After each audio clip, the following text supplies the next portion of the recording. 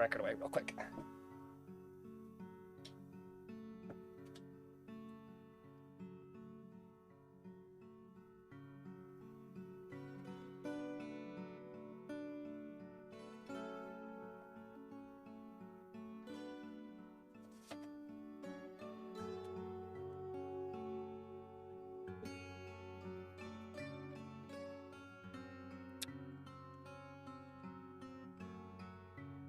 I saw a truck outside last night doing internet things on the power line, and so I'm curious if the fiber lines are actually hooked up officially. I'm not entirely certain if I want to go through the proper, like,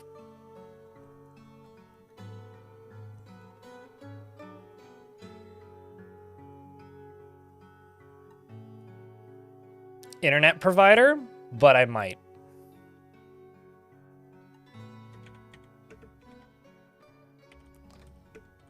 Just purely because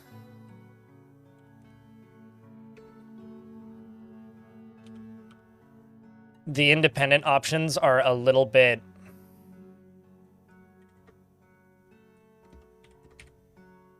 I'm not going to say unreliable, but like they're not any cheaper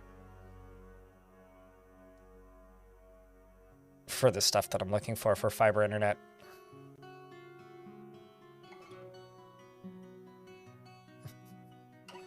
I call poor sense of humor on Redeemment, who thinks they're funny and unique, as if somebody hadn't told that joke before. Cyberdot, it's good to see you, hello! I don't have it yet. So I don't actually, I don't have access to this just yet, because it hasn't been completely hooked up, but this is what my building's gonna have access to once they're done connecting it. I saw them connecting the cables to the power line yesterday, but it's this. This is what I'm going for. This is what I want.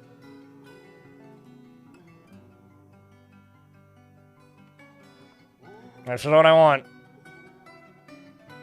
This is what I'm hoping for.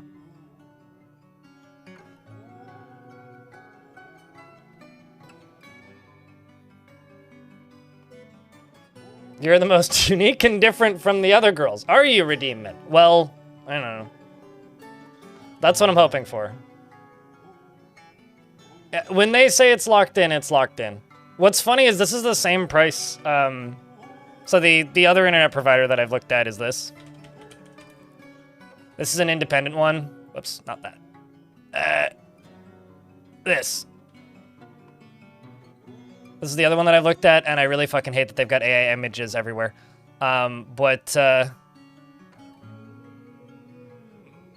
This is what they offer. The difference is, these guys, there's no term contracts, and you get, and you own your router. I don't know what the TELUS option if you own your router. I need to look into this and see if there's an option to do it without renting a router from them. If there is, then I'm just going to go with this one.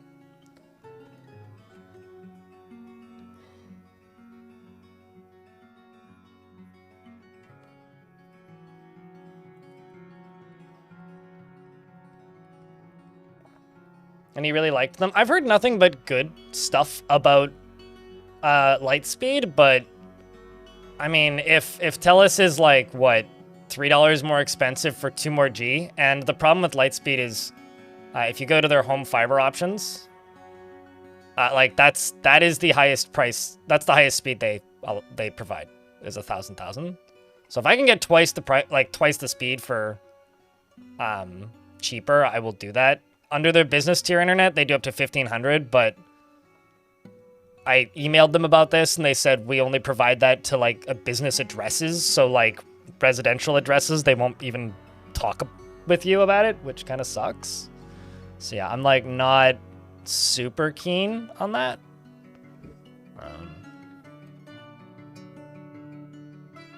Instead of renting it from a company, because a decent router that would do what I need it to do is like $200, or it's like an extra $8 a month usually. Well, no, I am registered as a company. Like I am I am a small company, so I have an LLC, Cyberdud. The issue is I live and operate out of a residential address.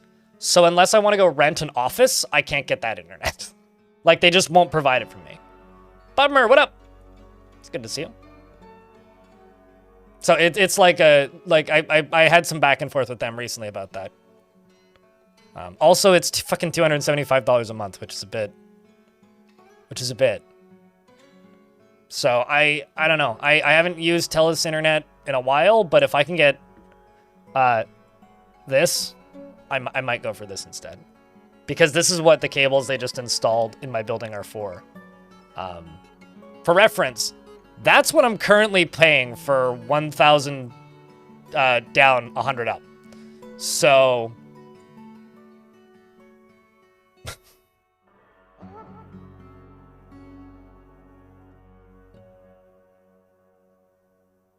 What's my network card setup? I've got a 10G network card going to and from my NAS, which also has a 10G network.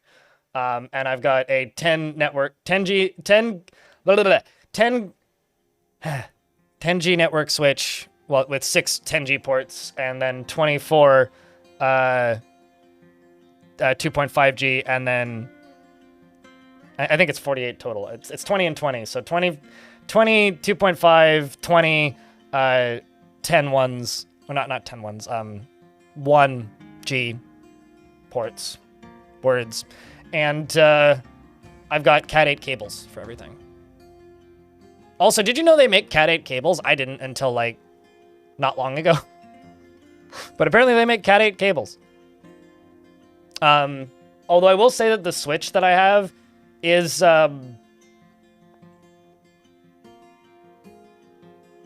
old. I bought it on eBay for like $150 with shipping.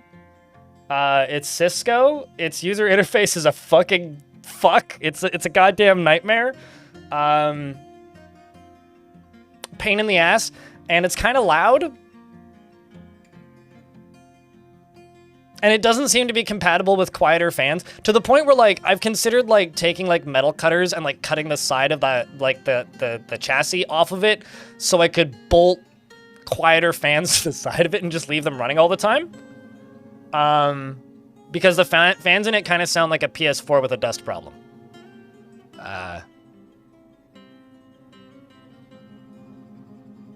Yeah.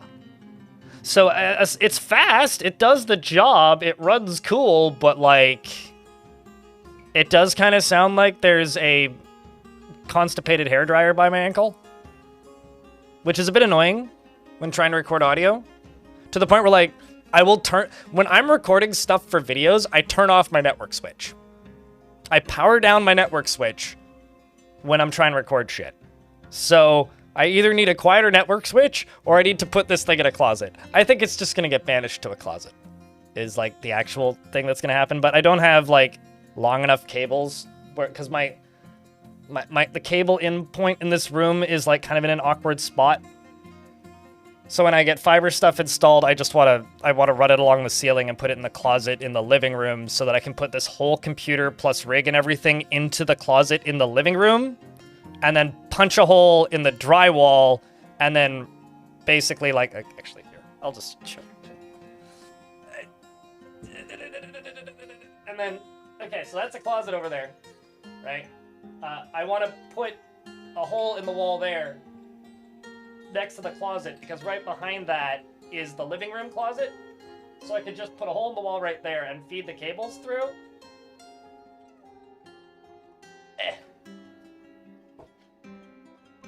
That's the plan.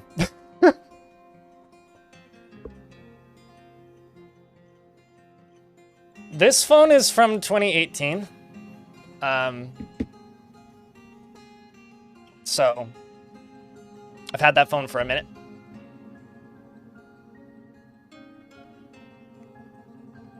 You don't get the whole thing with getting a new cell phone each year. It's a fashion object.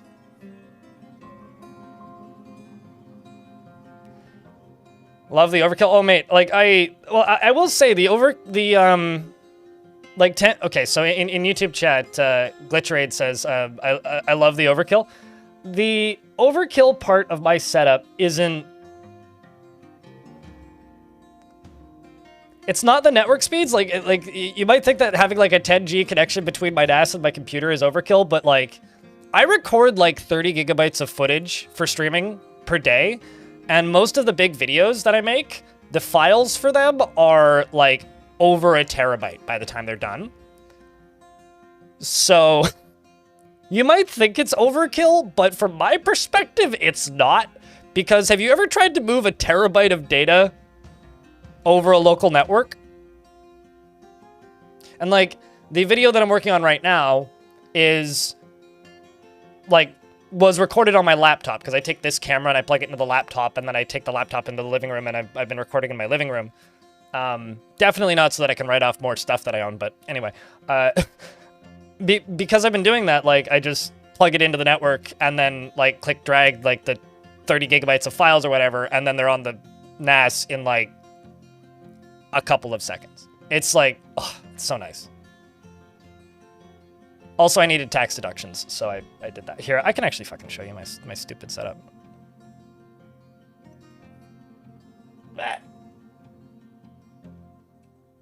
This is that's my overkill switch. My little U green beneath it. My stupid setup. And also a pile of rubber ducks in the corner. And the carpet that needs to be replaced, but, you know, and then that's just an empty PC case. I might give that to my brother-in-law, because he's trying to build a new PC and needs a case that was made in the last 20 years, so he might just get given that.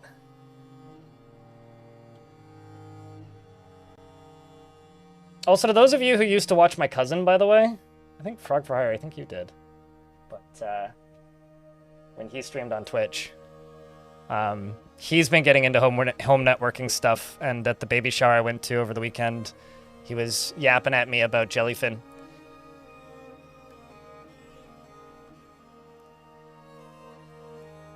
Migrating off of 8 terabyte drives onto 16 terabyte drives. I've got 4 16 terabyte drives. Seagate drives. You'd love to see people's setups like that, because all you see is corporate IT bullshit. Oh, you mean just like the one that somebody built as a hobbingly, lovingly, like scrapped together from trash yard pieces because it looks unique and isn't just like, oh look, it's the exact same setup that every single other person has. Did I do any Jupiter Hell streaming yesterday? You might have been in the end and you missed it. No, I streamed a little bit too, well, not too late, but I didn't want to go too late yesterday because I didn't want to get stuck not being able to edit. So I streamed Dwarfs until about 4, and then I did about 45 minutes of Utopia Must Fall. The plan for tomorrow for me is I will do a longer stream, and then in the evening I will do some Jupiter Hell. But yeah, no, I didn't end up doing any yesterday because I still have editing to do. I've got a lot of editing to do tonight as well. I'm probably going to end the stream at like 3 today. Like, just do like 6 or 7 hours today. You win again. You lurk, you speak, you win again. Like Kenton.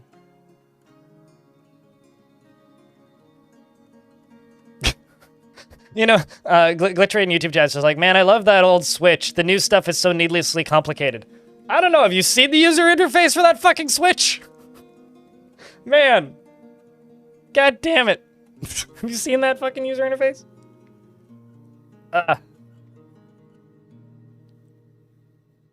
It sucks. That's all I have to say. Yeah, I've been staring at, like, Ubiquiti, cloud gateways and such. Just, like, rack-mountable routers and just being, like, just sitting here drooling. And now I'm looking at this Pure Fiber 3G internet and going, like, ooh, I want 3,000... synchronized upload download. That sounds great. What's really funny is looking at the plan details. It's like 100% fiber connection, fast internet technology for speed and reliability. unlimited data, up to 100 devices for surfing, streaming, or gaming at the same time. Bet. I think I could bring that to its knees with less than 100 devices. Okay. It doesn't have a GUI user interface. I said user interface, but like, it's not a GUI. It's definitely like, behind me is a Windows 2000 PC. I think that the BIOS in that thing is more readable and usable than the user interface of this network switch. You can just say I am those 100 devices. Yeah, I wonder actually, like, what's the fastest download speed that Valve supports? Because the fastest I've seen on my network currently is like 300, but I guess at some point you'd be bottlenecked by like your read-write speed, right? Because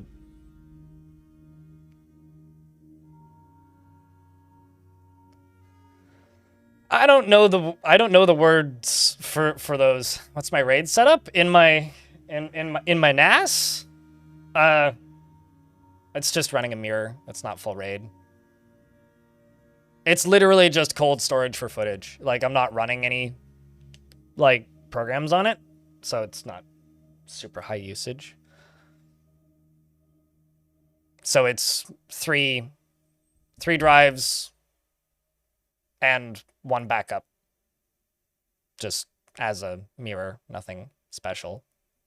I'm not worrying too much about running things in RAID. I need volume of storage space over reliability. It's not like I'm keeping, you know, historic documents and it's the only backup or something. It's not. It's just footage.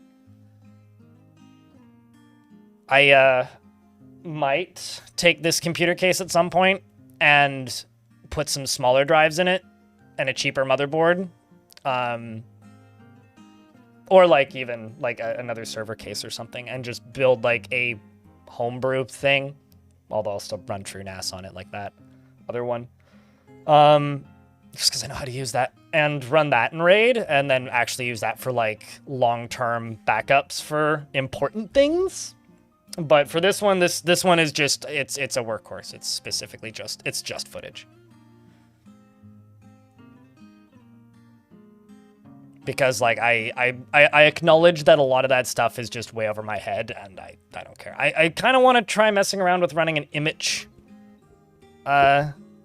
setup to browse my Google Photos, but again, I don't even know if I'm going to do it on that one. I might just do that next year.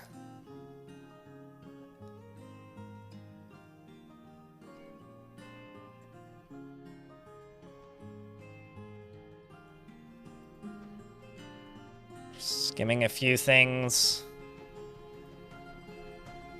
Delete those. Cool. But yeah, I'll be honest, like, like this is the same thing I kind of feel about like Linux distros, where it's just like I realize that a lot of this stuff is over my head, and while I'm interested in it, like from a safe distance, it's like if I can just do the bare bones thing that's like enough that it's more secure than just having something running locally in your computer, I'm good. Like I've got 64 terabytes of backup space. I need to use that. Actually, technically it's 68 because there's 2 M.2s in there. One of them is 2 terabytes, and then there's 2 1 terabyte ones in there as well, because it's 4 hard disks and 4 M.2s. That server also has upgradable RAM, which I think is kind of crazy. That's actually a good point. Glitcherade in YouTube chat says you will be CPU limited on 3 gigabytes of internet, or 3 gigabits of internet. Yeah. I still wonder. I wonder if I could use a full 3 gigabits of internet. Or you need to get some sleep during stream times. Alrighty, Stone. I noticed you vanished pretty early.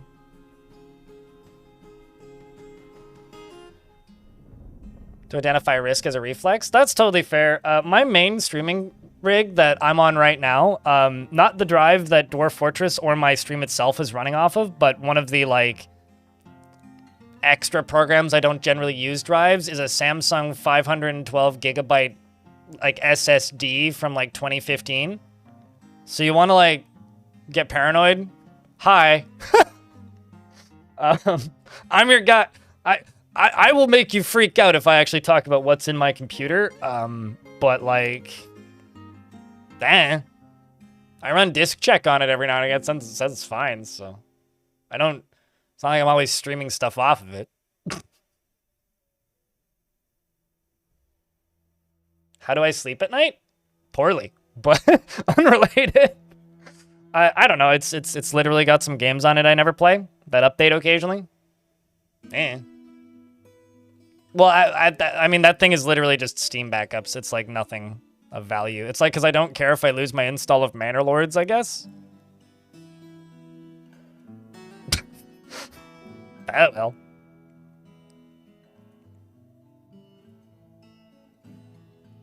I'm actually like looking at what's on that drive right now. Yeah, it's mostly just Steam games. It's Steam games and then some other software, which is like non-mission critical. Also a Windows.old file, which I should probably get rid of.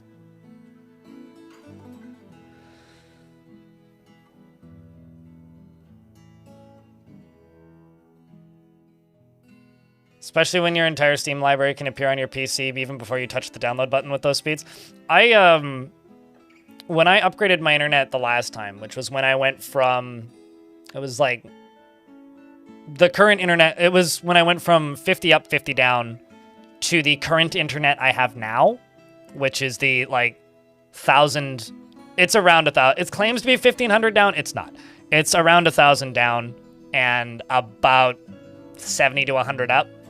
I downloaded Grand Theft Auto in, like, 15 minutes. And then did it a second time. Grand Theft Auto 5. And when I get those faster internets, I might have to try that again. Have I tried Odd Realm yet? I played Odd Realm before it was on Steam. I haven't played it since the last patch. But Athros, hello. It's good to see you. What if I roll back to Windows 7? Why would I do that? What? Oh, what, on that disk? I actually don't, I think that might have been a Windows 10 install. That might have been like an early Windows 10 install because I want to say that was the drive that I was using as my C drive when I updated to Windows 10 because before that I was on a hard drive.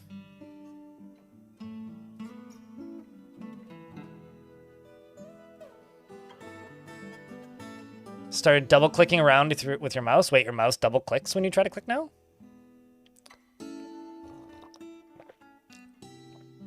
I wasn't... Well, no, It was around the time a Big Cities Skylines DLC came out. I know that. It was either that or when Cities Skylines came out. When, okay, hold on. When did Windows 10 launch?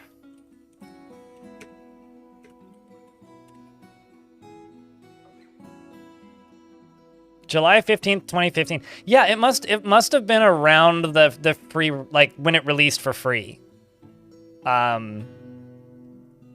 Because I remember I was playing Cities Skylines at the time.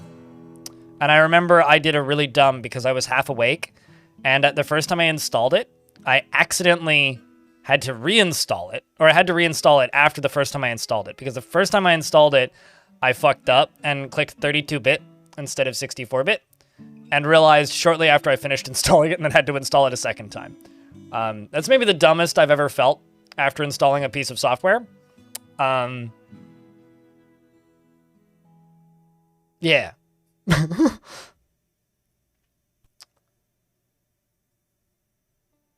And removed Windows once and for all. I mean, I've still got Windows.old files on some of my drives, mostly out of laziness, but like I only just noticed that there's one on that drive. But no, I'm on Linux, and I have no intention of switching back. It's always like kind of baffling to me when people are just like, do you think you're gonna stay with Linux? I'm like, it's been a year and a half. Why would I switch back now? Considering I only used Windows 7 for like 3 years, like This is still brain rot for it. Yes. YouTube chat. Also, hi, name I can't pronounce. An abbreviation I won't say.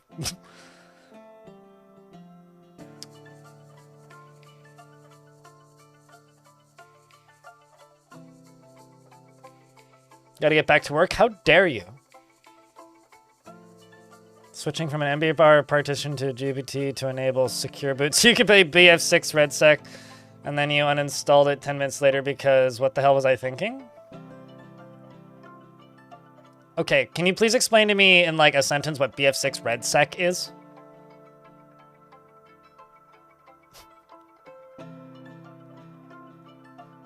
I feel like if you want to...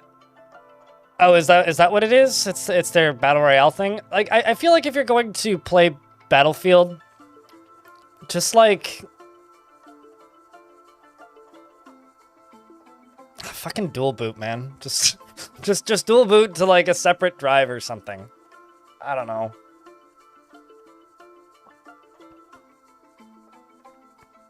That's what I would do, honestly, but...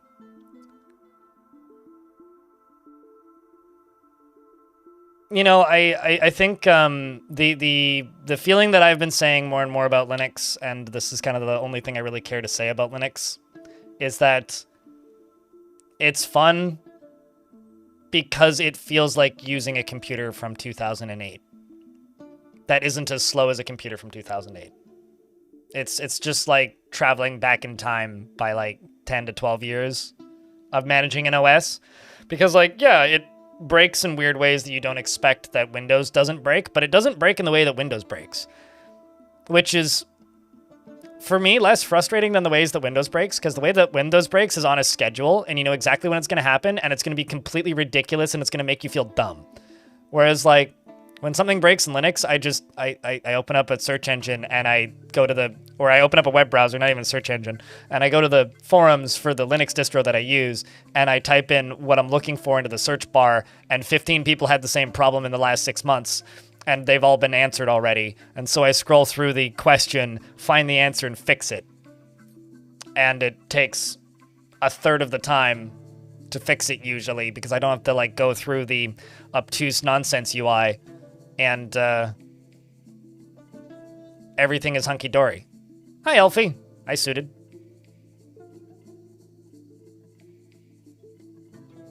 Microsoft has forums? I guess that shows just how much I paid attention to what Microsoft did. I never ever went to official sources for solving Microsoft-related problems. Person in YouTube chat. They say it's much better than Microsoft forums. I didn't even know they had them.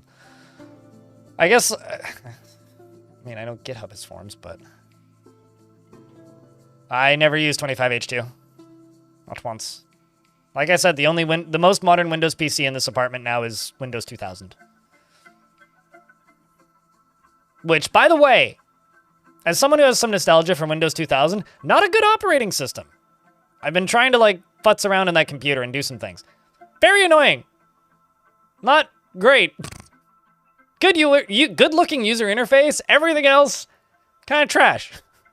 Like, seriously.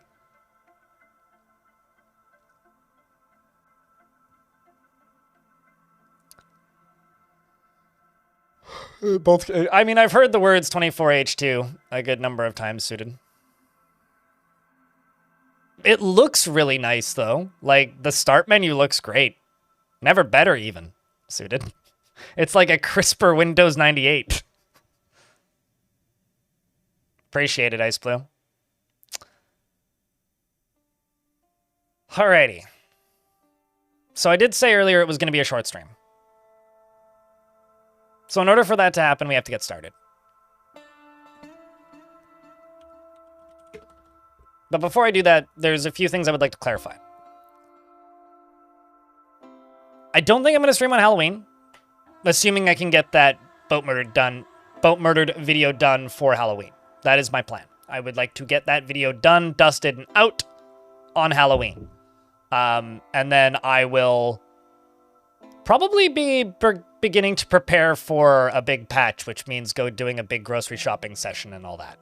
So my plan today is to end the stream at like 3 and edit all evening. Yesterday I did about 2.5 hours of editing, And on the current video, it looks like an hour of editing gets me about 10 minutes of video. I've edited all the way up to the hour and 50-minute mark on a 3-hour and 25-minute video. So if you want to do some, like, noodle scrambling on that and figure out how much more time it's going to take to edit that, it's going to take a bit. So I would like to get a big chunk of editing done tonight. That is my current big plan for the day. That being said, it is currently my Twitch partner anniversary. I've apparently been a Twitch partner for 7 years because it was 2018, October 30th, that I became a Twitch partner. So I have been making money on this platform as a partner on Twitch for quite some time now, and holy shit. So it's been a long time. So I'm kind of not freaking out there, but like, I don't know what the word is. I feel weird. So round of beers for that, because we haven't had enough reasons for that so far today. But let me just get my recording feed going.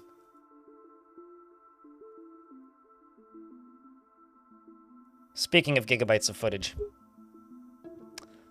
2018 was 3 years ago. 2019, 2020, 21, 22, 23, 24, 25. Did I do my math right? On a foodie note, you have a slow beef. Whoops. You have a beef stew on the stove that needs to cook for another 3.5 hours. Damn! Hell yeah. On a completely unrelated note,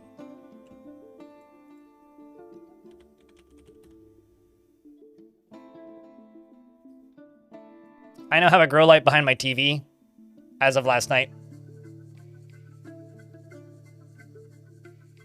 So, yeah.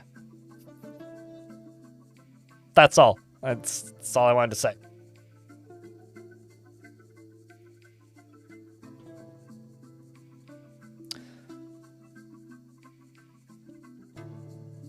So, as always, just as a reminder to everybody, this is a crowdfunded channel. I make the vast majority of the money that I make doing this from people who throw money at me every month. So I just want to say a real quick thank you to everybody who has a hat next to your name, because you're the ones who truly keep this channel funded. Shout outs to anybody at the top of the leaderboards here on Twitch, because you're the heroes that keep me from spewing HelloFresh propaganda. And thank you to those of you who take the time to tune in and watch. If you're watching on the YouTube side of things, don't forget to click on that like button, because that makes the YouTube machine go zoom. And as always, if you happen to like what I do, please tell a friend. And if you happen to have a Prime subscription, do think about me, because that was like 20 to 30% of my income yesterday. So, like, those numbers add up when people have Prime subscriptions that they're still paying for, like me, which I'm kind of embarrassed to say sometimes, to be honest. You see, I have a harder time dunking on Raid Shadow Legends, because that's just another shitty video game being shitty, and there's just a lot of shitty video games out there that are shitty, so it's like one of a lot. Whereas, like, every single time I go downstairs to take out my garbage on Thursdays, because that's usually when I do it, and I open the trash bin and it's completely full to the brim with HelloFresh stuff, and then I open the trash bin next to it and it's also completely full with HelloFresh stuff, and I open the one next to it and it's also completely full with HelloFresh stuff, and to my knowledge, there's only one person in my entire building that gets HelloFresh. It annoys me. Jackie, thank you very much for the big raid. What's up? Hello, Raiders. What brings you to this part of the world, if I can ask? What are we streaming today? How was the stream? What was you up to? I'm not fully awake yet, and I need to drink my bubbly. D-Gen raids? Gotcha. Jackie carried you? You must be strong. That's a lot of people. How big is the, like, bucket that you were in? Or who am I kidding? It's just a giant outhouse, probably, right?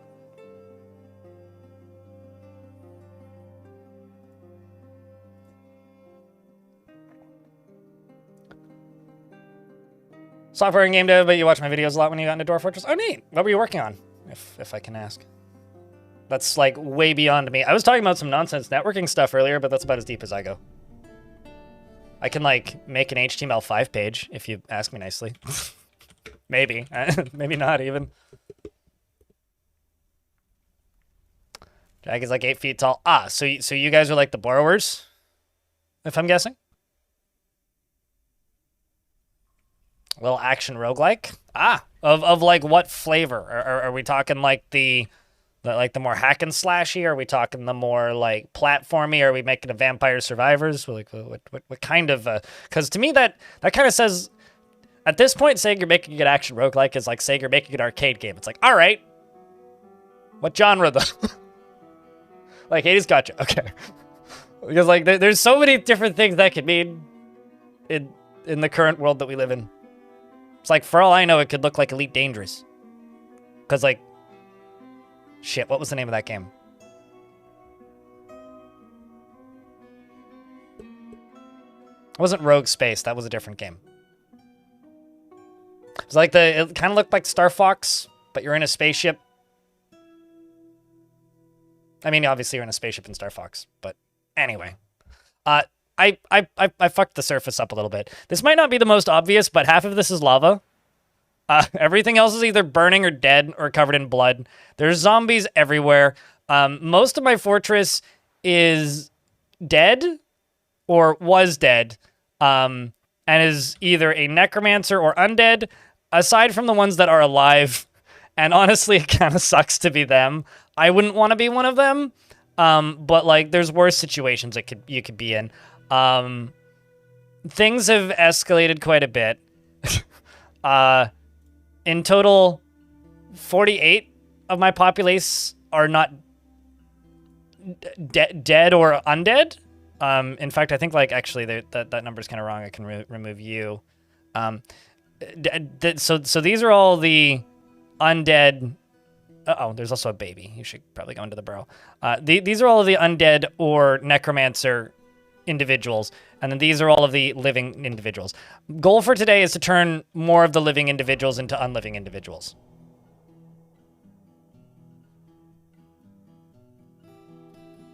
Yes, I as far as I know, Mortality for Everyone is currently a publicly available borrowable book in my library, which is the Necronomicon with, of course, the secrets of the lives and deaths. Everspace, that is not the one I was thinking of, but that is one of those, actually, which I'd forgotten about. And they also made a sequel to it. You're gonna head out? You have a good stream? Well, thank you very much, and thanks for sending friends over to this part of the internet. Right before the sieges get significantly more terrifying. Like old Zelda plus Hades plus Blueprints. Presume from Blueprints you mean puzzles? Because Blueprints is like first person, but gotcha. Sounds neat. We've got a snake pit. Technically more than one. We've got lots of things to pump lava because that's fun. And we've got, you know... there's a... This is a Halloween fortress. Oh, also, there's ghosts everywhere. I'm only memorializing and getting rid of the ghosts that are mean. If they're nice ghosts, I don't care so much. So if they're like, whatever Mincot is here, what are you, Mincot? If they're like Mincot here, who's just a restless haunt who's had a troubling past, acquaintances and relatives, this spirit has not been properly memorialized. So this character goes around and spooks people who they knew from their past, but you know, they probably just want friends, right? In fact, this ghost is good friends with this zombie, so I'm just gonna let this ghost go hang out with this zombie who. Wait, is it that zombie that you're good friends with? No, that's Suxel, not Urist. Anyway, they're just hanging out with Urist, and Urist doesn't feel anything, so it's fine. But as long as they're not like sadistic haunts or mischievous poltergeists, I'm just kind of letting them be, because honestly, why not? Like, what's the issue? I don't see no prob. Seems fine to me. So that's kind of where I'm going.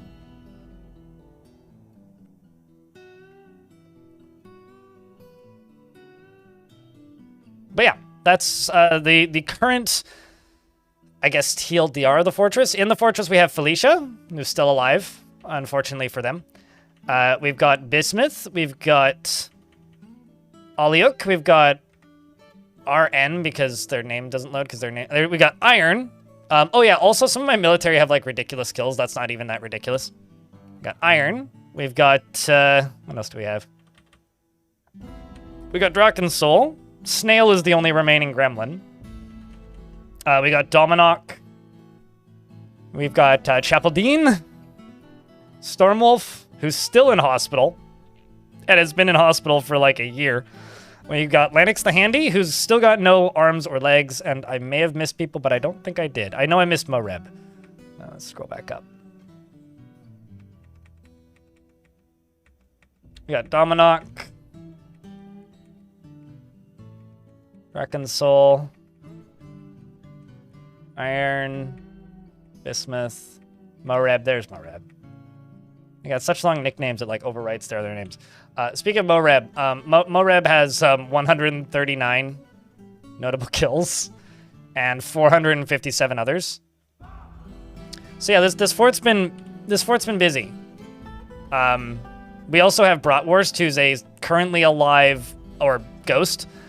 We've also got Thwack. We got lots of Rotten Butchers, who I tried to set some of them on fire, but it didn't go so well, unfortunately. We've also got zombies for like Romanoid and Necrontyr and McWeeb and all kinds of other individuals, and a ghost for Zortos, which is also great. So, does Bratwurst still tell jokes? Well, he was a legendary comedian, right?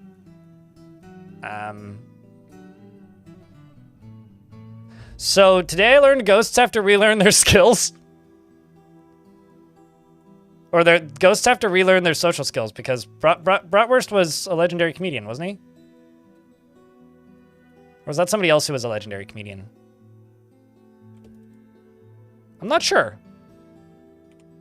Maybe he wasn't the legendary comedian. Anyway, all the kobolds died, so... Or not kobolds, all the gremlins died. So that's kind of the reality of that. We are putting stuff away over here, and I need to kill some more dwarves. So I think what I'm going to do is we're going to start off hot and spicy. And by hot and spicy, I mean I'm going to go down here and I'm going to place a support right there.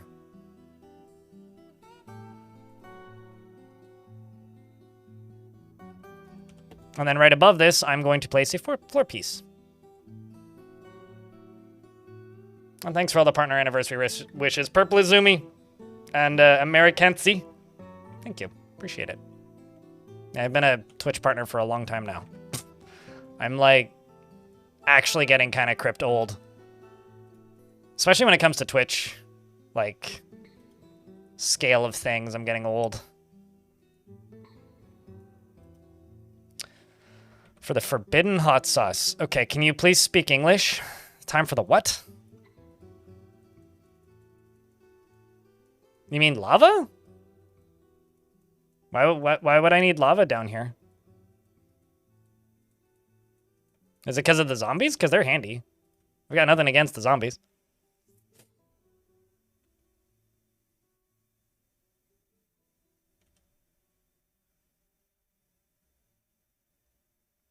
Yeah, I don't know why I would need lava here. I already burned the surface up. I might burn elsewhere. I mean, I've already burnt half of the surface. I could burn the other half of the surface, but I wanted to wait until that happened, and also until trading was done in case that happened. Also, the door is currently locked, so I should probably unlock the door. I'm also going to go up to here and just unforbid everything that is up here. As we get more migrants, which is lovely. Got to turn more things into zombies somehow. No, it's a fair interpretation, but no. What I'm going to do is I'm going to put all of my living dwarves into this room, and then using this pillar and the flooring on top of the pillar, I'm going to knock them all into cages.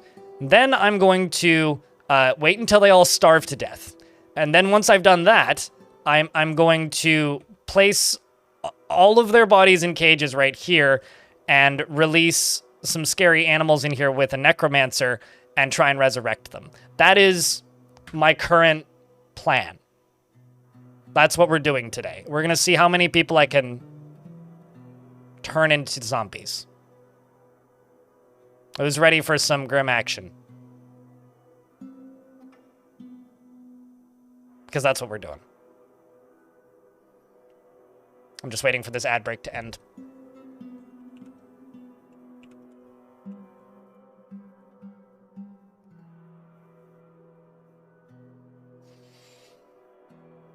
I thought it was tomorrow too, Benjamin, but Twitch has decided that it's today. I seem to recall this happening before, Benjamin in YouTube chat. Like Twitch like does a 48-hour window for anniversaries because according to my dashboard, it's the 30th.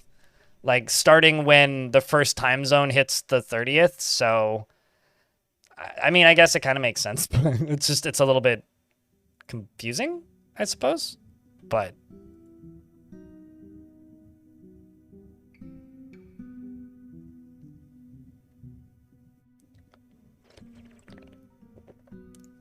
Possibly. 8-cup buck.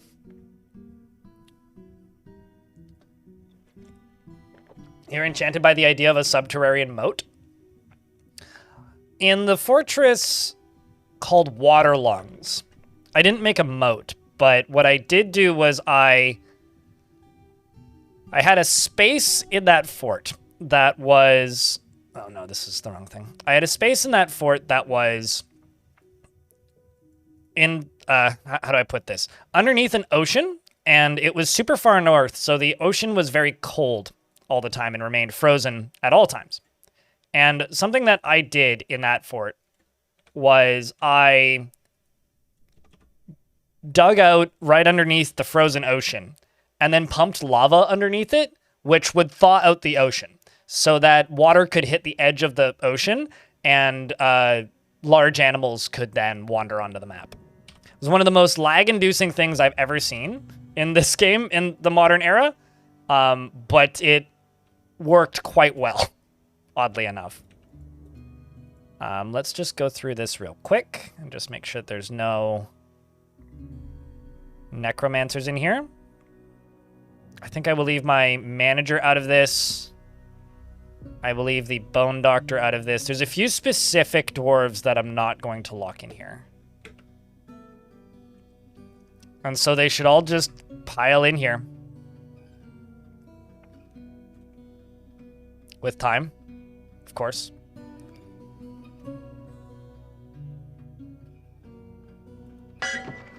Bring out your dead. This shouldn't take too long, because all I need to do is get them in here and then pull a lever. And pulling this lever will cave this in, which will knock them all around, which I'm hoping will just knock most of them into cages. The zombies, if they get knocked into cages, which I hope they do, I should be able to just... I should be able to just put them all into one cage and then reuse the cages. Devilish Potato, it's good to see you. How you been, mate? How's things? Happy days. Happy times. Apparently I've been a Twitch partner for 7 years. Ain't that crazy? Oh, excellent. You're already hungry. That means you'll starve to death quicker. So now the question is, how many more of them am I waiting on? Up in here, there's...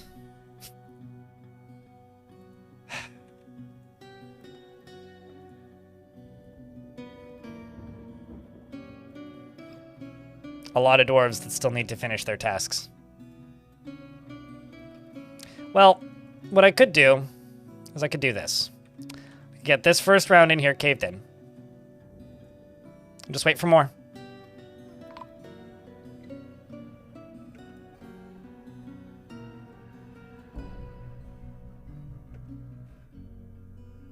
I don't actually think those are new bodies. I think they've been there for a while. Although they might have been new bodies, I don't know. All right, let's go here. I didn't actually look at the population before I pulled that.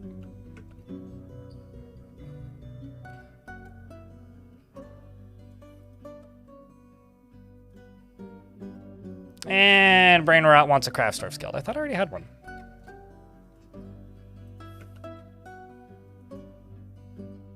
You're mutilated. You're mangled. I don't think there's much I can do with them.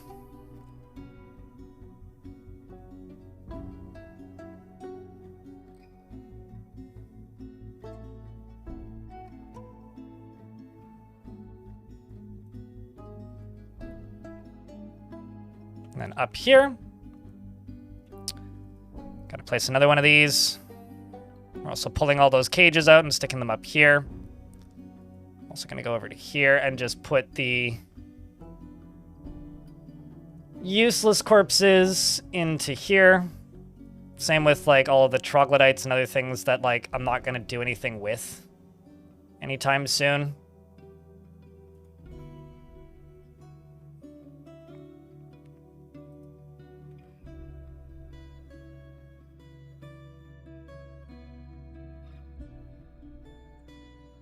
Taking a sick day, you got back from the docks about 40 minutes ago? Oh boy. Is this like a work injury related, or you just feel ill? That's unfortunate, mate. Hope you feel better soon.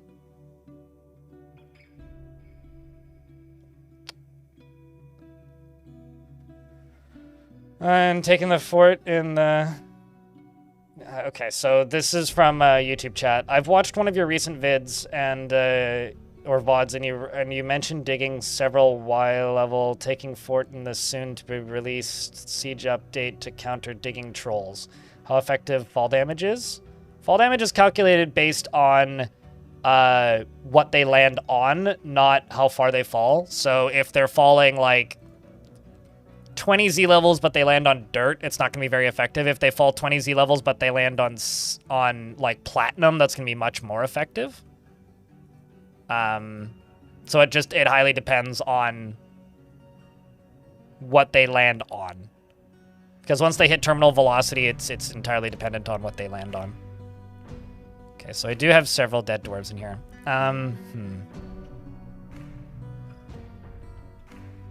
Could try and bring them back, but I don't know how much luck I'll have. So I think I'll just wait.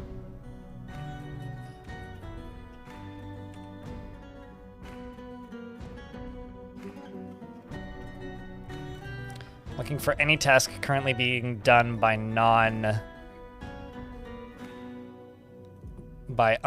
dwarves. Or non-unalive dwarves? Alive dwarves, I guess. Any tips? Make sure that you actually have containers to put your seeds in that are separate. Make a seed stockpile that's specifically seeds. And make sure that you are processing the plants into seeds. So if the plants are getting cooked, then you won't get seeds. If you are not using the plants that you've made, then they will not be made into seeds. So if you have like 500 plump helmets sitting around and tons of alcohol but no seeds, it's because those plump helmets need to be turned into spawn. So you need to brew the plump helmets for them to turn into spawn. Usually what ends up happening is people will have a lot of the plant, or they're just cooking all of the plant before they can make them into seeds. So you have to go gather more of it. That's kind of the TLDR on seeds. I need to butcher things. So let's go to animals and livestock. Ugh, whoever brought this is a monster.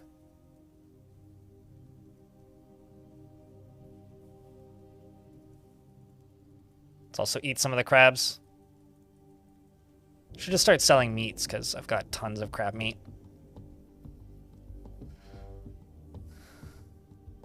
I mean, I wouldn't even worry about unflagging plump helmets for cooking. Just make sure that you have a large variety of other things to cook, but like, if you click this button, then they won't cook plump helmets. But yeah, usually it's when people run out of plump helmet. I'm going crazy.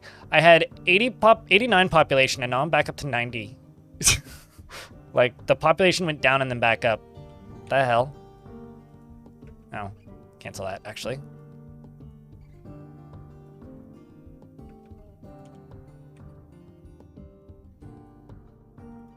Just deconstruct this, even though it'll just cave in. Be fine. What could possibly go wrong? Somebody dies. Be so unfortunate.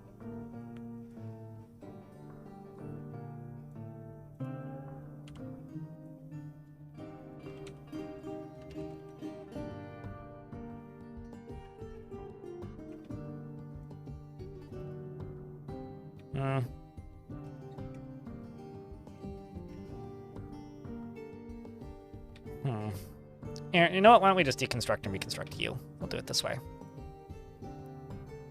Just get the mechanisms from you.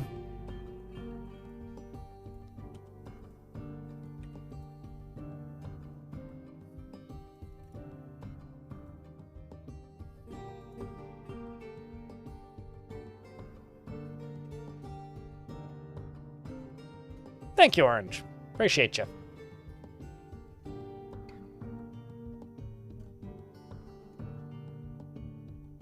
Yeah, I mean, that's usually, I think, why people run out of seeds for certain things is because they just don't have access to seeds because they haven't processed the plants that they got from the last round of seeds. Which is, like, mostly just the game communicating information weirdly is the issue there.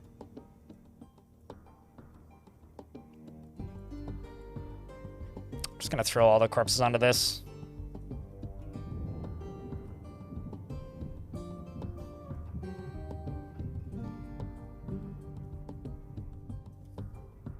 Get rid of the rotten ones, but throw the rest onto here. Are you coming to construct that? Yes, you are. No, absolutely. Surface plant gathering can save you from that, and so can going to the caverns for stuff as well. Both of those can save you. Pretty effectively, honestly. Okay, let's also deconstruct this. Should be tons of load cage traps, right? Also, who's in cages at the moment? So all these dwarves are in cages. Becoming drowsy.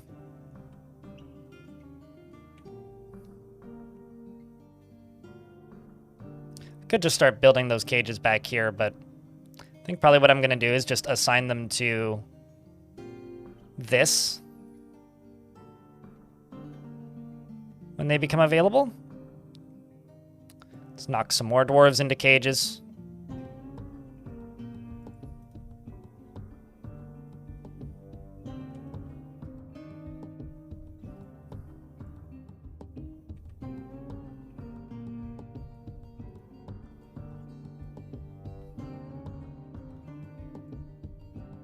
Let's get the next dwarf over here.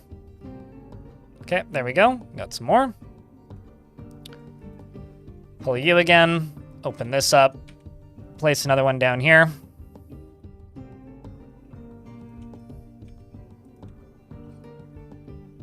Move the additional dwarves who are now caught into the stockpile. This is an interesting fort. I'm making zombies. How are you, Rum Rusher? And I'm doing it like this because it's I don't know. It's just kind of convenient to just like stick them in a cage and starve them to death. I don't have to worry about mangling them.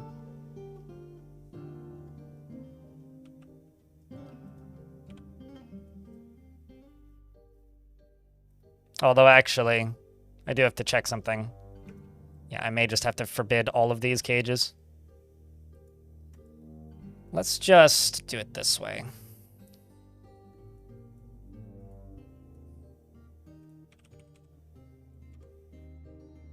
So let's just go none, and then only dwarf cages, and then right next to this, I'll just do empty.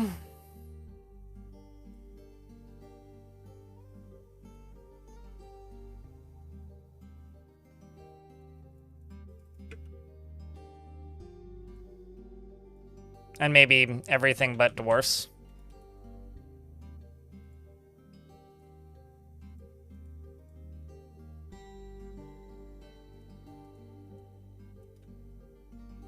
Just so that I can easily forbid them.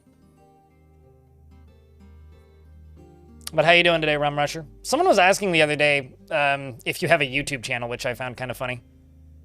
So people were talking about like dwarf science things and like getting populations into places where they're not supposed to be, and I was like, well, I mean, like the actual scientist that I know is Rum Rusher, and they're just like, do they have a YouTube channel? I was like, not that I'm aware of.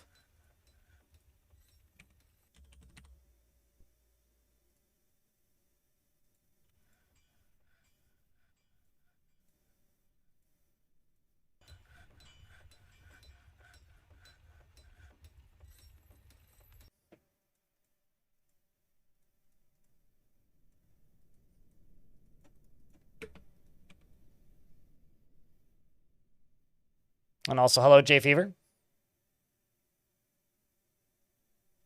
Are you like a bandwagoning Blue Jays fan? Is that what that username means? By the way, I don't follow baseball at all. which is how you know that something must be happening in baseball when I start hearing about baseball-related things.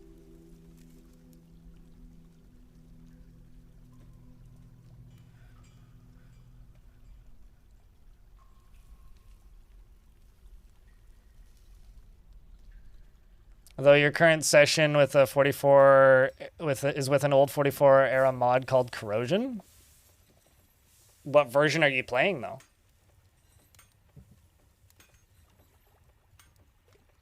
Not sure if this or Deadly Dust is more humane. Well, they don't die in fear this way. This is certainly not humane, but I guess like the bleeding Deadly Dust would be pretty humane. Which I did have one of those earlier, but I killed the beast, so. I did kill the critter.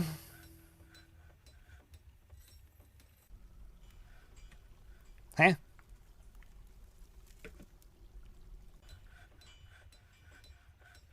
Item inaccessible, eh? There's literally 2 right there.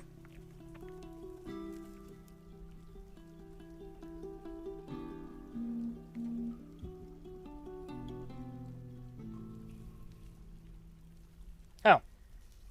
Got a text message from my pharmacy saying that vaccines are available. Neat. I was actually going to ask them about that.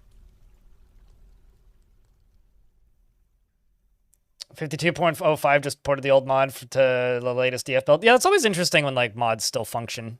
I remember running a bunch of mods from like version 34 and version 47.05 and like world gen crashed, so I generated it in the older version and then just ported the world up. Which was oddly consistent. Okay, how come you're still not working? What the hell? Okay, fine, fuck it.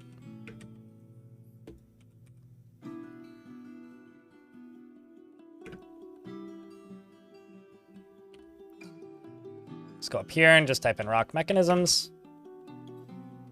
Just make them all out of dolomite just so that they stay consistent.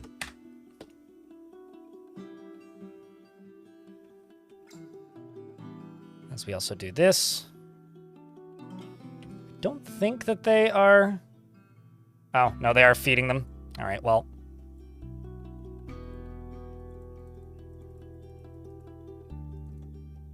It's like these are staying alive way too long.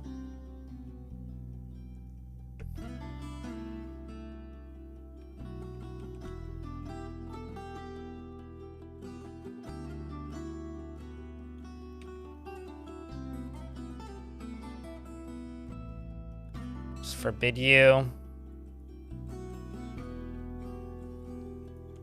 Okay, I don't even know why that's canceling. Just have to wait until they put stuff away, I guess. That other person claiming the job literally can't complete it because they're all in the burrow. That is also certainly a possibility here.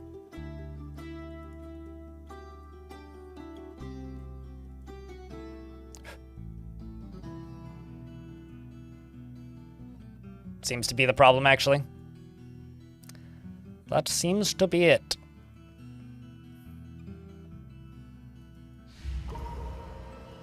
Fishery worker goes to make an object on a strange mood. I was gonna also make a doctor's guild up here, which I may do today, or should do today.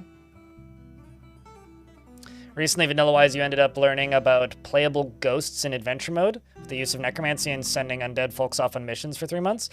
I had a ghost agree to give me directions in adventure mode once, but if I fast traveled, it would leave. Which is kind of funny, in a way. Also, do not want that KV in this fort, so I will actually put it down here.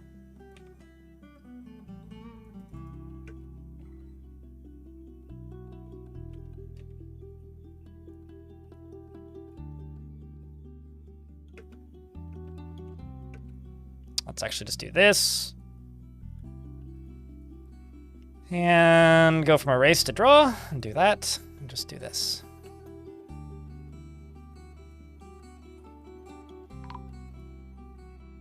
Knock the rest of them in.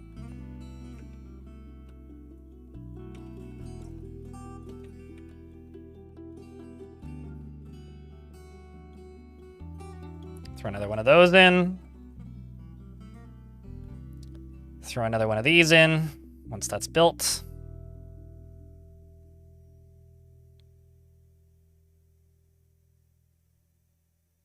Good day. How you doing? T-Tron. Oh no! Dwarf Surgeon Necromancer has been missing for a week. Now, did you die of starvation, which is what I need?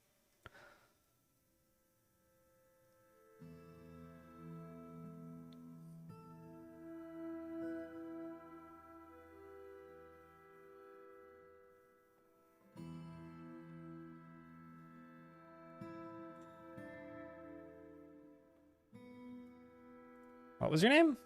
Aiden. I don't see you in here.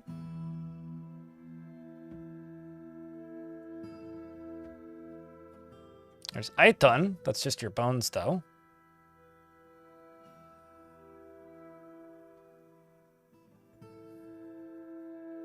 Store for Rotten Butcher. Cattle. Yeah, no idea.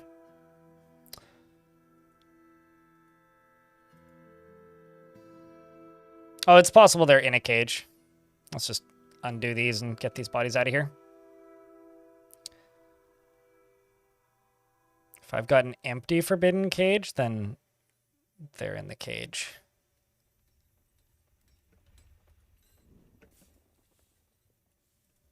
Speaking of empty forbidden cage. Okay, so you're just sitting there hungry.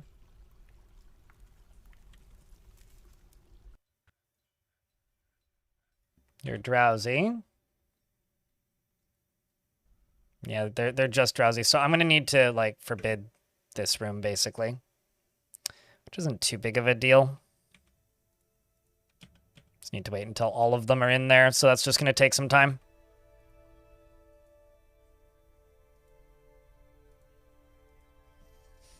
So I'm just gonna keep doing this one after another. Cheers, Plump. On up. Yeah, I'm also hyped for the Siege update. Which is, like, almost strange for me, because I very rarely actually get excited for things. If that makes any sense. But no, I'm getting there. Like, we're close enough now that it's, like... It's starting to feel real, I guess, you know? Like, it always takes a while for things to start to feel real when it comes to updates like this. But I'm very much getting there, so that part's fun, for sure.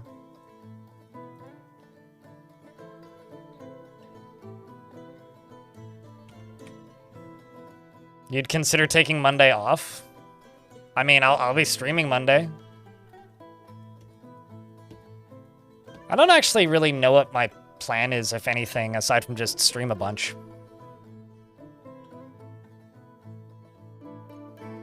Also, pay time off. I realize what that means now. I read that as photo ID for some reason.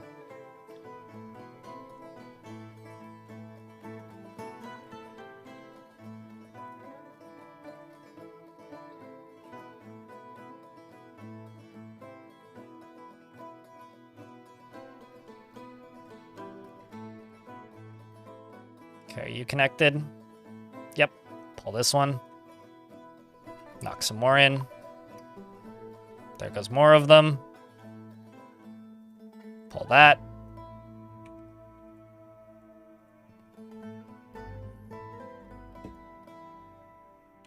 So if I go here and type in cage, it's like I do have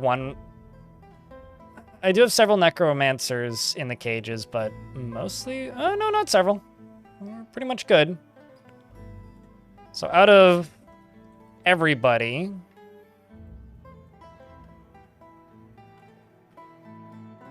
I think we're pretty much there. I mean, there's some still socializing, but that's fine.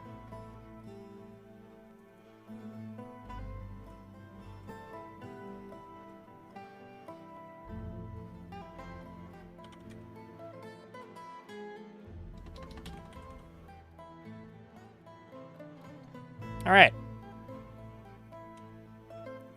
Let's just put everything in here.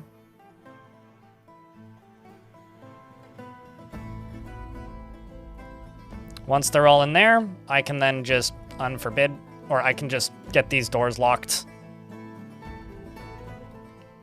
Just need all of them out of here. And then when they're all out of here, I can resurrect them. Wait, there's an updated Steam banner? I haven't looked. Oh, yeah. The new... That was when the trailer released, right? No, it'll absolutely be a new world and fort. I just don't know entirely, like, what my strategy is or, like, what kind of fort I want to build. Because, like, it's going to be a matter of experimenting and figuring out, like, whatever the new go-to thing to do is to defend your fort, right? Like, that really is going to be the plan. Kelladon, hello! And thank you, Raging Cave. I mean... Wall yourself off and see what happens. That's probably gonna be part of it, right? I like the idea that or an idea that I was thinking about last night, which is like, I think my knee-jerk response when it's like siege update is like to build big battlements and things, you know? I think that the reality of like what's gonna be good is gonna be a little bit closer to like still dig underground, but have, like, a spot that you expect them to dig into, or want them to dig into, so that they burst through, like, the Kool-Aid Man and then just get gunned down. Like, basically building, like, battlements and a fortress underground, I guess. The Forgotten Beast, Egror Nosmul Mukong has come, an enormous quadruped composed of water. It has a stubby horn and it squirms and fidgets. Beware its poison vapors. It's going to become one with Puddle. I think it's already dead. Yep. It got killed by this guy already. And there's a smear of water on the ground from where he died. Well done.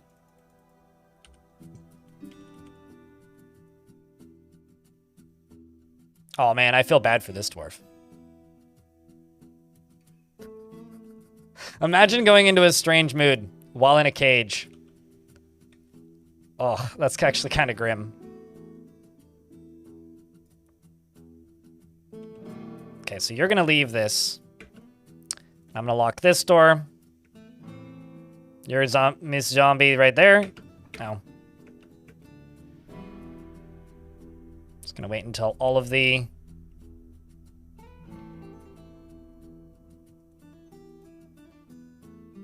cages are brought in here.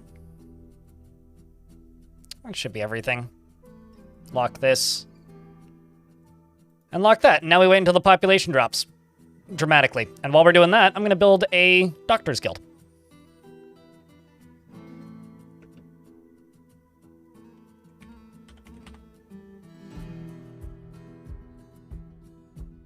To R&D in the future? Yeah.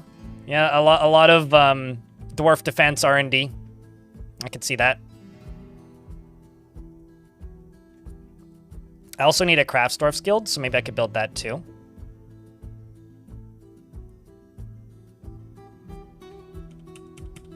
I'm thinking Craftsdwarf's Guild would go up here, though. The question is where. Maybe not quite up here. Maybe, like, down here?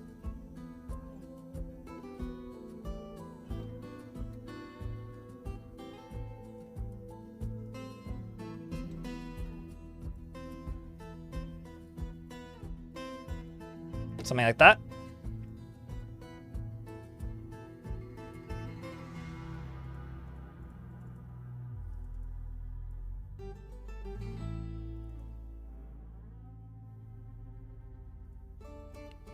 Something like that.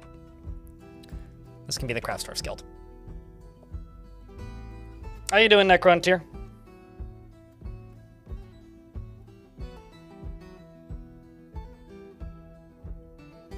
I'm in an ad break, so I will pause until the ad is done. I think fortification on every wall underground so that you can have a small buffer to stop the surprise of digging through the fort. Oh, yeah. Yeah, it's going to be interesting. It's going to be really curious to see what people do and, like, try to... Well, probably a lot of trying to incorporate ideas. I think the last time there was, like, large amounts of mechanical discovery in Dwarf Fortress that I can remember was when the guild halls released. And so I'm very much just looking forward to doing that cycle again, because like that used to be not a more frequent thing, but it's been a while since, actually maybe since Premium launched. Premium was probably the last real big one, what am I saying? But it's nice to do that cycle again. Looking forward to it.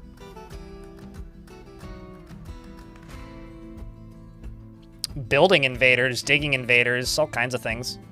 And then, you know, like, I have a feeling there will be certain things that they can do that are just going to get annoying is maybe the wrong word, but like not be things that a lot of people want to deal with, and then it'll be like the advice of like, yeah, turn this off and turn this off, but leave these on. I'm curious to see if any of that ends up happening, but yeah, at this point it's just like I think the thing that I'm the most optimistic about, and this is just because I've played this game for too long, but historically Tarn would like to release patch notes and like kind of give a brief description of what the actual update was, and then put something in that you didn't tell us that's really mean. And I really hope that there's some stuff like that, because recently what's been making me really happy about the current developments about Dwarfort is ever since like adventure mode's been out, every post and thing that Tarn has said publicly has just seemed very happy. And the happiest I think I've ever seen Tarn, or heard Tarn, I guess, is in the old episodes of Future of the Fortress when he like cackles briefly when he says that he's adding something. Because you just know that that means that he's added something mean that he hasn't told anybody about yet that he thinks is really fun. And he's kind of done that a few times. He's got like, he gets like this weird look in his eye, like he's plotting something. More like Eurist he'd miss them. Palping done.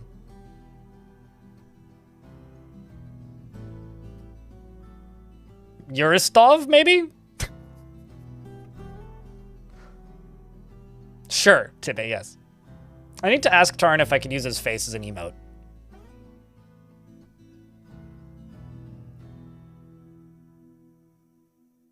Well, I mean, like, because Benjamin in YouTube chat says better than, or wait, no, if you're talking about drowning chambers, they might be talking about me killing my own dwarves for zombies. But yeah, I guess my other big kind of worry is that this is going to make a lot of the old strategies completely irrelevant, and I really hope that's not the case. I do not want the old strategies to be completely pointless, because a lot of those are silly and fun, and I want the silly and fun strategies to still have purpose. Also, chat, if I don't notice, please let me know when the dwarves in these cages start to die. Like, currently we're at 89 pop. And it should go down by 1, 2, 3, 4, 5... 6, 7, 8, 9, 10, 11, 12, 13, 14, 15, 16, 17, 18, 19, 20, 21, 22, 23, 24, 25, 26, 27, 28, 29. Yeah, 29. Wouldn't it be weird if I find a vampire? Are we going to kill the baby? It's with her mom. It's fine. I can't separate her from the mom without doing some really mean shenanigans, so unfortunately, yeah. We're going to unalive the baby. We're going to bless the baby with eternal life. For sure. Yes. Although the actual hope is that you don't end up like this dwarf who's just been in hospital for ages. I actually don't know why this guy hasn't been fully dealt with yet. Like, they're still diagnosing and tending to his wounds. Same with this guy. Over here. This guy's also been in hospital for forever.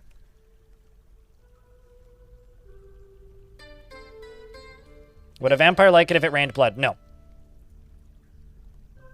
Because that would be congealed, not fresh blood. They like fresh blood. They like it direct from the source.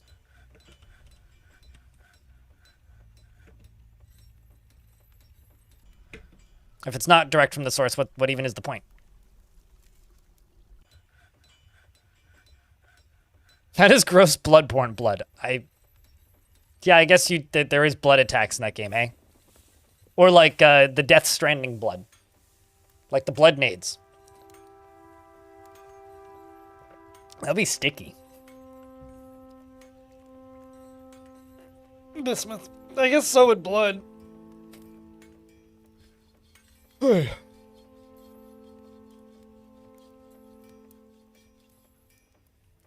I'd like to plop that font of poli-sci graduate and see their reaction. There was an analysis of the economics plus political model of the Canon dwarves a while back. Was this a YouTube video or like an actual paper that somebody wrote? Because I'd be kind of surprised if they didn't know of it.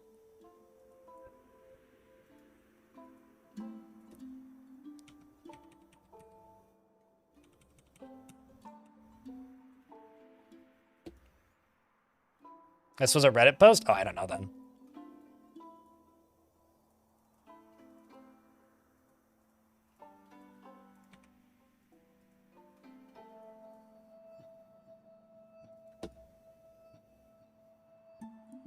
A lot of dwarves, I'm sure, are putting away stuff that they own.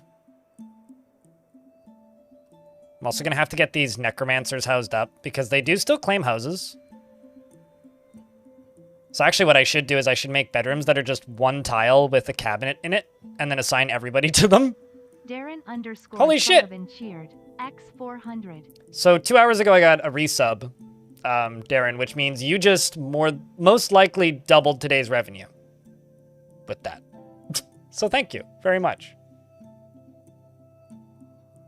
Like $6 for 2 hours of work. Thumbs up. Appreciate you. It's okay. I'm sure that Siege update will make up for it. Darius, thanks for the 10-pack. Now that's very kind of you. That is very kind of you. Something something Twitch partner anniversary, am I right? You know, when I got Twitch partner, it was like, I was probably maybe in the last era of this because of the state that Twitch was in at the time. When I got Twitch partner, I got raided by Twitch staff. And so out of nowhere, there was like 24 people with Twitch staff wrenches in my chat. And it was borderline terrifying. And then when I realized what was happening, I yelled at them because TwitchCon had ended like 2 days earlier. And I was like, you guys are 4 days late. Because I spent all of TwitchCon talking to people that I knew who worked at Twitch and friends who streamed and all that. And everybody just being like, wait, you're not a partner? What? Like, just saying like, hey, let's go hang out in the partner lounge or whatever. It's like, I can't, I'm not a partner. I don't have that fancy badge. I got it the day after TwitchCon. Get paid early today? Well, there you go. Everybody wins.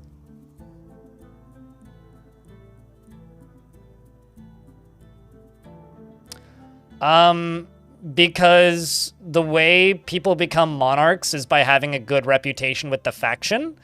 And vampires are often criminals, and often do things like a lot of lying and bribing. And bribing is a way that sometimes characters become monarchs.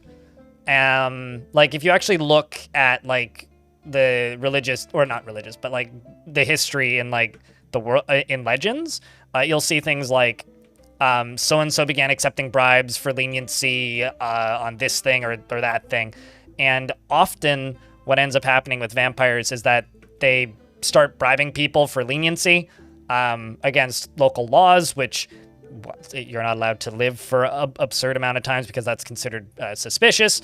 So they bribe for leniency so that they don't get the suspicion on them for living longer than they're supposed to, or like mysterious disappearances, which is also suspicious, obviously.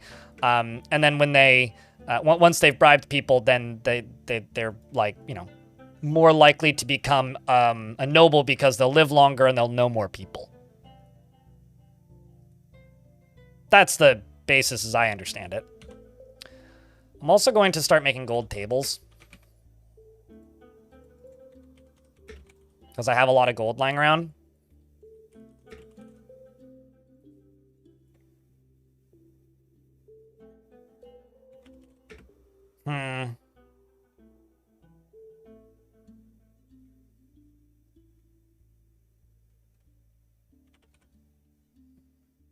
Also make some gold toys.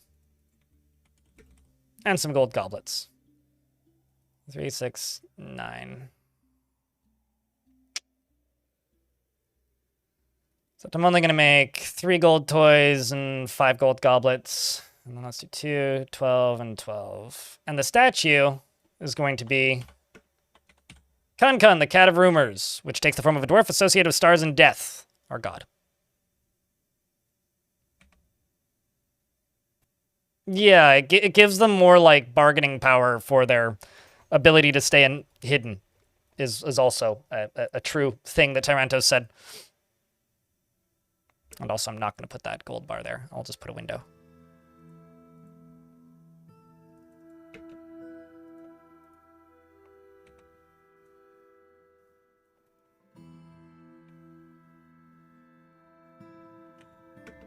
Yeah, I can't remember exactly when they put that update out, but that was sometime, I think, this year? Chat, does anybody remember when that update released that made statues look different based on the quality? I'd have to go back and look, but it's been out for a little bit. I really like that update. It's a really nice little change. So this is going to be a Craftsdwarfs Guild.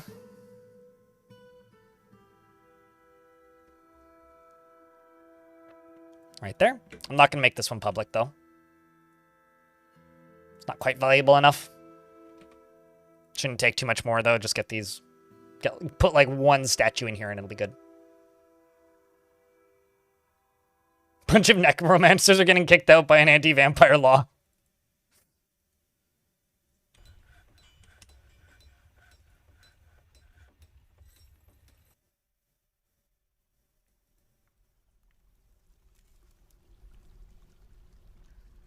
But yeah, they seek positions of power to avoid suspicion.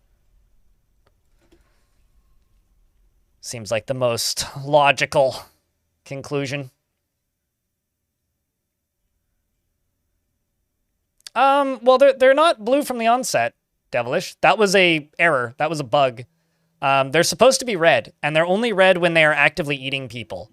Unless they are fully discovered, and everybody in the fortress is on paper aware of them being red.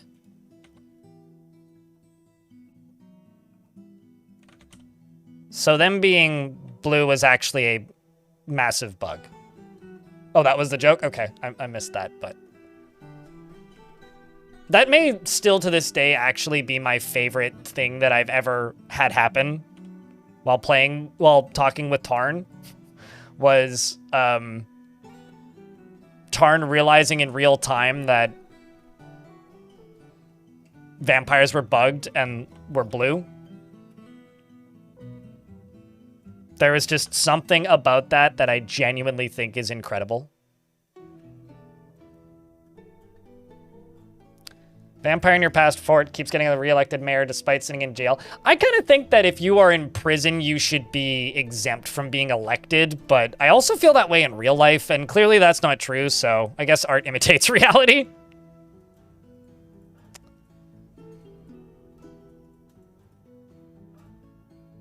It's too real, right, Zapperson?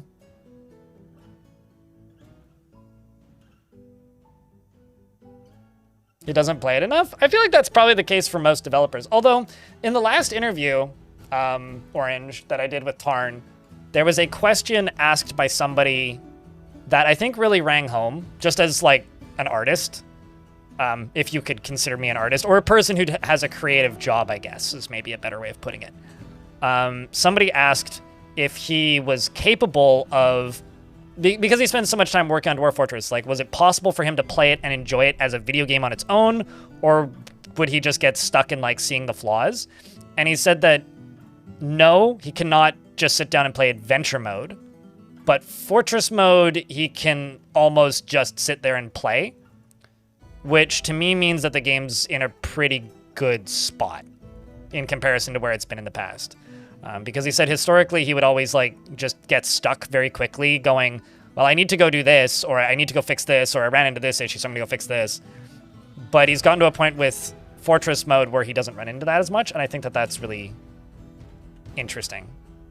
Dates back to 2021. That's not when it was added, though. No, it didn't make it in until, like, 2023 or 24. The statues based on quality. Like, they talked about it previously, but they also talked about guild halls in 2009, which were not properly added to the game until 2021. Tibbe. So if you go looking for the first post of something, you're not going to find it. Or you're going to find something like the first mention of it, sure, but like the first mention of a lot of mechanics in Dwarf Fortress were mentioned, and like magic and stuff was mentioned in like 2007. And that's not really in the game yet, which is why it's kind of a joke, you know? Or kind of a meme, I guess. Hey, hey, what's going on? How you doing, Generic Dwarf? Nothing.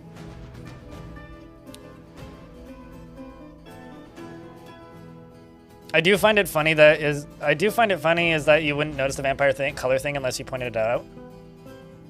I mean, like, you would have just thought they were a zombie, right? Which were super common, and they did just look like zombies. Although, I guess zombies are almost common enough that the vampires just, like, blended in with the zombies, but, like, I don't know.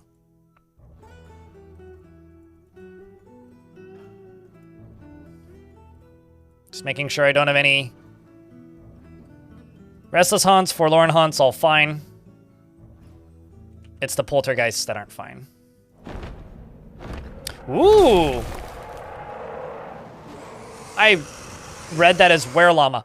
The Hill Titan, Thema Werelama, Olifopa has come. A gigantic scaly grasshopper. It has a long carving horn, and it moves about deliberately. Its woodland green scales are jagged and set far apart. Beware its deadly spittle. All right, chat, bet on your death count. I mean, on a re-death count? What do you think the re-death count is gonna be?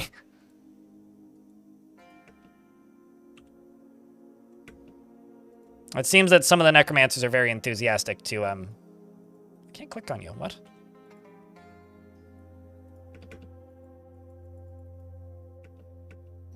Oh, you were already dead. Well, that was very quick. But now you're dead. What even happened? Hold on. So the Hill Titan...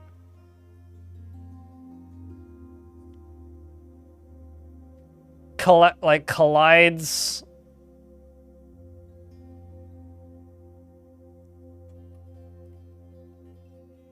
immediately kills Yushat. Okay, hold on. Let's just go to Yushat. What the hell happened to Yushat? Got kicked in the fourth finger. Okay, so I got kicked repeatedly and was propelled away by the blow and died. So you need to be regened, potentially. And then the Nightmare got into combat. And I think the Nightmare killed it? The Nightmare kicks the Hill Titan in the head with its rear foot, tearing the fat and bruising the muscle and the brain. Dizzy magic is like ridiculously... It's like that and the knockback magic, which I've seen the like force pull and force push spells in fort mode once. I had a army of like what's the word? Necromancer, intelligent undead invade me once, and I had this pretty big, like, how do I put it? I had a pretty big setup where I was permitting, where I had a pretty big setup, bit more or less just designed to allow Marksdwarves to shoot down into a entry area, and the zombies would walk into that area and just fucking pull my dwarves through the battlements. Like, literally just, I was looking at the combat logs, it's like gestures, and then they're propelled towards the obstacle. And it was just like, they would walk in and the dwarves would just fly out of the battlements. It was kind of frustrating to deal with, admittedly, but also maybe one of the most epic battle defeats I've ever had, even though it ended with half my dwarves in lava. We died horribly, but like, it was pretty epic to witness, I guess.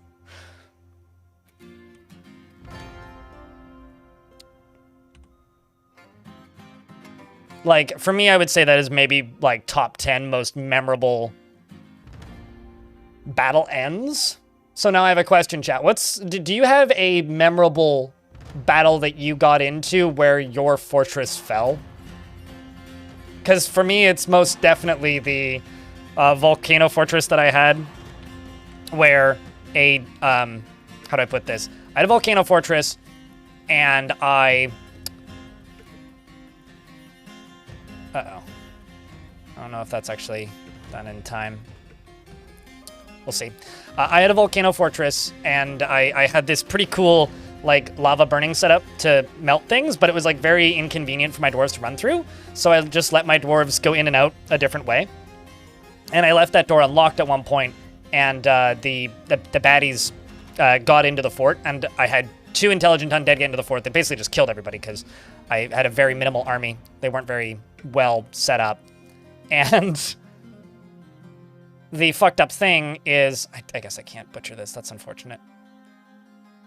I'm trying to butcher this Hill Titan, but how about if I forbid everything around here? Except for this?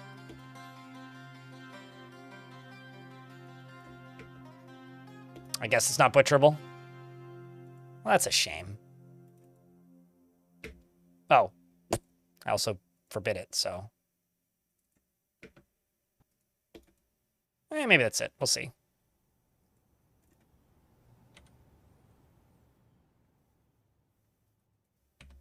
But anyway, one of the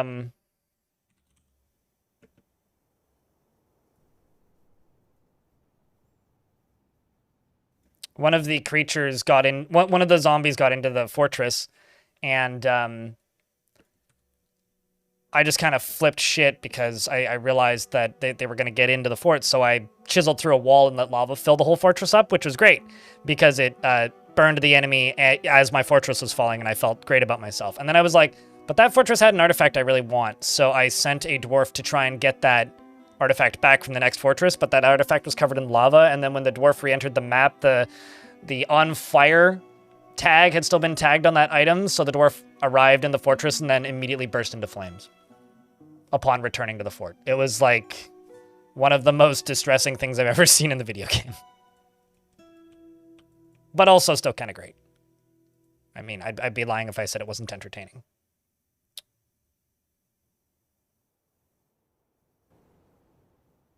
You had a were-panda that grabbed your mare and skipped him over the water a few times before killing everyone else. Oh, that's crazy. Another particularly memorable death, or end to a fortress, was not a were-llama, but I had a forgotten beast that was made of magnetite come into the fortress. And I had a mare at the time who was a vampire. And I was like, you know what, fuck it. I'm just going to get this mare to join a squad by themselves and just go invade somebody and hopefully go die. Just to try and get rid of them. And I sent them off map. And instead of, you know, returning or leaving as one would expect, I got attacked by this forgotten beast. And my mare, unbeknownst to me, was still running around gathering up gear. And the forgotten beast killed 95% of my fort. Including my entire army. It had webs, by the way. Including my entire army. And I went from like 200 dwarves down to like 5.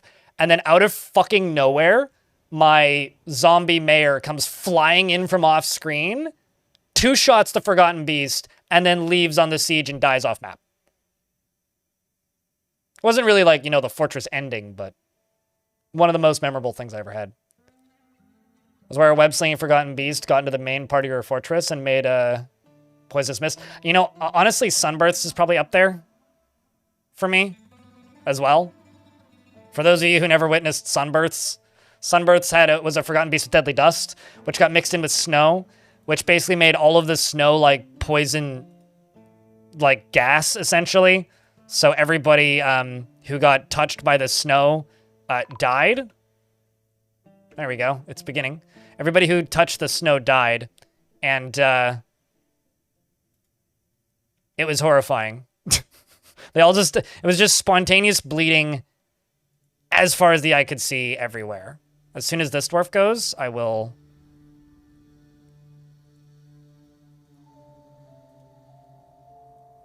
release the rest of them.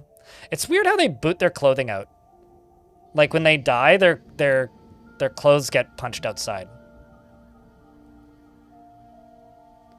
So your first time through High Savagery, good biome, you were overrun by agitated unicorns. The first fortress I did in the premium version on Steam, 8-Cup Buck, was an Untamed Wilds map, and I died to giant chinchillas. That was pretty memorable.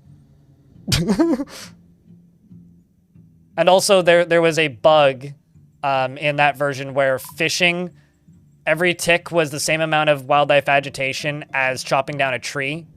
So chopping down trees was like not a spontaneous death sentence, but a death sentence. Are those green cages? They are green glass aquariums, but in this case, they're terrariums. I think that when you build them, they're called terrariums. You can also make clear or crystal glass cages. Thanks for the 5 bits. Oh, Glowkoog. I think that's 5 bits. And the combo of silliness. And appreciate it, Bobtron. I hope you're doing well, mate. Technically, it's tomorrow, but I think Twitch just gives you the full 48 hours.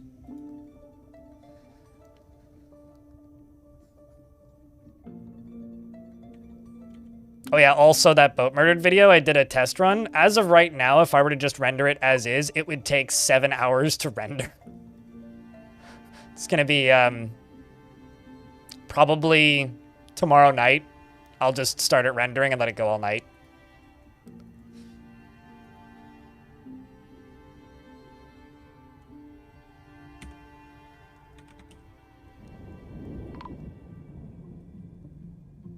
Down to 69 dwarves.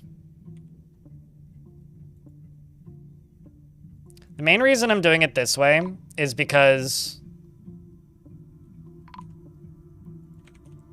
when they die this way, they're not going to be mangled. And I also don't have to worry about the bodies rotting. Thanks for the 15 bits. I don't really know what the point of combos are, but you can throw tiny amounts of bits to make nonsense appear on the screen, apparently.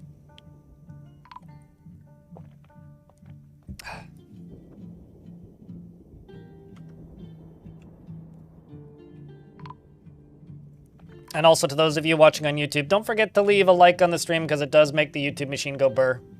While we sit here and witness the dwarves dying. It's dark times, but such is life. Also, looks like the KitFox stream is up, by the way, talking about doing the Mod Jam stuff. Or Mod Jam showcase.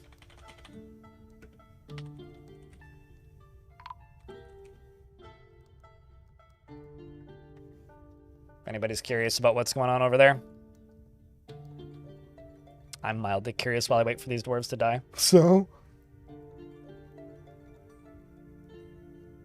If anything interesting pops up over there, do yell at me in the chat. Just pop the stream up in the background.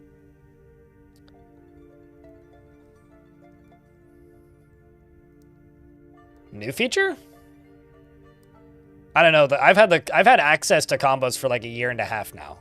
I just didn't turn them on until they went public, but... So I don't even know if I would call it new. Slowly rolled out feature, maybe. How you doing, by the way, Reinhardt?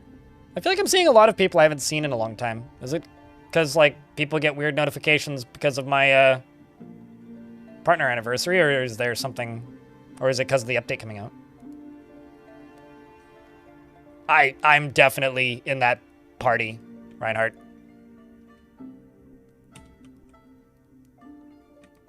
Okay, you are now dead, meaning I can go here and just start putting corpses.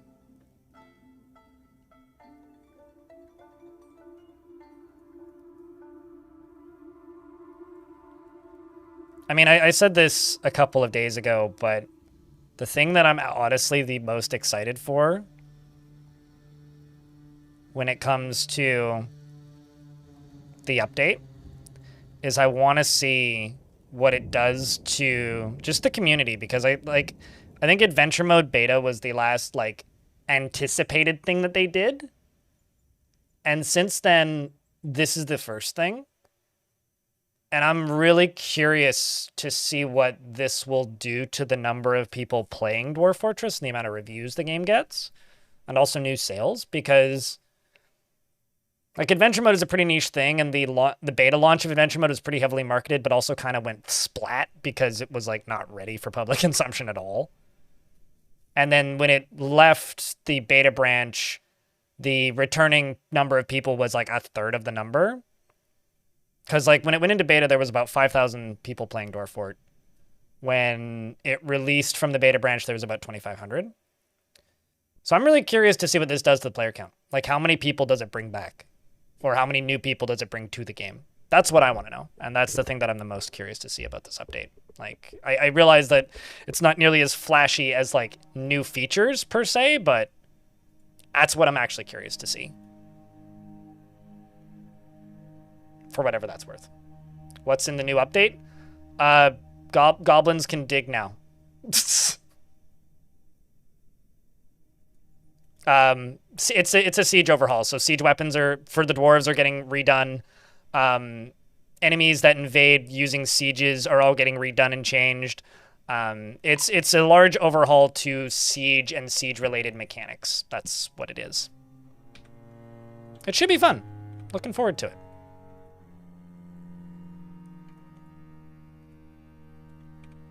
And that launches on the 3rd. Riley, what's up? It's good to see you.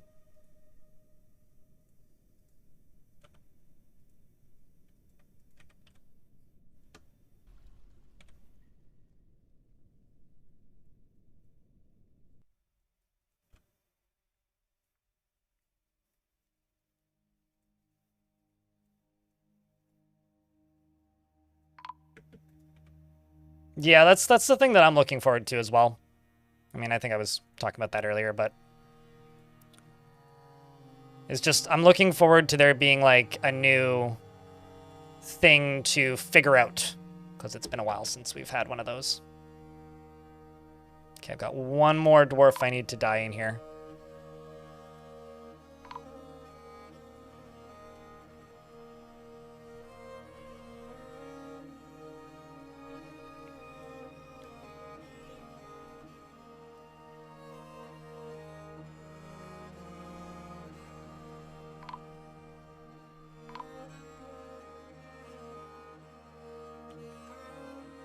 This is Grim.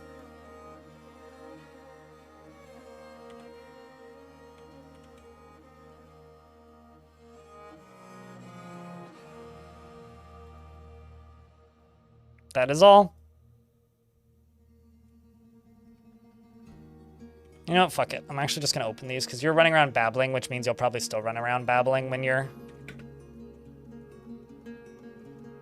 When you're done, let's go down to here and just go corpses. I think that's everything. Which means I need to go back here. Just grab a troglodyte, that'll be plenty. Place a lever. Deconstruct this. You need a good nap? Well, then you should go take a nap.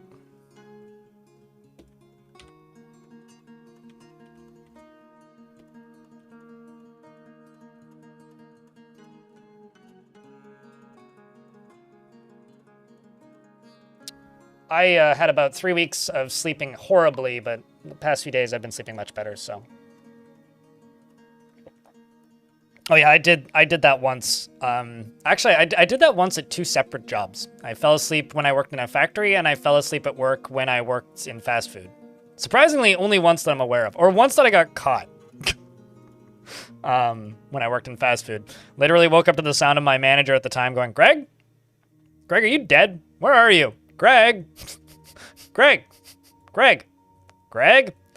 And to which I finally responded and said, I think I fell asleep. And he says, good, don't tell your boss. And I was like, all right, works for me, man.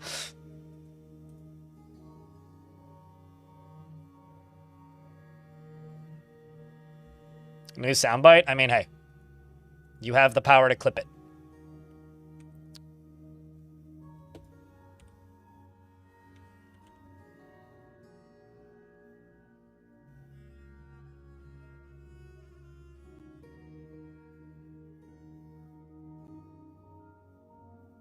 Just putting all of them items on display. Let's see if there's more that need to go in here. Everybody's already assigned, it looks like.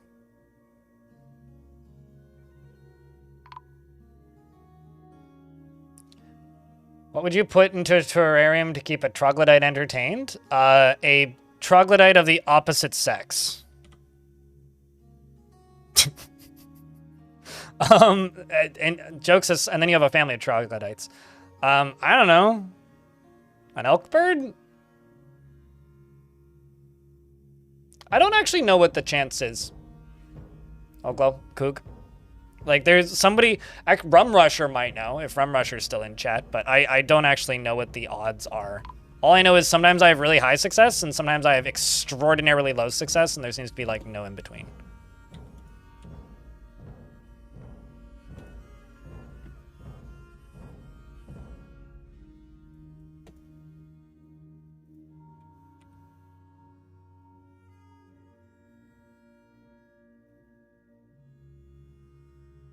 Hubba Hubba, how you doing, Asylum?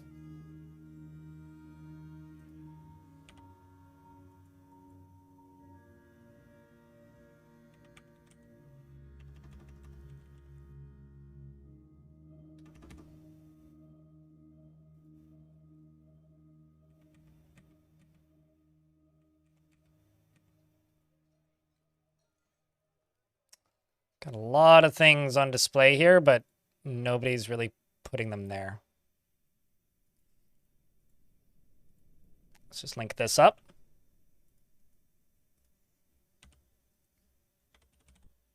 Just get this first round rezzed, I think.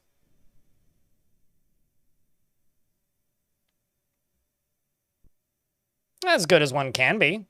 I mean, it's been raining pretty hard in the evenings recently. It's been sunny during the day, and I've got a fuck ton of editing to do. So very much will be happy when all of that editing is done. That being said, aside from that, I'm doing okay, you know?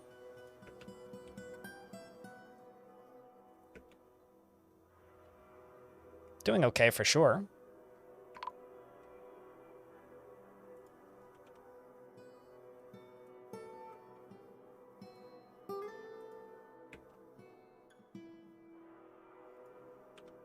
Okay, let's see if I can just get my squads in here.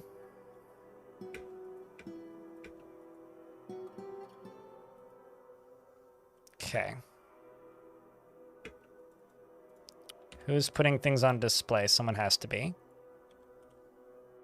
Okay, nobody is currently putting things on display, so I will forbid this. Turn this off. Station you back there. And pull the lever. So this should resurrect a bunch of these. Well, it did. My population went up, and there is now a bunch of nightmares in the room, which is fine, because theoretically, all of these dwarves who are now in my fortress are undead and can't feel fear, except for that poor baby troglodyte and presumably the cavey, but they ignored the cavey and killed the troglodyte, which is fine. I can now deconstruct this. We can open this up and start getting more in, and all of my successfully resurrected zombies who have no injuries can now all just leave. Part 1 done. Time for round 2. Also, I took too long to get that dwarf skeleton in there, which sucks.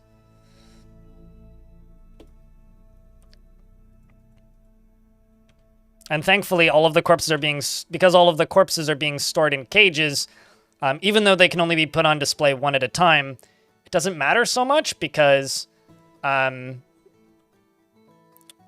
bodies are preserved while they're in the cage. So their bodies aren't rotting while they're in the cage. So it gives me more time. Got 2 more here. Let's get another one of these set up. That's not what I wanted.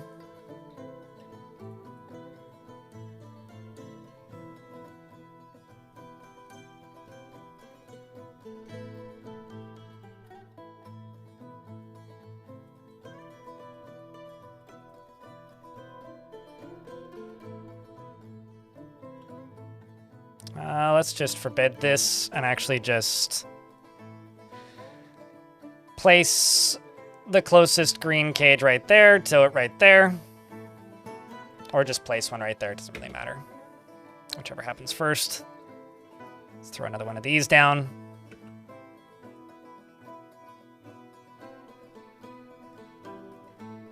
It's going to be hard to increase the population of this fort. It's been really easy, so I don't really know why you would think that. I mean, I was at 90 dwarves, and then I killed almost 50 of them. So no, I've been, like, intentionally decreasing the population of this fort. We keep getting migrants. I mean, I was at 18 at the start of yesterday, and then I ended at 80. We still trade every year. Well, no, because I've been giving them piles and piles and piles of wealth whenever they trade with me. The mountain home, that is. And wealth from the mountain home redoes it. So, yeah, they arrive despite the danger, but I don't know. We're doing fine with keeping the population up has not been an issue ever since the little kerfuffle at the beginning. But since the kerfuffle at the beginning, keeping population up has not been a problem. But that's also not a huge deal because I plan to end this fort tomorrow anyway. Like, I plan to properly end this fort tomorrow. Which is why tomorrow's going to be a longer stream than today, because I think tomorrow's going to be my last stream before the siege update. Oop. Got something emptying cages down here, but I don't want to reopen that unless I have to. I also might dig too deeply and greedily in this fort for funsies. Eh? Oh, that's not good. Well. You guys want to resurrect those, you lazy bums? No?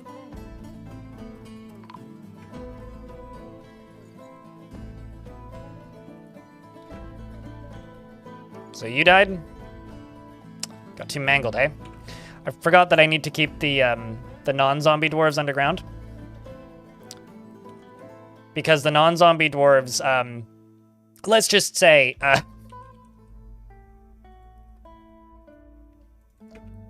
are the ones that have problems when there's nightmares. And the nightmares are very useful. They very quickly deal with, zombie problems and things.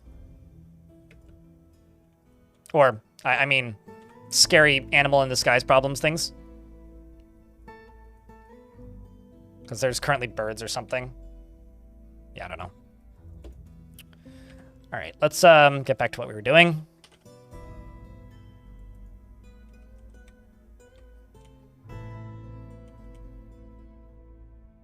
I mean, they've always looked like Forgotten Beasts. We just didn't have the sprite for them until recently, right?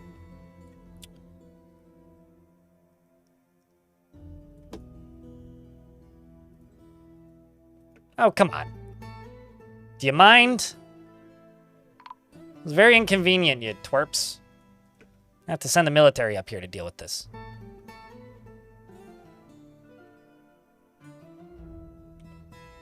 It's literally just these guys. It's these vultures.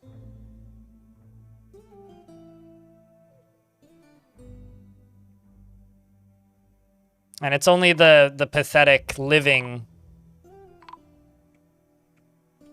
vultures that cause us problems.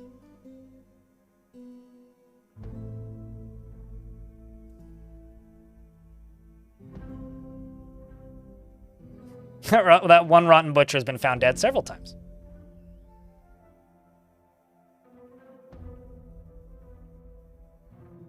I may actually just deconstruct and reconstruct these doors.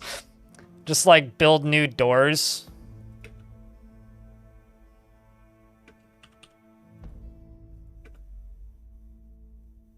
Let's just get everybody underground.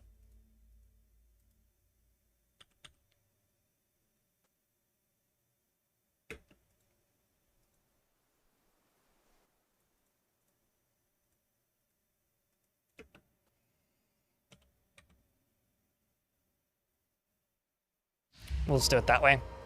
An animal dissector necromancer has been taken by a Fey Mood.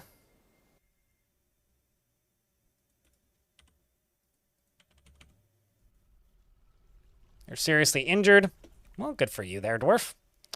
How's this doing? Still got a lot of things that are not on display yet.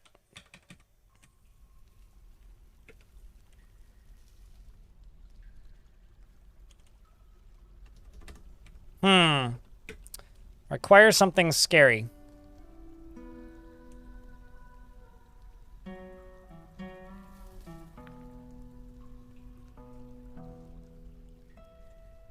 Just gonna pause a whole bunch of jobs. Because I need them doing stuff that's more convenient at the moment. We don't really need drinks or anything. I just need to get this task done.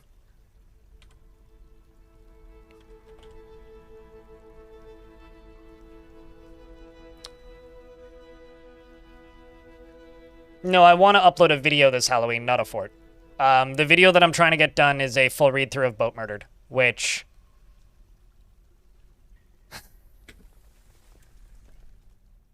probably has about 8 hours worth of editing left to do.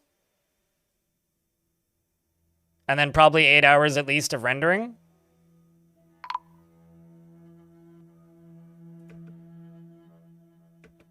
But yeah, I honestly, I have no idea what you'd be referring to aside from that. But I want to get this fort done on Halloween. And I want to release that video by Halloween. Or I want to get this fort done before Halloween, and I want to release that video by Halloween. Those are the two things I would like to do.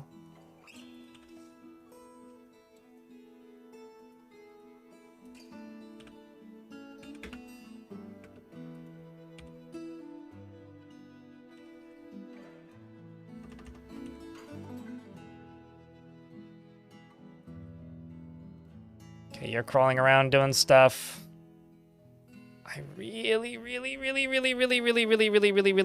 require something in here to start a fight. Like now.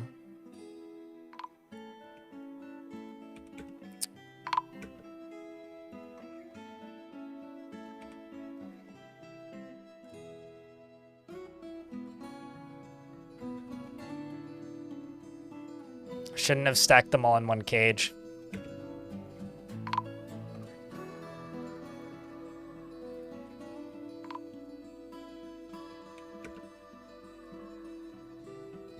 So go to corpses real quick. We're starting to get kind of tight on time. That one's mangled, so it probably won't work, but I'll try anyway.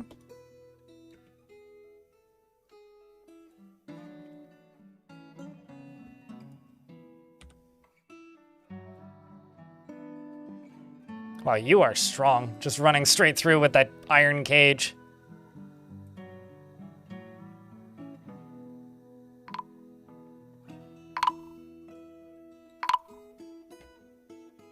Tomorrow's your birthday? Well, day after tomorrow's Halloween. I think this dwarf died a couple times. What do you think, chat? So that's how many corpses we have down here now. I want to do this before any of them get rotten. There's a troglodyte right there.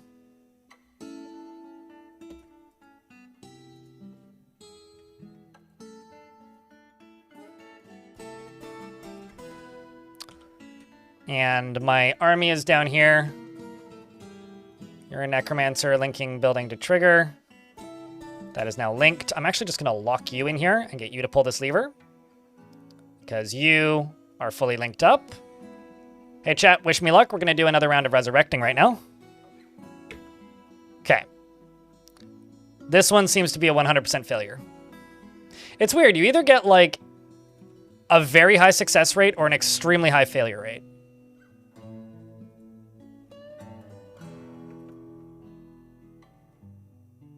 I don't know why, but it's either like complete failure, and in this case it was a complete failure, or you get a very high success rate. And I wish I understood the logic of it, but I just don't.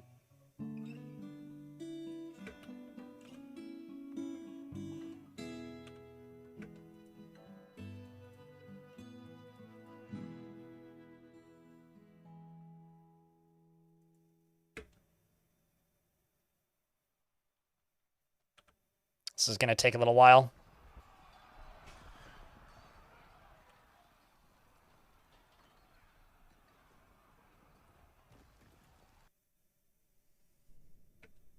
All right. I thought that would take longer, but it didn't. Some migrants have arrived despite the danger. Excellent. Fresh bodies. Let's reopen this.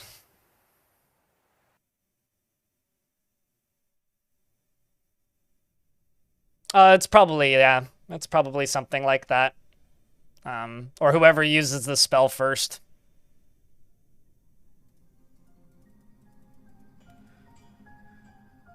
But it doesn't matter how many necromancers or how many different piles I make. Like, I feel like either they all just succeed or none of them do. And there's very rarely a middle ground there.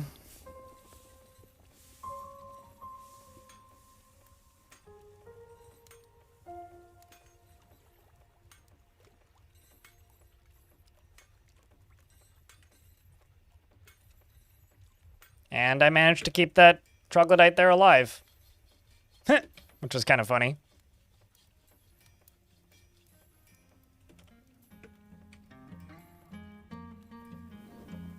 Also, it looks like Fath and Atir want to join the fortress proper. And we're back up to 70 dwarves.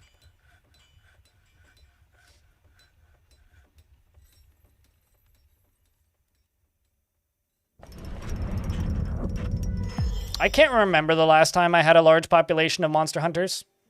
Since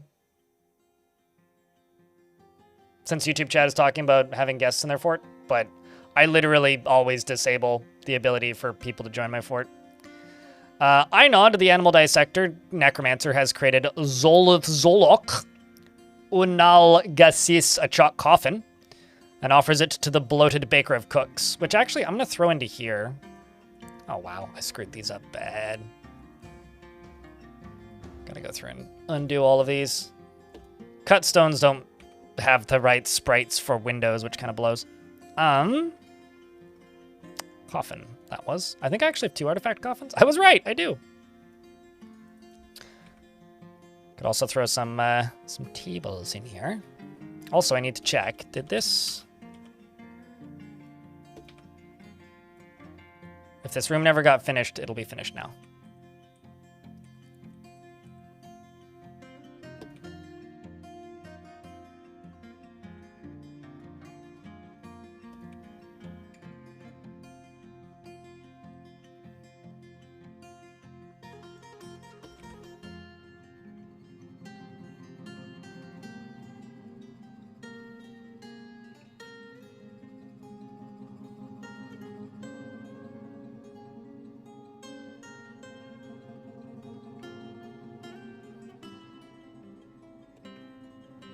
This is going to become my Doctor's Guild.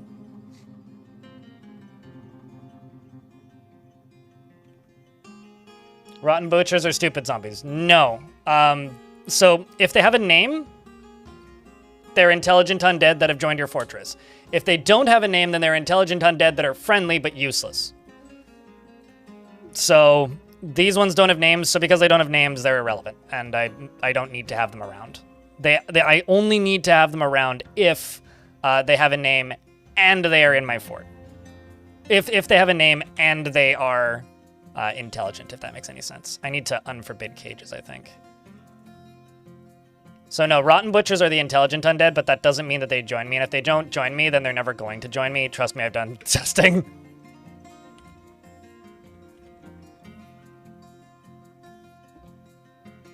I've done a ton of testing on that.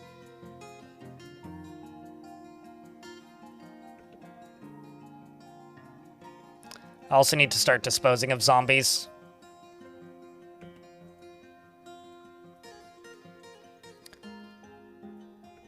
You link up to that.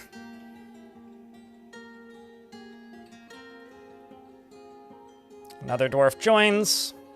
But regardless, you need to wait a whole year for them to, like, fully join the fort.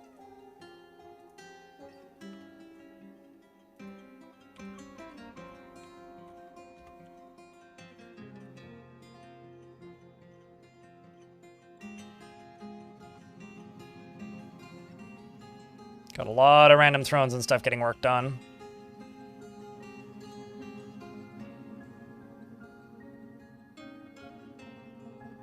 Kind of wish I could prioritize stuff in here, but...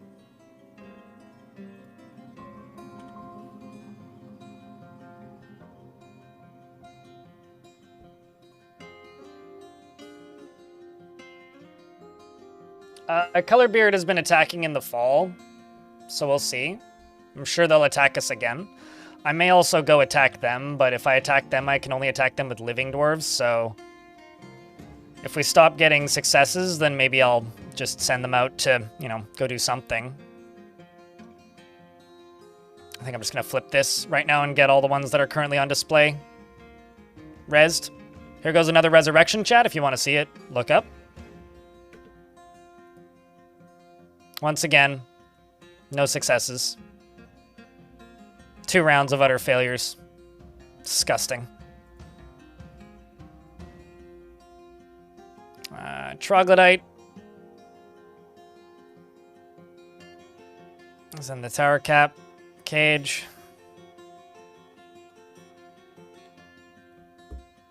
That'll work.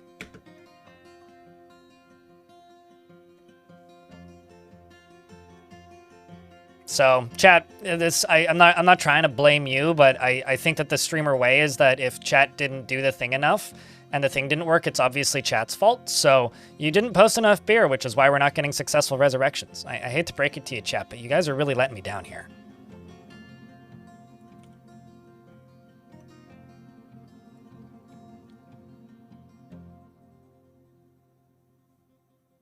Like, we could have done so much better than this, but it's a shame, really.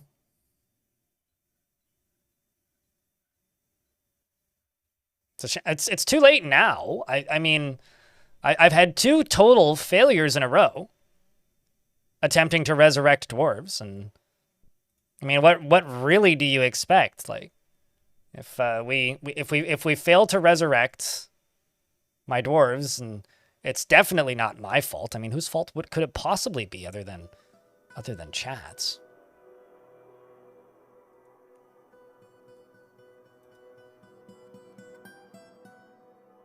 Big sad, if you ask me.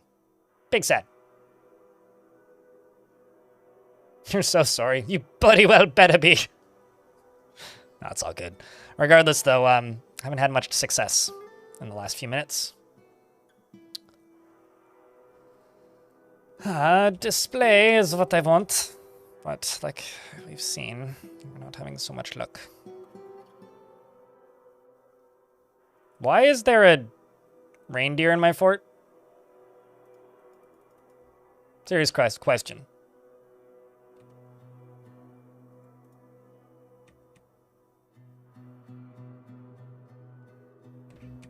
I will, however, go all the way down to here.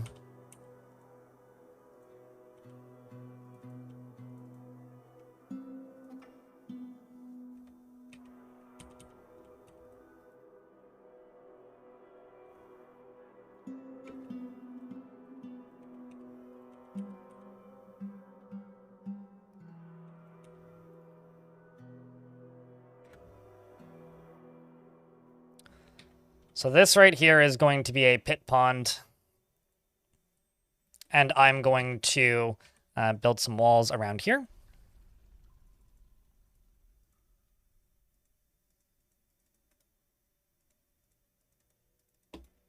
And then I will just simply drop some zombies into lava because I need to get rid of these zombies. If you're looking for merch, MERCH would be the command that you're looking for. If they are, I don't think that you can do it using the adventure mode method that I've been using. I've seen them read before in fortress mode, T. Chorton, but I never saw them do anything aside from stand with no job in random zones.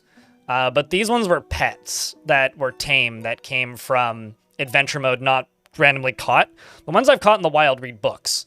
So I don't know. I think like bringing them as tame pets makes them do less than if you catch them. Yeah, I mean, Mech would just post this, right?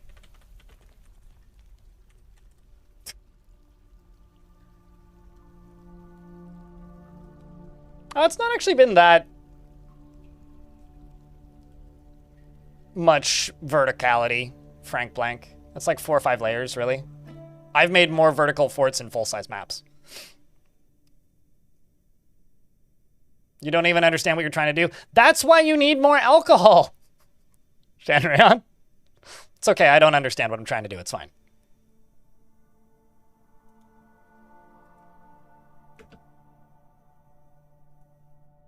I guess I could also just, like, dig this out. Just make this into a corpse disposal area.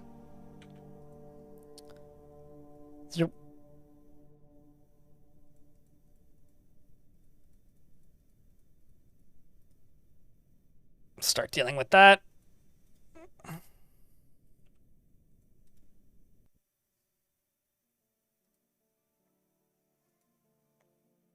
There's 4 on display. You're up here.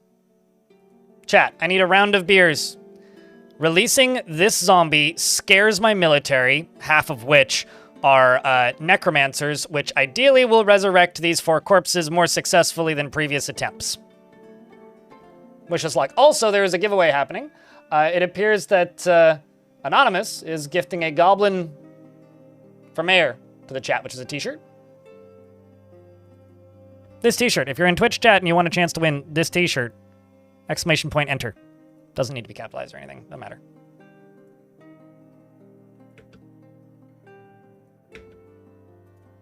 Once again, 0% success rate. All right, I may need to just like only use one of these necromancers because I don't trust these guys anymore. I'm not getting the success rate I need. Anonymous, thanks for the 5-pack. Appreciate you. Thanks for helping keep the channel funded.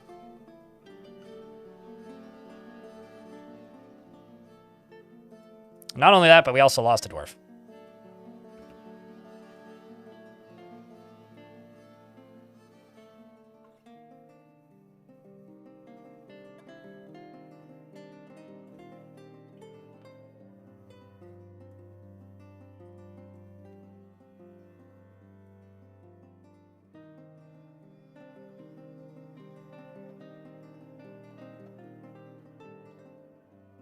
I mean, if they're mangled and mutilated, the odds of them being resurrected again are very low. Ay vey.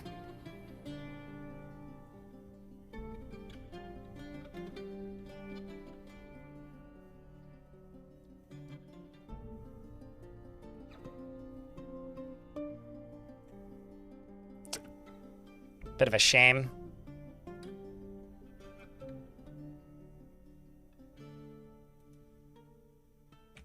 Massive shame, even.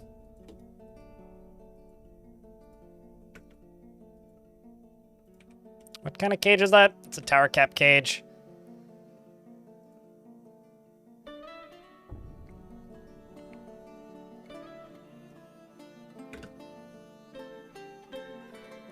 Zortos, congratulations, you've won that that t-shirt. If you click on that link, you can receive your thing. I think I know who gifted that, but since they did it anonymously, I won't out them. It's up to them. They want to say who did it.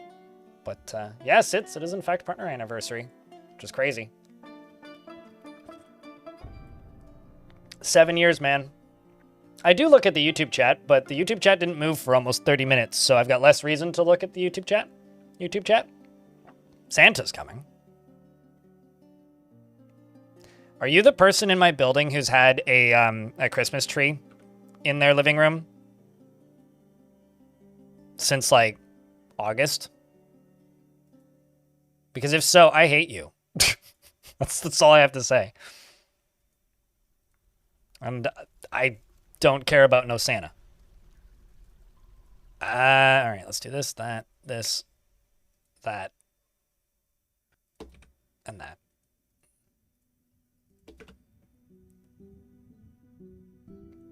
Congrats to the wiener. Indeed, congrats to the wiener. To the wiener, indeed.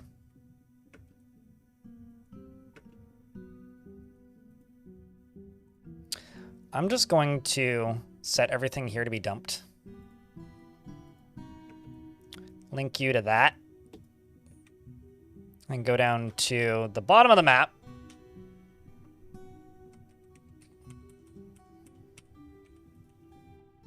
And double this up as a garbage dump. Then what I'm going to do is I'm going to go here, and I'm going to say, nobody does this. Literally nobody does this.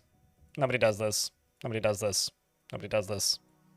Everybody does that. Everybody does this. Everybody does that. Jump up to here. Grab this, grab this. No, go back inside, you lazy son of a...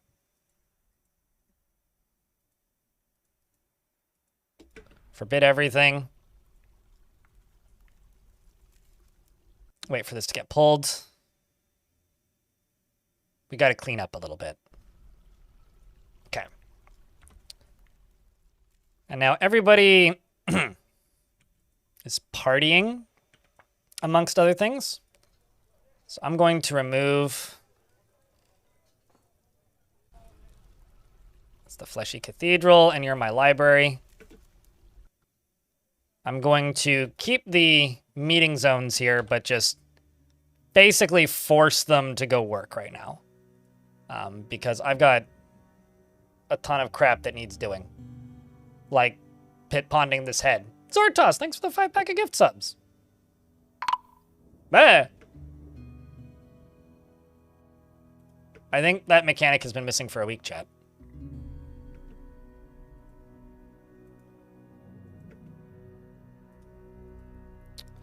Are you all linked up? Yep, you are. I'm going to open this up and grab Moreb and station you right here.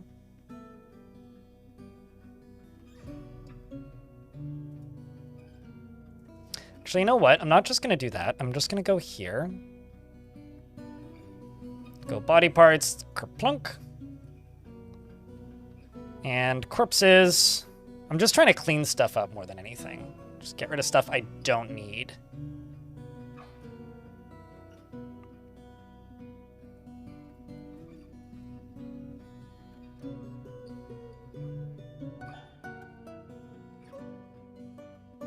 It's like basically everything but non-mangled, non-mutilated dwarven corpses is going to be dumped, is how we're going to do this.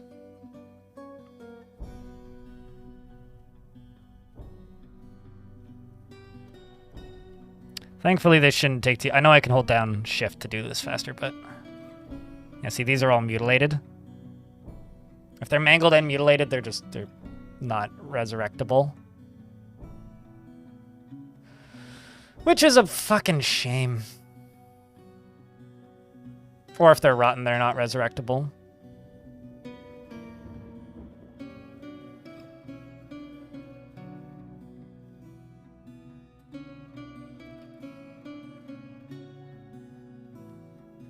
So there's one still that's resurrectable.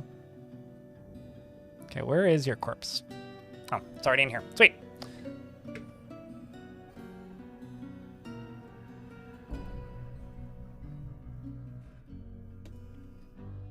So I'm going to just pull this lever. Because releasing this should resurrect that last one. Which, this room is a mess. I acknowledge this. This is the one of two corpses that's here. Population went up. I didn't actually see the name of that dwarf, but...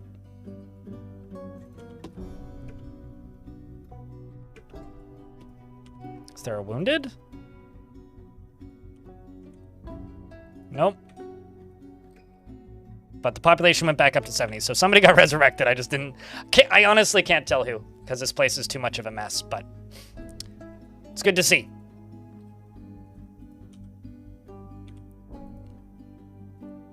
We've also got a bunch of bodies over here getting tended to in some way. That alert was loud. Yeah, they get loud when they're all stacked on top of each other. Which is often a little startling, I'm not gonna lie.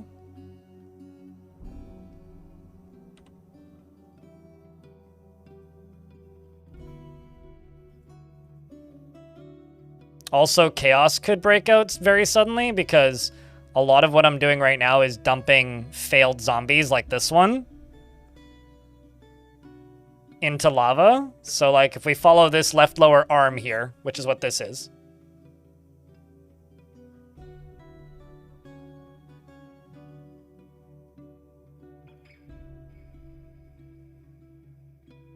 Oh, no, absolutely. I have stuff of everything. The only thing we don't have is plaster and soap. And infection doesn't matter if you're undead. and plaster is exactly the same mechanically as splints. So I am positive I don't have everything.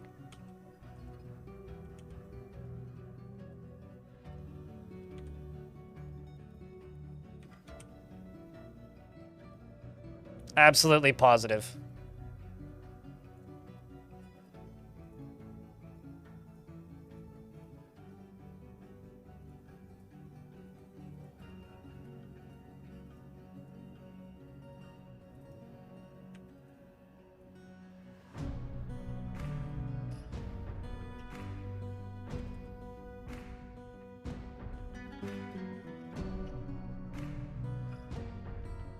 You thought they were separate? Nope. The game is like eye candy and addicting. I'm glad you enjoyed it. I really like that game. It's a game that I've spent not an uncomfortable amount of time playing, but a not small amount of time playing, you know?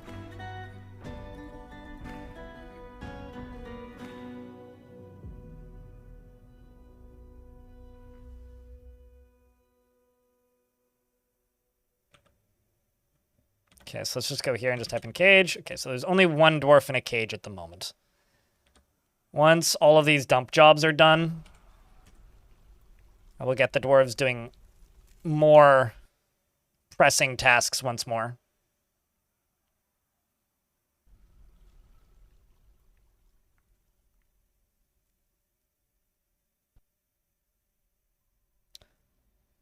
Today I learned to hell with plaster and Dwarf Fortress. You always go out of my way to make a lot of it. Wait, what do you mean to hell with it? Like you like plaster or like fuck plaster? I don't know if this is an argument in favor of or against plaster.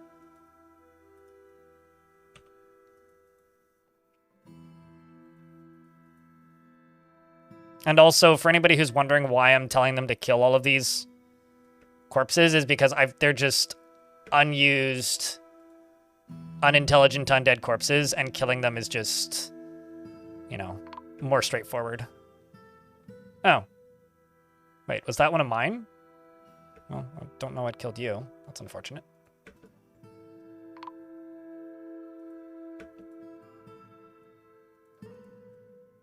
I think that was one of mine, but oh well. Must have died to something unrelated. It's certainly going to happen a lot more, and there ain't too much I can do about it. Mangled, mangled, mangled, mangled. Mangled, mutilated. Oh no! Snail died. I don't even know when or where. But I no longer have a manager. Well, that's unfortunate. The last of my living gremlins is no longer with us, chat.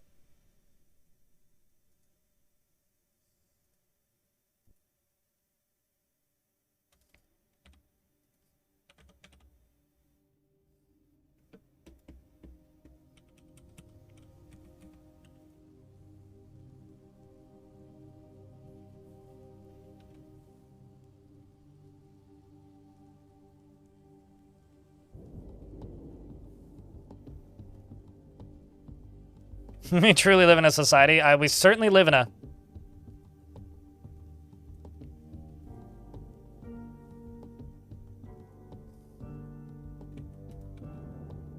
We certainly live in a... If you want me to make ballista arrows, yeah, that ain't happening. Dream on, motherfucker.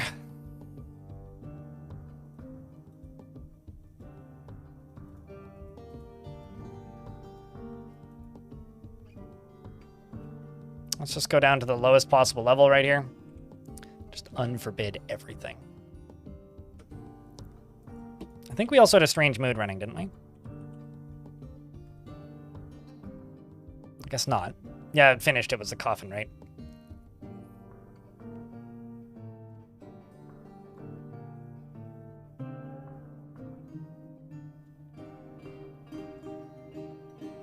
Also, yes, YouTube chat is correct. The default size for the map is 4x4. And this is certainly not a 4x4.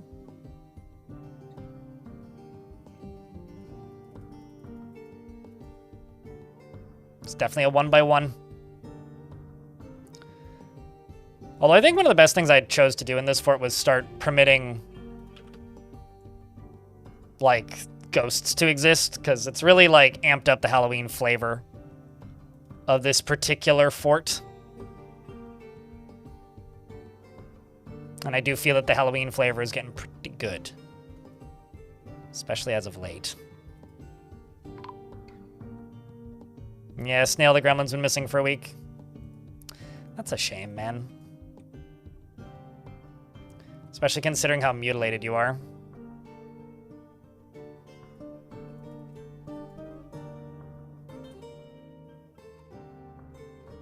The only thing we need is a Nitro and a Vampire? I love how you're also just, like, willfully or unknowingly, like, skipping a whole bunch of other night creatures, but...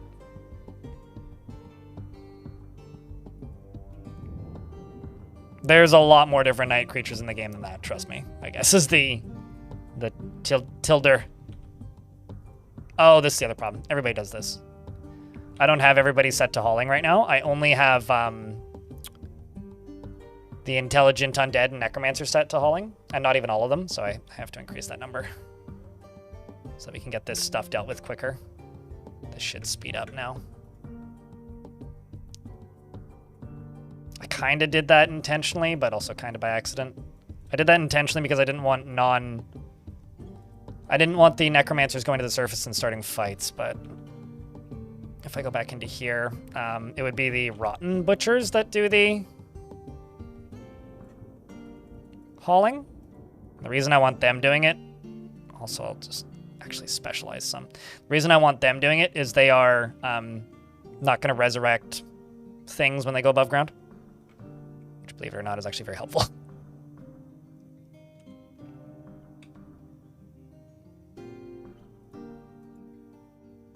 I mean, Boogeyman is one of them. You don't know any others? Sure. I mean, Night Creature is like a generic term to refer to all of them. So you could just say Night Creatures, plural. Where anything, there everything.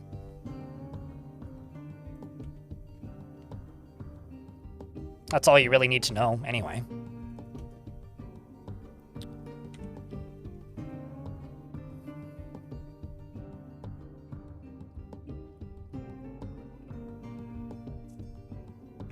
The Boogie Woogie Man, correct. So many bits and pieces.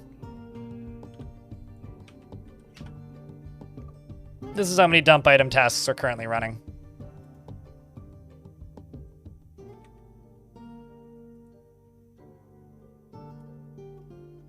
Take that off display.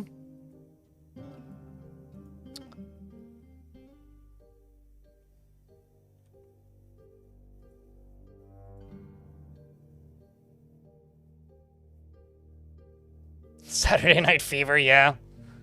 That or just some weird guy with a ski mask and a machete.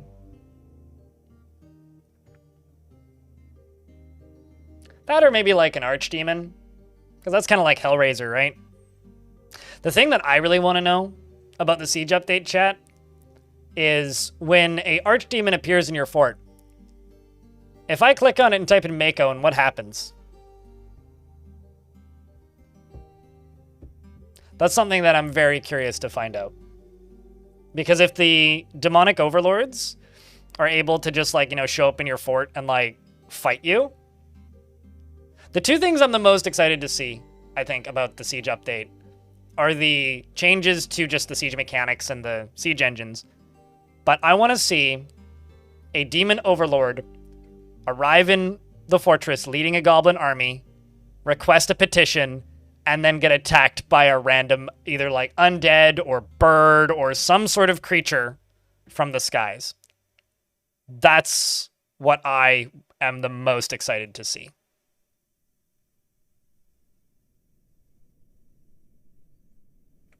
I highly, highly doubt it. In fact, I would almost 100% guarantee you that's not what would happen in regards to you becoming the capital. But it would be cool.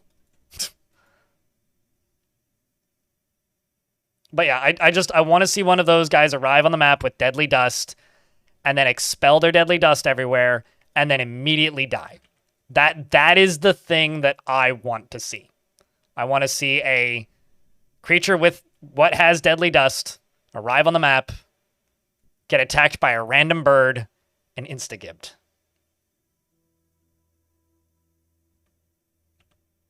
That's what I would like to see.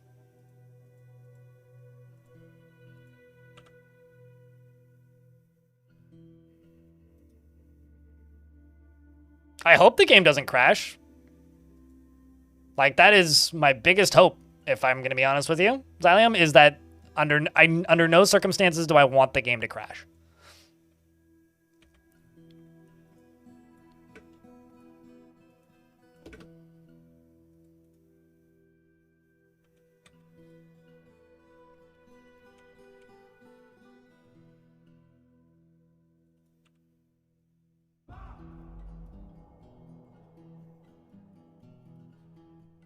How would a bird kill them?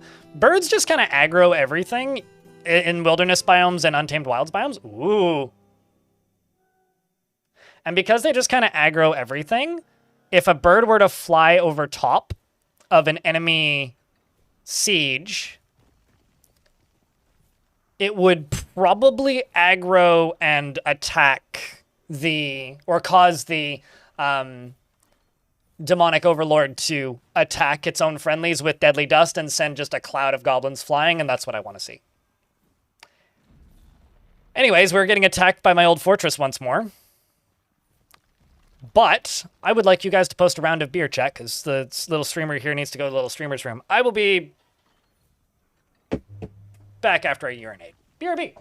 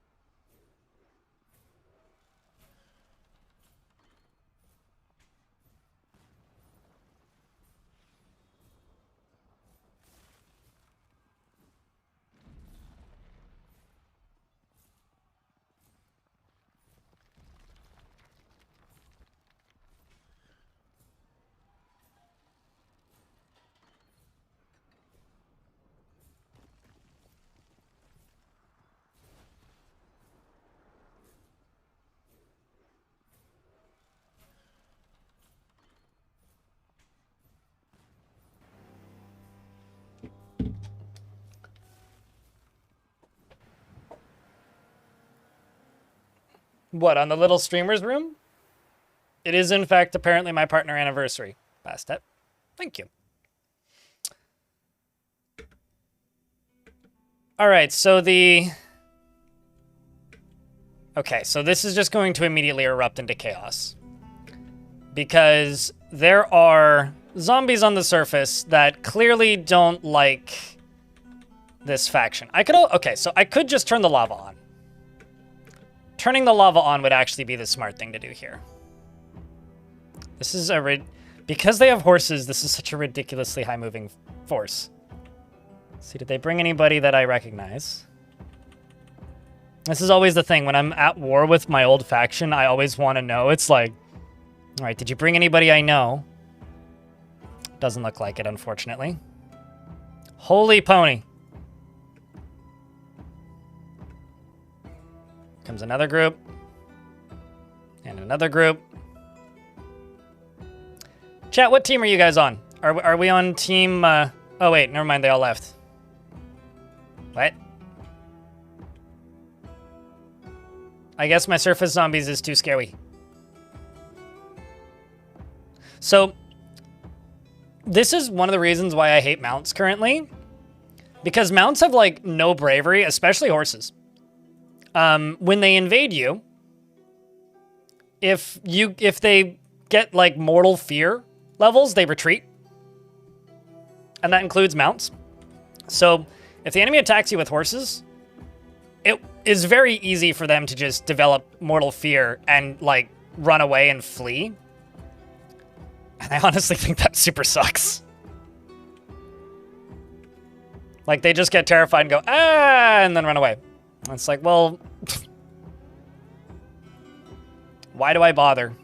Really?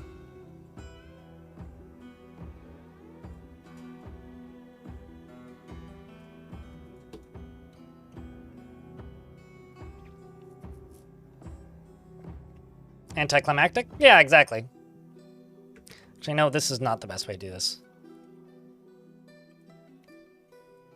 This would be the best way to do this.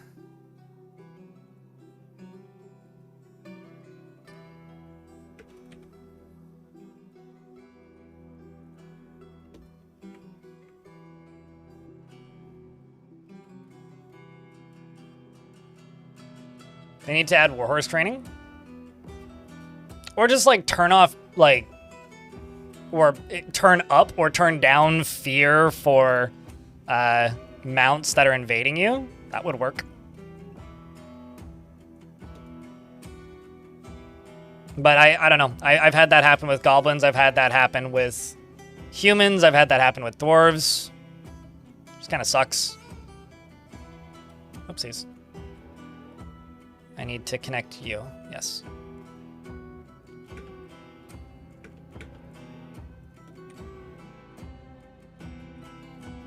And hopefully there's nobody alive in here anymore.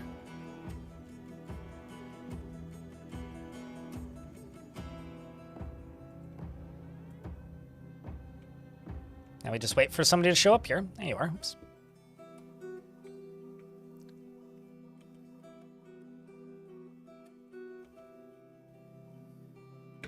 And then I could also easily just do this to stop it from going to the surface, which is what it's currently doing.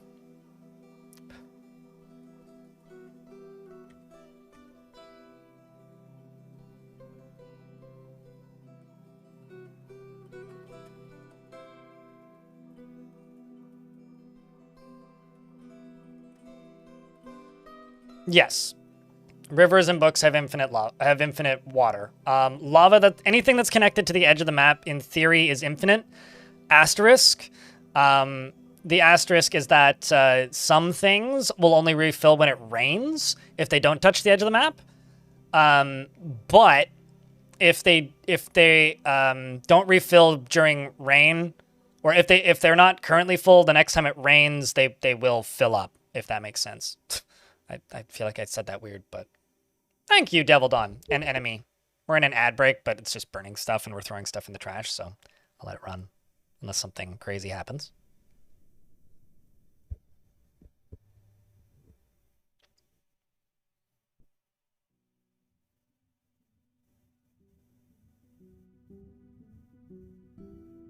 I mean, I have like a dozen steel anvils, YouTube chatter, so I don't get super concerned when Ikea steals my steel anvil. Also, if you've gotten to the point where you have steel anvils, you probably have more than one anvil. What do you mean? It's afternoon. It's 12:30. Still early. Dalkin, you have a good night's sleep, though, if you're heading out.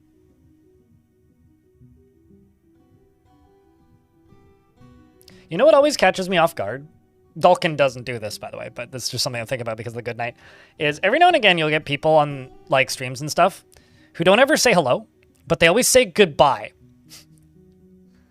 And it's not that I take umbrage with people who do that. I'm happy when people stop by long enough to say hello. But I do have to say that it always throws me off when people just tune in and are immediately, or to my knowledge, just started watching and just say goodbye. It's just super ominous and I never know how to respond to it. Like, truly super goddamn ominous. Where I'm just like, ah! It's just got a very, I can't let you do that, Dave, quality to it, you know?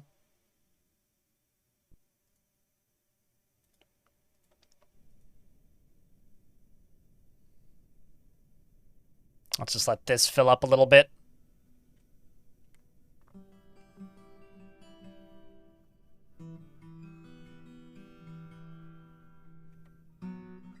Once this sucker's a bit more full,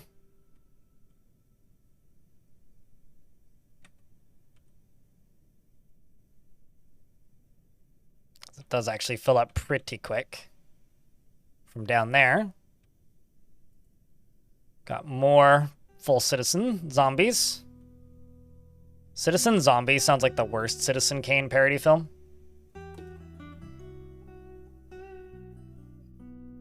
I wish you a pleasant farewell, Dave. Now everybody in chat's like, bye. Yeah. I asked for that one. But it's very much a good night. Enjoy your doom kind of feeling. Unintentionally extremely ominous, I guess.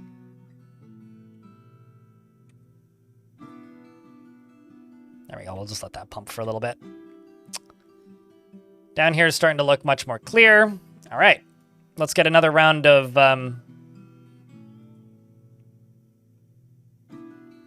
Unfortunate Souls.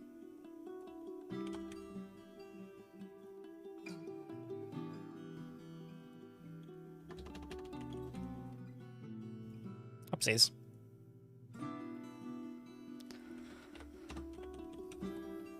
Rotten. So everybody who isn't rotten, who isn't undead, is just gonna go stand down here in this room.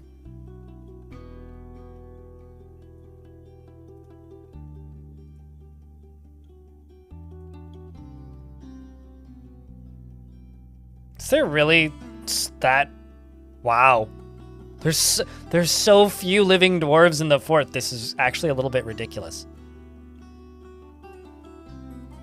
I swear that the number was higher. Wow.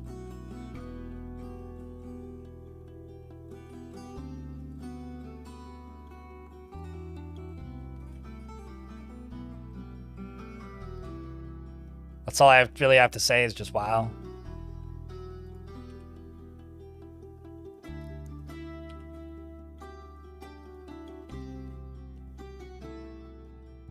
Okay, why are you up here telling a story?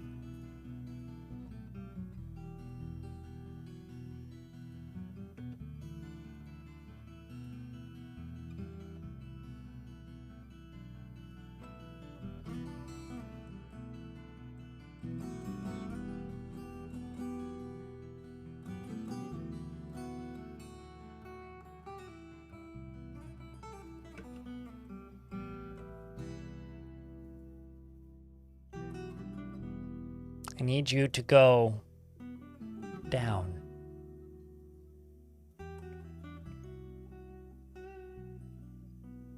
Or don't.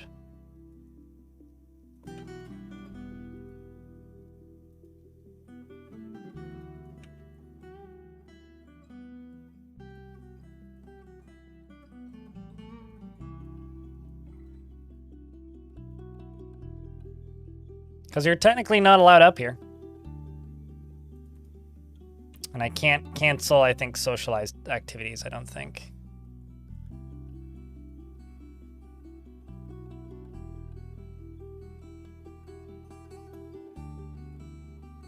So all I can do is wait.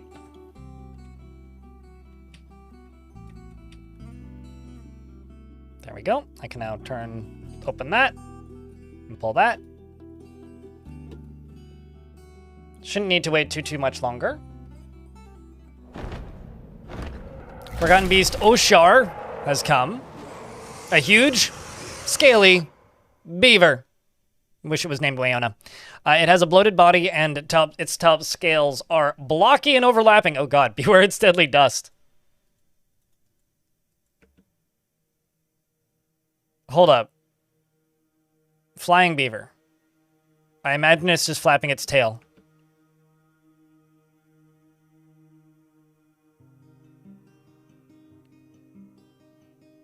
Well, it just killed a plump helmet man. Rip. Poor guy.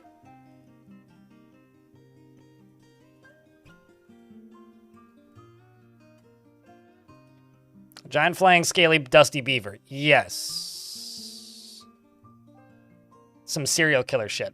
Cue adult jokes. I mean, I was gonna make serial killer jokes, but I guess that counts.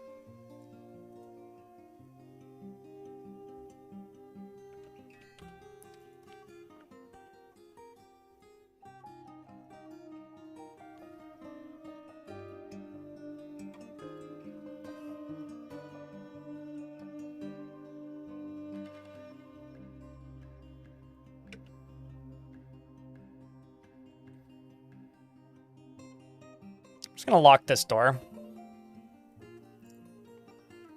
Just turn off this burrow. Oh, I think I may have figured out the problem.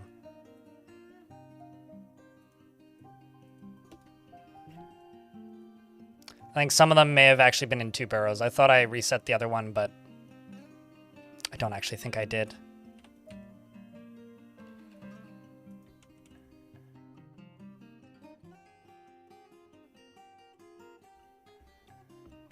And this right here is just going to be made into a Doctor's Guild.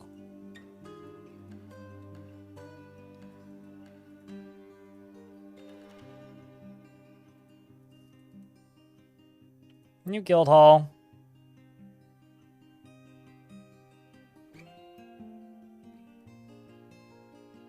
Those are down at the bottom, right? Yeah, Doctor Guild. Except I'm going to make the front half of this up to here into a dining hall. Not that they'll use it for that, but I mean, maybe somebody will. There isn't many living dwarves left.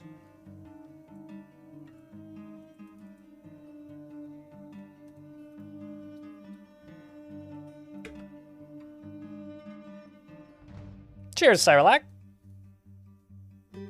Stream hitch for anyone else? I didn't drop any frames. And I will set this to citizens only.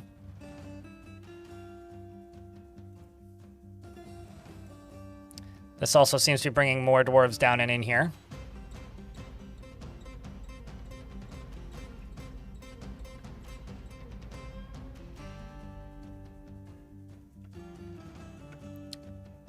I could just get them to pull the lever or just wait until they all starve to death. Yeah, let's pull the lever. There we go.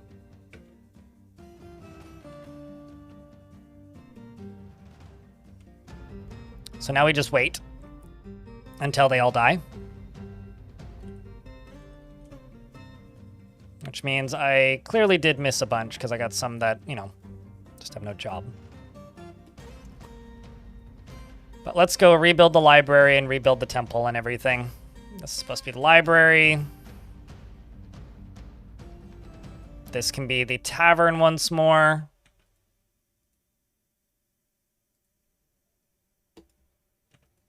It's like as much fun as I make of the little pit of horror. You are the Stoneworker Guild. You're done, you're there. Assume this got satisfied. Yep, it did. All right, let's re-enable a bunch of tasks. Let's actually say only selected do this, because that could actually be fun. Everybody does this. Everybody does this. Only selected, and let's throw in a couple other planters. So I don't need a ton of them. Only selected. 3 woodcutters.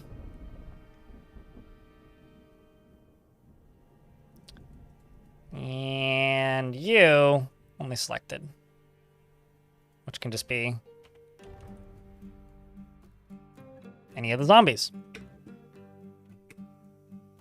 Hello, Ash. How are you?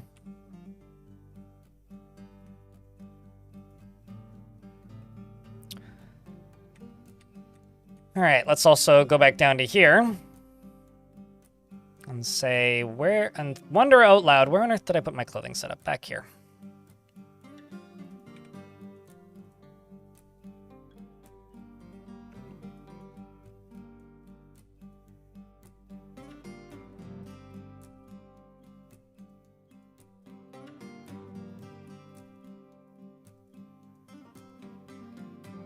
Let's do that all the way over to there, and all the way over to there, and make a stockpile right here for clothing. Doing well, how about me? I slept all right last night, which is a weird anomaly for me. I think aside from that, I'm doing all right. What about you? I know I just asked you that, but... yeah, I'm doing okay. Solidly okay. Not good, not great, but okay. Getting by. I'm just gonna throw armor here. And I'm gonna say... take items from there.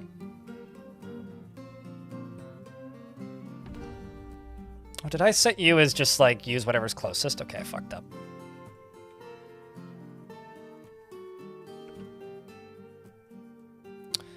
I fucked up. I'm over here trying to starve dwarves to death, which I acknowledge is kind of messed up, Ash, but, you know, it is part of the Halloween vibe of the fort, you know? I'm also trying to keep ghosts that are non-combative alive. So, ghosts that are just restless haunts or forlorn haunts or, like, ghosts that are not immediately a threat to our people are kept around, and everything else are, you know, chucked into the river, as one does.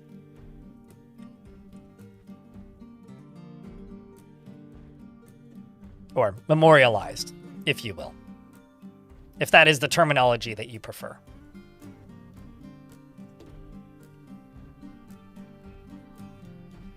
But yeah, I would say it sometimes feels like sleep is non-existent for extended periods, and then it just like comes back, and then I'm able to sleep again. Usually because I start like smoking weed again. It tends to fix it. Which I really wish it wasn't that simple for me, because then I'd have more reasons to not smoke, but it turns out it does actually help me sleep. Although there is kind of like an upper limit of how much it helps, because after a while it just kind of stops helping. Yavan, hello. Can I please tell you if the update is coming out on November 3rd? It is not available in any beta branches that are public for testing. Anyway, there's a feathered serpent. It has wings and it belches and croaks. Its dark violet feathers are long and sparse. Beware its fire. Beware its hunger for warm burning. Oh, it's pretty looking. That's a pretty monster, I gotta say. Chat, this might be one of the most majestic forgotten beasties I've seen in a while, and it's gonna go fight with the other one.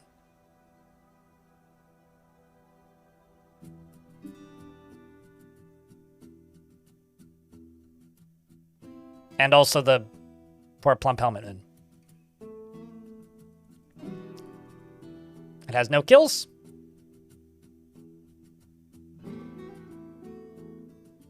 Urple, yes. Urple, indeed. But yeah, no, if it was available on a public branch that I could test, I would be playing it right now. So, or at least that I was allowed to stream, I would be on it and streaming it right now. Unless it was like super buggy, but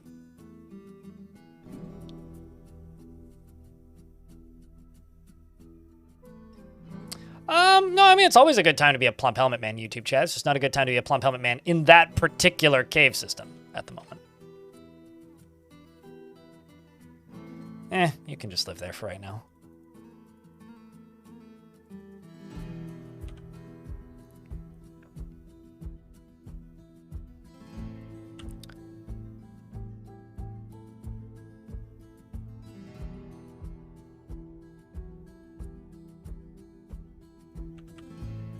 I think what I need to do...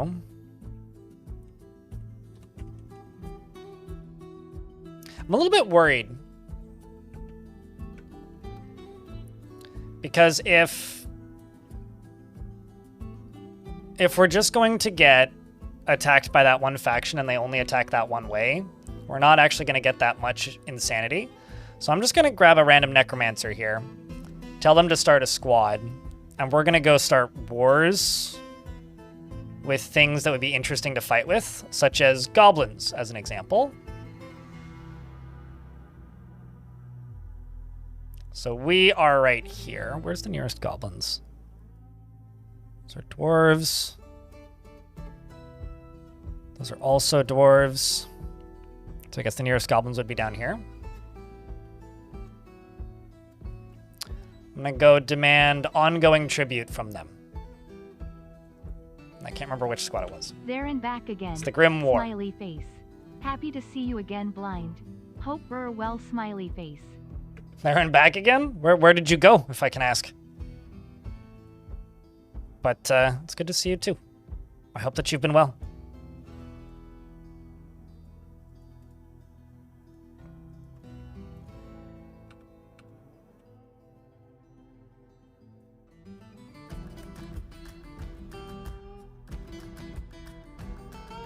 But chat room, can I please get a big round of beers for Cyberdeck Cypher? Welcome back, mate. It's good to see you. I hope that you've been well. I hope that wherever you went for however long you were gone, I hope it was a good trip.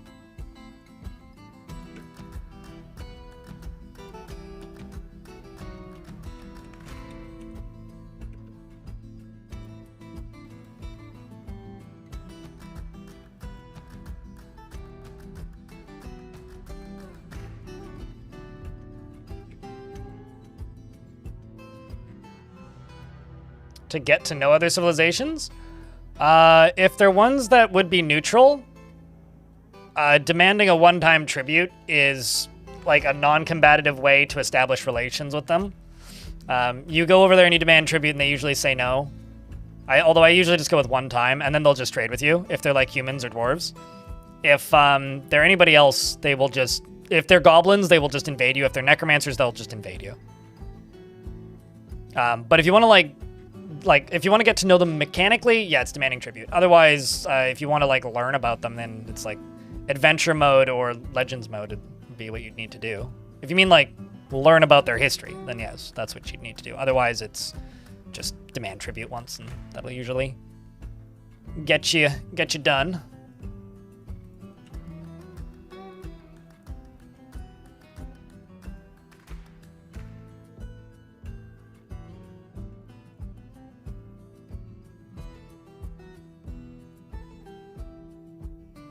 Let's just do where.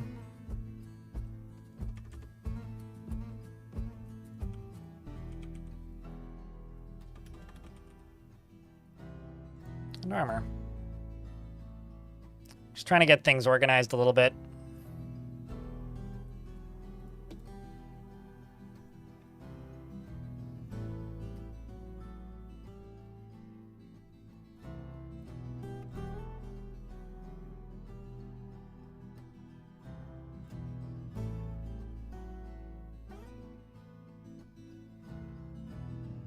Also, chat room, because we're just a few days before the next major update, it appears that a lot of people are still in periods of not playing Dwarfort as much. So it's been a little bit quiet the past few weeks, because I don't know about you guys, but when an update gets announced for a new game, I tend to just want to do anything but play that game until the update releases. Anything you could do to just help keep the chat moving would be greatly appreciated, because the vast majority of the people who watch these streams watch when there's interest in Dwarfort, and we're definitely in a in-between moment, and we've been in a low point for a while. So anything that you can do to just help keep the chat moving so I don't have to babble about something completely unrelated to bait chat into moving every 8 to 10 minutes would be lovely. That's all I really ask for at this point. Been between jobs, break from the internet, seems healthy. Any thoughts on tutorial updates? When they're necessary. None of them have been necessary.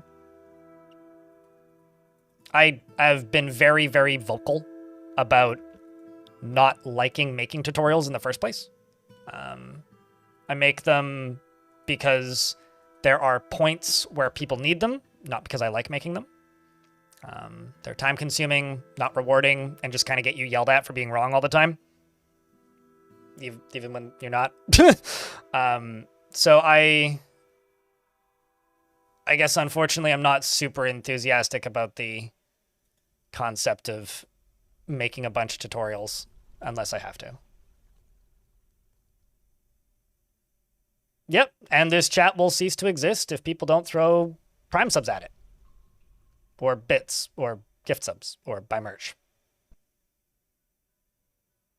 Plump on up. I don't think so. Not noticeably. I've never seen it in like a combat log or anything in regards to things tripping over entrails.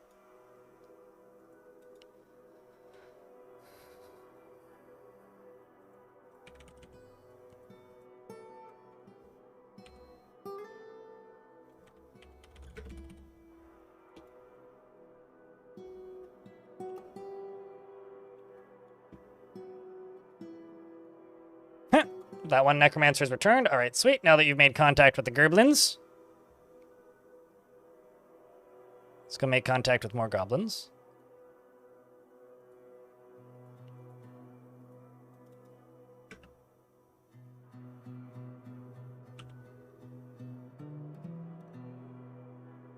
I mean, wouldn't it be more like the jump rope of the zombie world than cat? I understand, like, you know, the existence of cat gut strings for musical instruments, but, like, I don't know how cats would feel about that. Literally not a single dwarf has fallen into lava in this fortress yet. Probably Jody. Thanks for the biddies. And the more biddies. Appreciate you. Bah! Thanks for the $5, Bob. Appreciate you. If there's text underneath it, it's too small for me to see it, and I'd have to open up a web dashboard to actually see that. Because those come in so infrequently, I don't usually have the dashboard up. Holy cloth.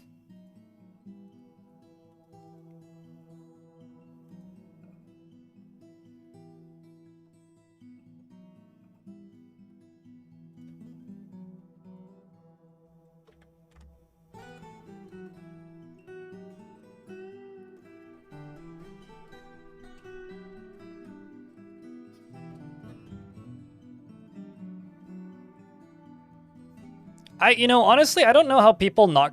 Like, in order for stuff to fall into the lava, there would need to be a fight in here, and there hasn't been a fight in here yet.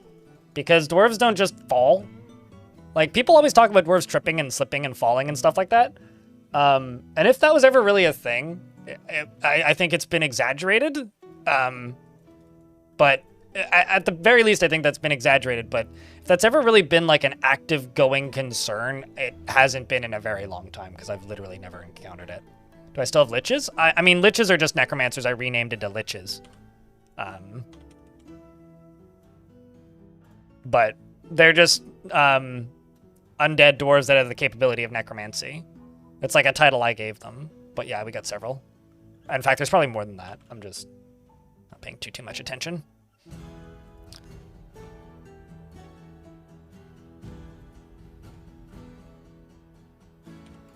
How's the cage dwarves coming along? Oh, cage dwarves are all dying now.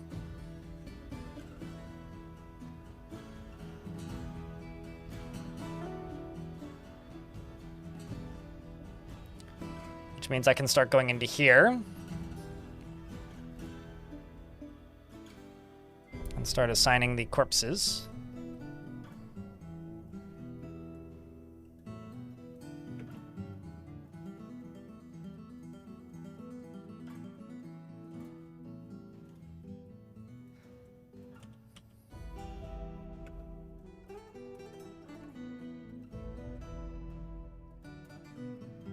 Because at this point now we're just waiting for them to be found dead.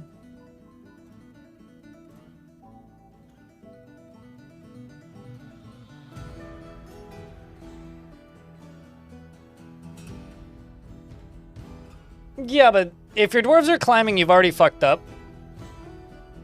Like, I'm aware of this, but like, if you have dwarves that fall while climbing over something, you've got bigger problems than them falling into lava. Like at that point, like if they've already like almost died while climbing somewhere, like clearly there's some pretty major issues with the setup of your fortress at that point.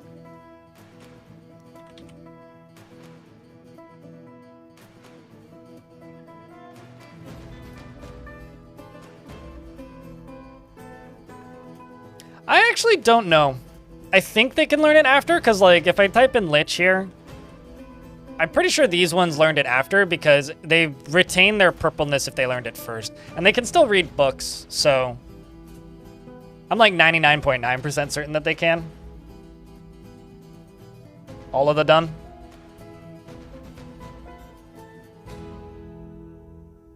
You're waiting for a Minotaur? Good luck. Cheers, Janiton. It's been 7 years. All right.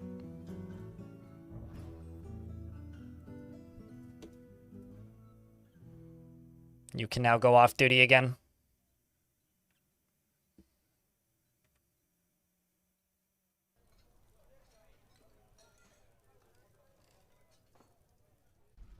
Do I ever need to deal with thieves and like theft issues? No, because I think that mechanic is horribly unbalanced, so I completely disable it from being able to function.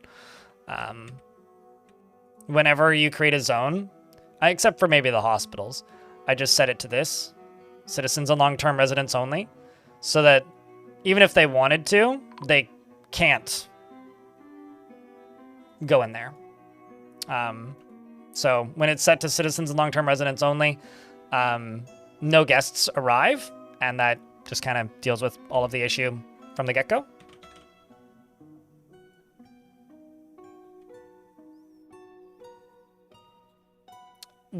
I used to allow a lot of visitors and guests, but it was when Villains Part 1 released, which I'm sure you could Control F on the Bay 12 website and find. When Villains Part 1 released, there was kind of an issue where, to put it simply, dwarves, when you used to get visitors, like the majority of the visitors you would get would be like bards. You'd just get inundated with bards and mercenaries and monster hunters. But when Villains released, they could get corrupted by villainous actors, so like necromancers and stuff. And when they'd get corrupted by villainous actors, they would then plot to steal your items. But the problem is that mechanic isn't even remotely balanced. So when they plot, when you make an artifact, if you actually look at Legends, the second the artifact is completed, like 24 entities in the world all lay claim to it, and then they all just start beelining for your fortress. And I hate that mechanic, so I just disable it. We're in an ad break, so I will leave the game paused until the ads are done.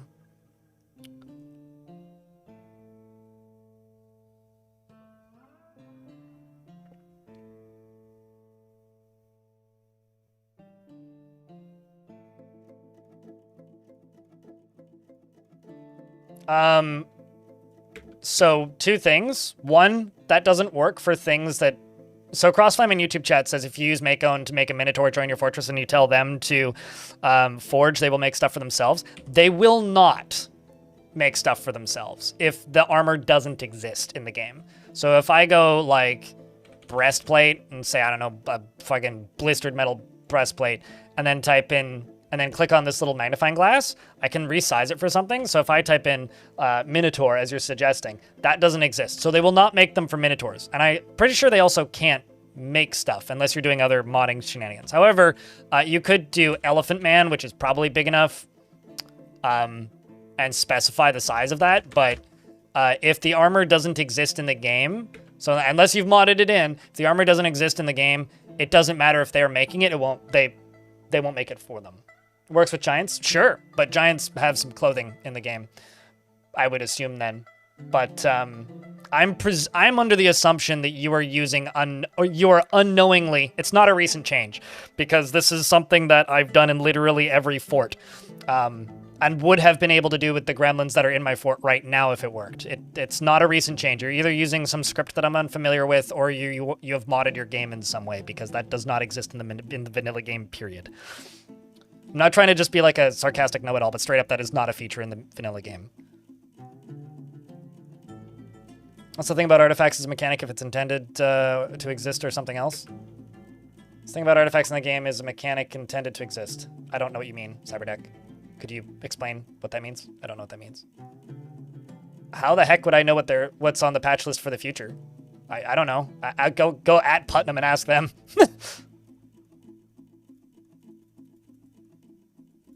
All I know is what's been announced. Appreciate it, Scoopa. Literally just need this dwarf to die.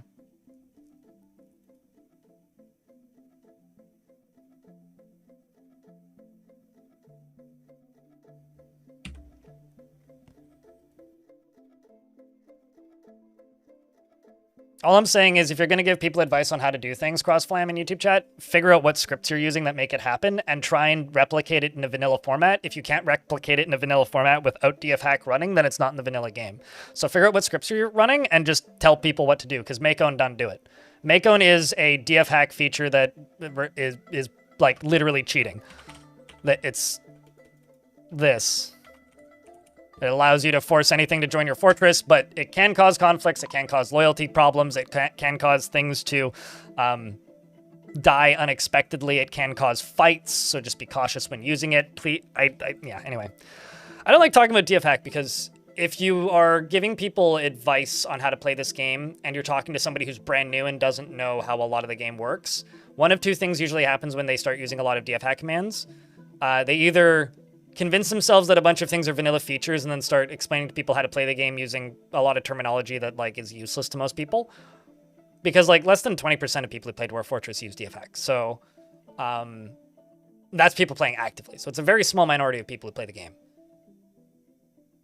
When you start giving people advice on how to play a game and all that you're telling them is stuff that is quite literally mechanically useless to them, it's kind of drives me bonkers. Because as like, this is part of the reason why I don't make many tutorials anymore, or I don't prioritize them anymore, is because I'm tired of having to just combat with people just giving advice that I know, looking at it, is very much not the way the game works.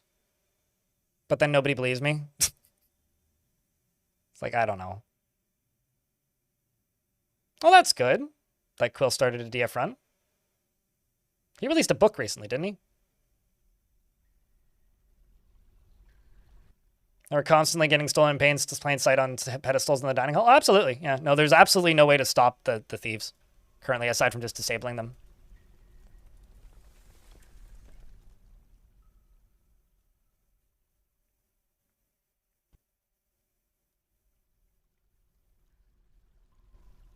There is no way to teach others how to swim in Dwarf Fortress. Dwarves have to learn how to swim on their own.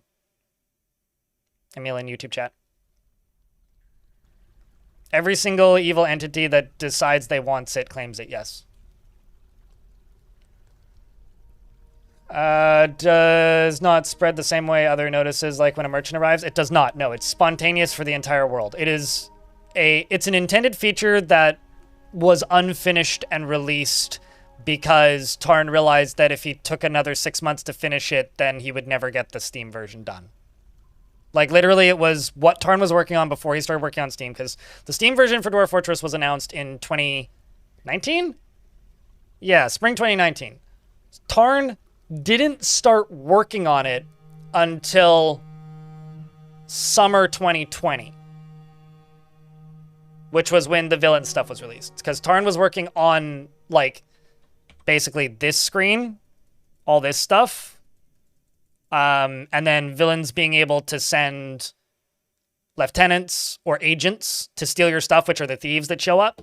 Villains could be mercenary groups. They could just be random necromancer number 432. They could be a overlord. They could be a, I don't know, Gobby McGee. They could be kind of whatever. And because of that, I could actually go into here. And because of that, there's just so many of them that it doesn't spread organically. It's just spontaneous. If they have agents, they immediately send them. Which is why, like, if you have a singular artifact in your fort, the only visitors you'll really get in most worlds. And there, every now and again, someone will comment on my YouTube videos and be like, you just have really evil worlds. If you have less evil worlds than you want of this issue, it's like, well, it doesn't really matter to me because like that, it's literally my experience with every single world I play in. But the evil actors just send stuff to steal your stuff, and there's no way around it. You just have to deal with them. Kit Fox, thanks for the raid. How was the mod jam? Any fun results? I'm just bitching about bugs. Well, maybe not bugs. Unfinished features. Say lovey.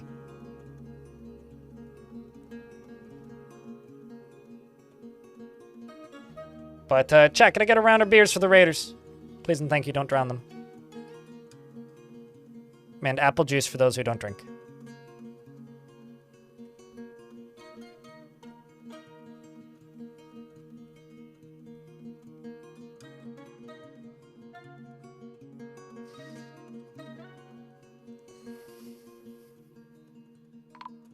I'm starving my dwarves to death in cages.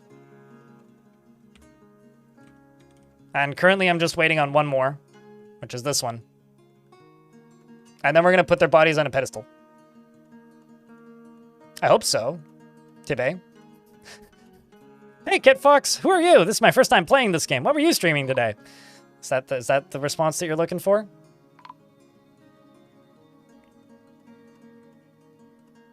I'm honestly more concerned about the fact that my population just went up by 1.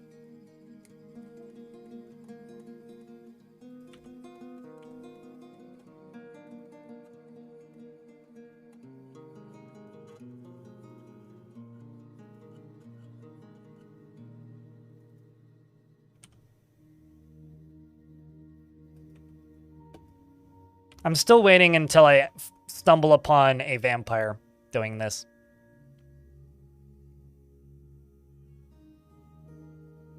That's truly what I'm waiting on right now.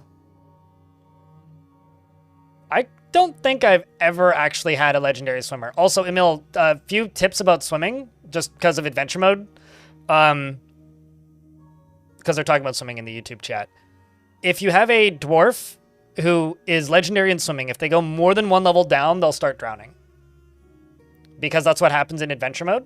Swimming only allows you to stay on 1 level. And if you start going further down than the 1 level, they'll start drowning. At least that's what happened when I had a, not legendary, but Grandmaster swimmer in adventure mode.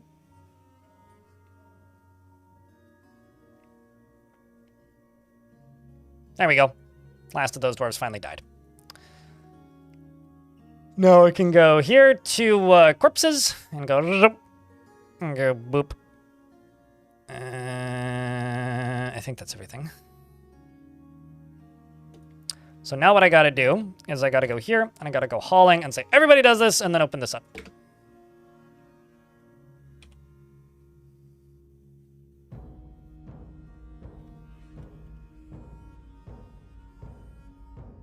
I may actually just wait until this dwarf runs in there and then lock the door. Because they're all in here anyway. So you should just go back and forth and do this. Nope, you're doing it. Looks like it.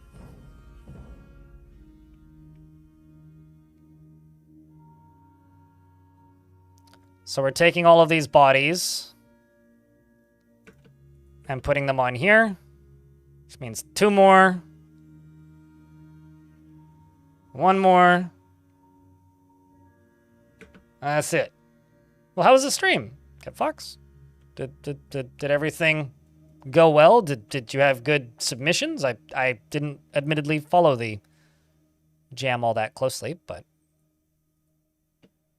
I hope it went well.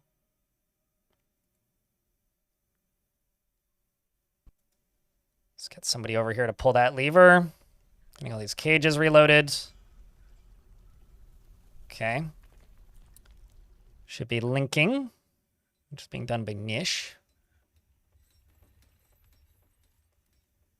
This doesn't happen very often, speaking of, but I did actually get a Goblin Slayer who's visiting. And I think that that's probably because of the hospital. But they also already left, so.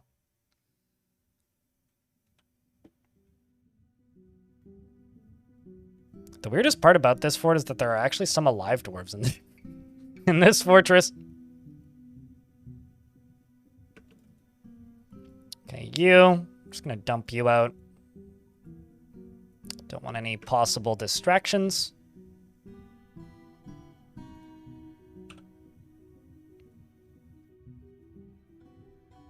Yeah, 10 submissions, and the mod pack ended up being super fun because they interacted well with each other. Oh, neat.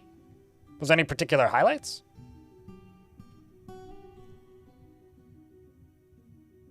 You know, Realm Rusher, that story kind of reminds me of when I ended I had to end a Caves of, well, didn't have to end, but ended up failing a Caves of Cud run because for lack of a better term, everybody just kept getting reinfected with Pax Clank, the mushroom guy.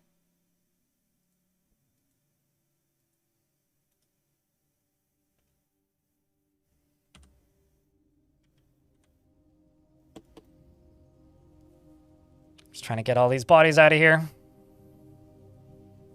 You're right there. Now the only thing I need to do is pull this lever. But I just would like to get all these bits and pieces out of here if possible. Unless there's one who hasn't been put in here yet. Let's do another scan.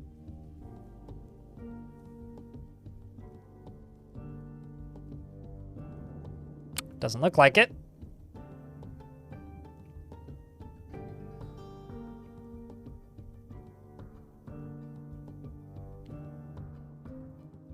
Clank tried.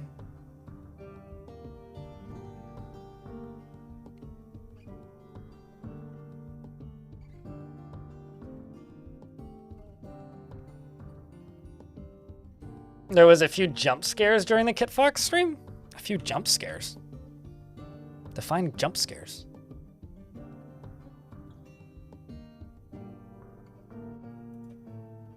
I watched The Barbarian recently, which had one really good jump scare.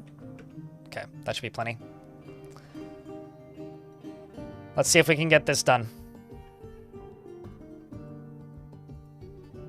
Chad, I need a big round of beers. Wish me luck.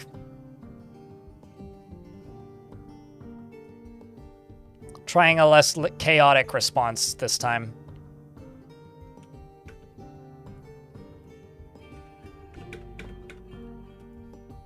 So this dwarf here, who actually isn't dead, is about to have to contend with nightmares. Okay. So, this zombie is now released. It's a headless Katten, mutilated corpse. And now it appears that minus the face, we have, uh-oh. Mate, you fucked up.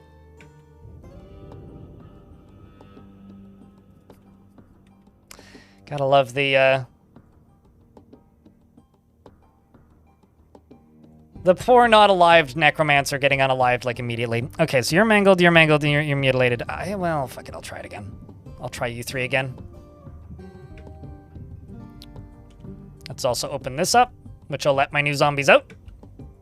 So we got Stukos, we got Aiden, we got eyeless or bodiless eyeballs, and Libash, amongst others. And because they died of starvation, they're not in pieces, which is very helpful. Which might be surprising to some, but I think is pretty true. Okay, you are just going to get deconstructed, and let's reconstruct a liver right there. And let's go cage. Grab a zombie. How's the crabs and cobras doing? They're not all that useful, but they're there. I was kind of hoping I'd figure out a use for them, but I really haven't found a suitable use for them that's consistent in any real meaningful way. Which kind of sucks, but is what it is. And I will assign just a Rotten Butcher to do this one.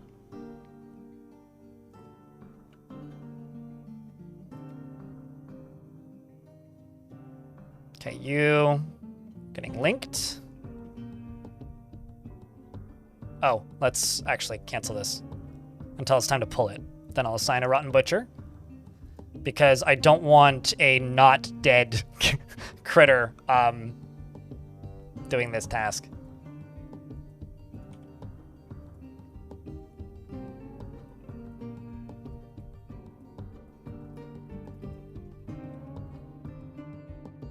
So what are you down here for? I actually don't know.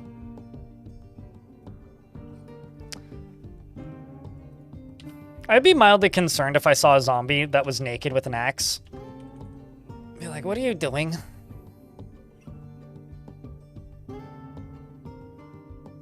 Had an open door to a hilltop that got startled by a bunch of the custom night creature citizens chilling. Oh! They got jumped by the guards. That's cool. I think it's one of,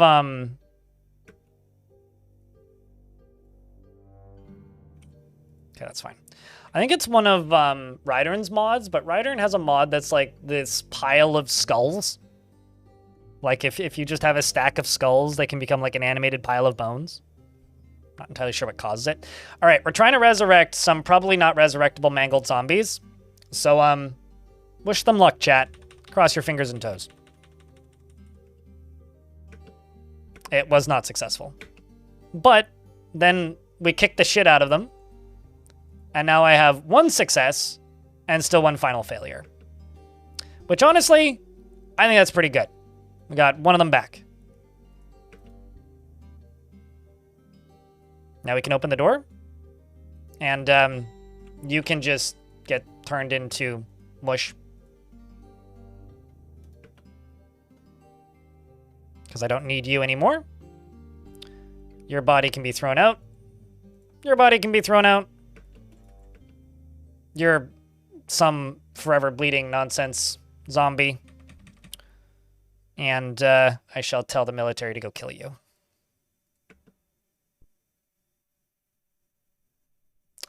That didn't go as well as I'd wanted it to, but hey, I'll take it.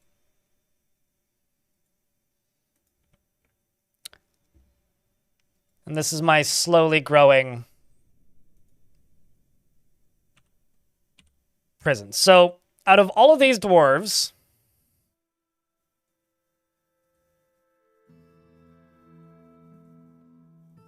I was gonna say, is zombie a profession? I don't think zombie's a profession.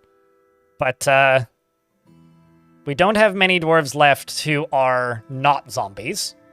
So I think now is our opportunity to get the rest of them done. If possible, anyway.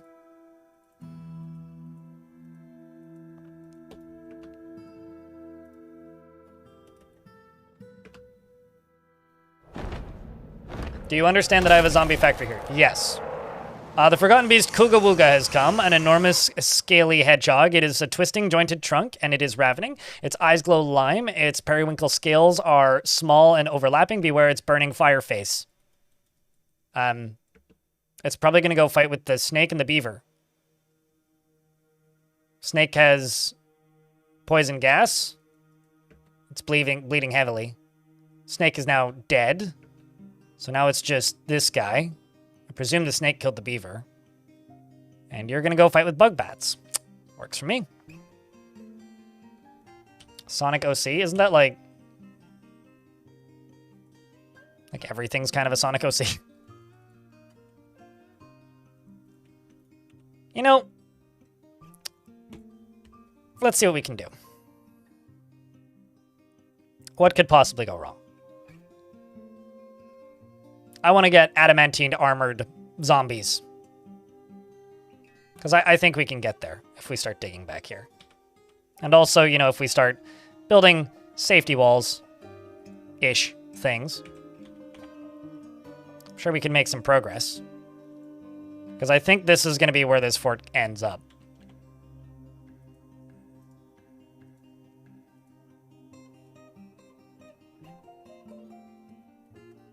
I'm also going to swap out the...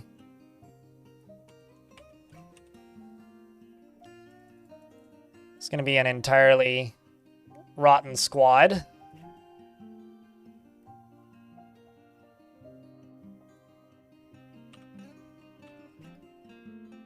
And let's send them both down here. Keep them both set to no orders.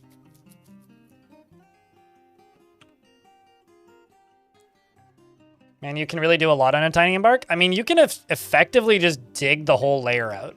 Like, more or less instantly. Okay, so they're hitting lava. If they run into problems, they'll find those pretty quick. Seems I got tons of gear. I always forget that this dwarf always ends up in the squads. Poor Lanix the Handy. Oh, look at that! Raw adamantine, praise the miners. Oh no, something evil is also emerging from the newly exposed pocket. Well, that's not so good. What should we do, chat? What do you think? I think we scream charge.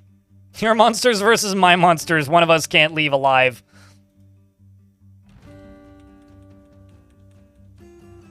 We've got Einod here who's being bashed backward. I don't even fucking know what's happening, man.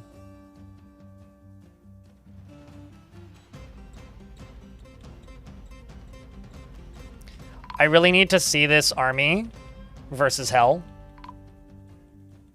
This is absolutely something I need to witness. Hold on, where did you go? Okay, so that's Einod's mangled corpse. Got it. Okay, he's back up. He is friendly when he comes up. I don't even know what the demon is! Hold up.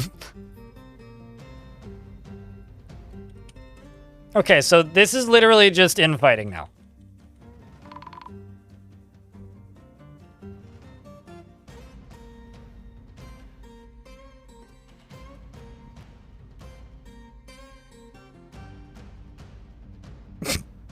What a clusterfuck. Correct. Well, okay, so the good news is we won.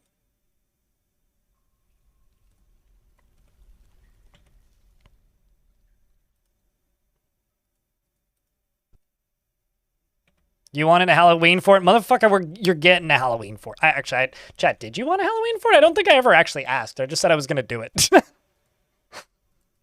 So maybe you didn't want a Halloween fort, in which case now is your opportunity to scold me and say that this isn't something that you asked for, and I apologize. Mostly.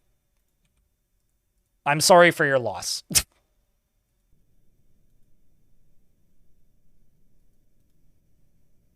But at what cost? Halloween fort, as in, like, the band?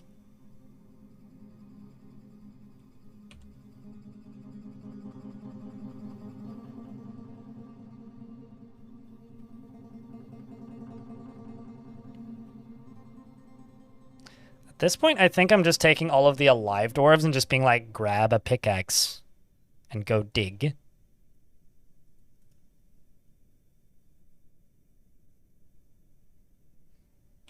Because, like, why would I need my necromancers to keep digging, you know? Why would I need my zombies to keep digging? I need those that are not zombies yet to start digging.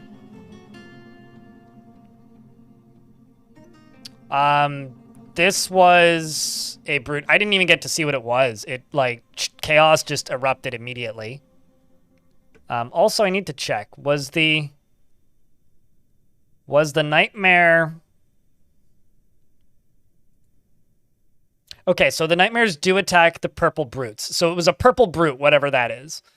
But they do fight with the demons. Hey, chat, does anybody know? Can nightmares burn? I need to know for science.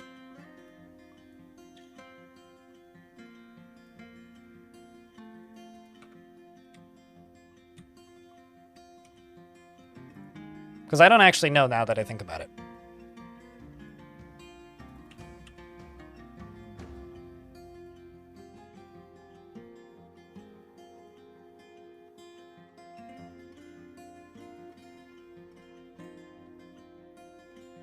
Okay, you look a little bit too injured to be in the military.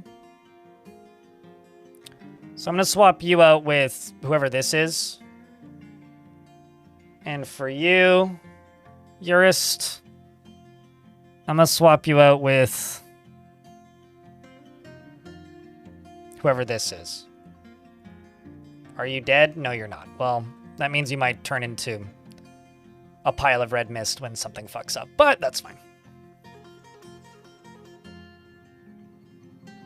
They're not flammable. That's good to know. I'm just wondering if, like, undead squads like this can defeat the Hell Rush. That's really what I would like to know. Like, genuinely, that is my biggest curiosity about this fort. Edom, the dwarf farmer, rotten butcher, withdraws from society. Well, that's exciting.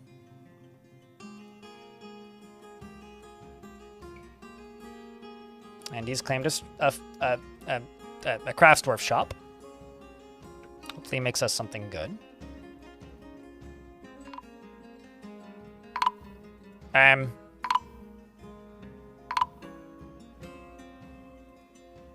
Yeah, about that. Oh no! We checked for heat. What devilry is this?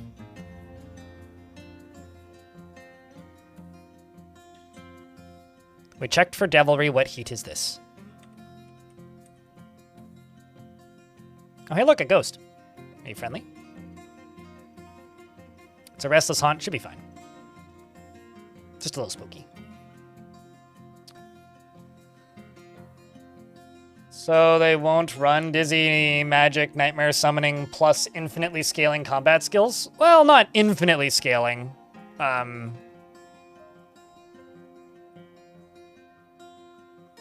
But we've uncovered what must be a treasure of the gods. It's a sock! A pair of socks! Okay, like, seriously, though, what are these? It's a large, bright metal sock. Oh. Sorry. Wait, hold on. These have sprites now? When did these get sprites? Anyway, it's these chasse things. All craftsmanship is of the highest quality. Well, that's lovely. Useless, but lovely. Can you melt those? No, because they're named. If they're not named, then I can melt them. Deep within this strange place, we've uncovered another treasure of the gods. This is underwear! Oh, it's large. Chat, we found a large, bright metal thong. If only that human adventurer had made it. If only. It's such a shame.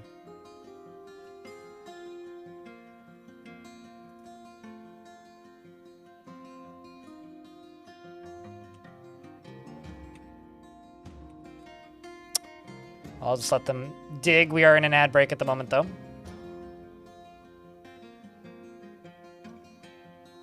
Must be Christmas. Must be. Pretty sure it's Halloween, but...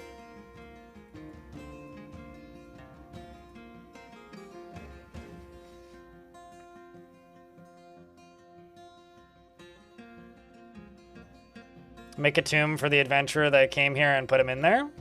He's already got a tomb. Yeah. It was one of the few that got tombs. Well, that's exciting. I'll wait until the ads are done.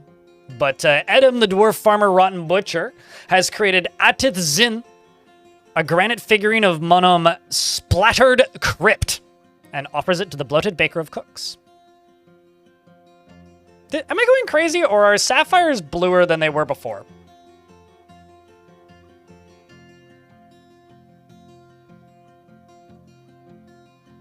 Hey, chat, somebody help out Tyrantos and Reinhardt and Tiny Hippo so they don't need to see them ads. Those were just the first 3 people I saw.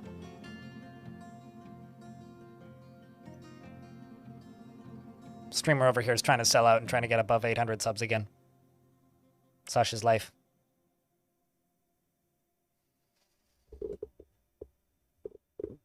Did F seem darker? It's like the color's changed. Maybe I'm going crazy.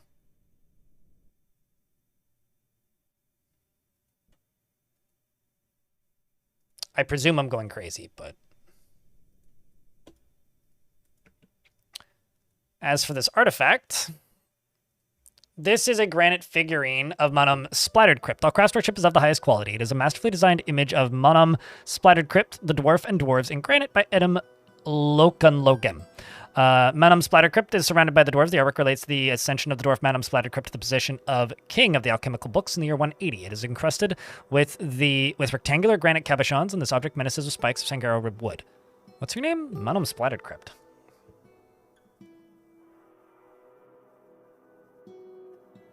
Oh, not current king.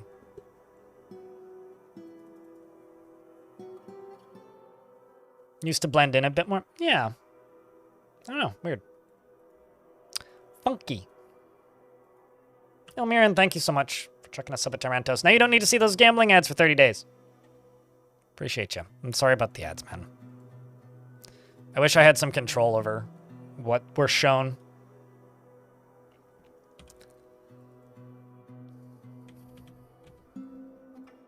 I'm just gonna say make strands, extract metal strands, and wafers. Just set all that to 0. They'll just make them as they come.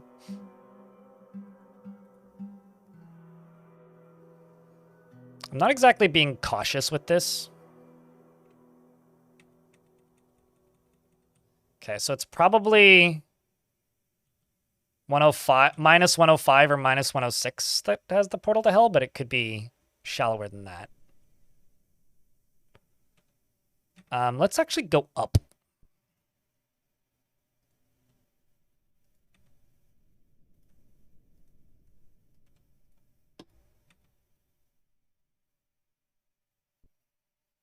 Okay, so you go up 1. Let's hope that that doesn't dump lava on us. It doesn't, which is lovely.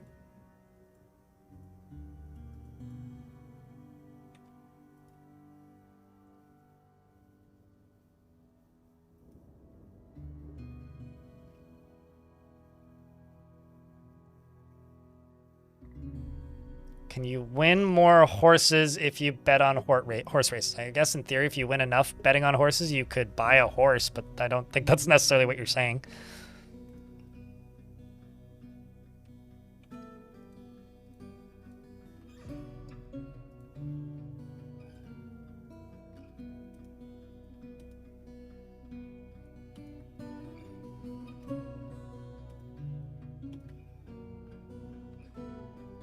It's a little smelly down here.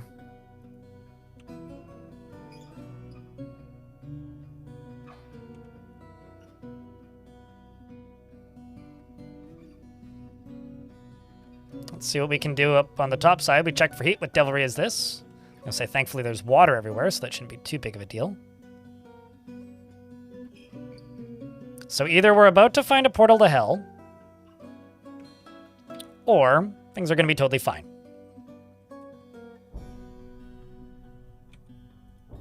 And as for whatever you expect, Chad, it could be either one.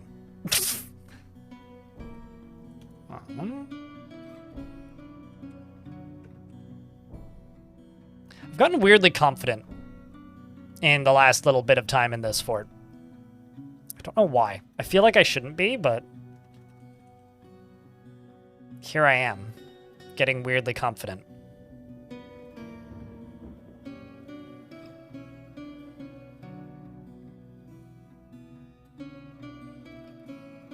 Just gonna make a few more of these just to get strands going quicker. We checked for heat. What devilry is this? It's all the way up here. Should be safe.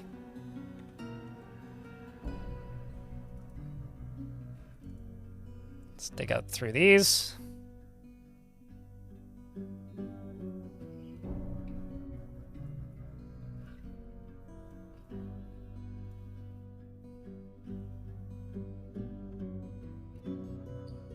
You know, I will be completely honest with you, Tyrantos. I have played and watched 0 seconds of that game. I've only seen one title image of it. Something evil is emerging from the newly exposed pocket. I'm just going to immediately pause it and let's actually get a look at what it is. It's a lilac devil. I've seen these written about before. It's a very large flatworm. It has a broad set shell and it is ravening. Its lilac scales are blocky and overlapping. Beware its deadly spittle. This one doesn't have armor because it's just a devil, not something interesting in that regard. I will send up the 2 squads if they can get here in time. The alive dwarves are currently all running. except for the silly Saigon here. And the unfortunate Dakost. Here comes the squads. Okay, now we have a living Saigon and a unfortunately living Dakost lower arm and a living Saigon sans lower arm. Now we just need my soldiers to get up here and deal with them.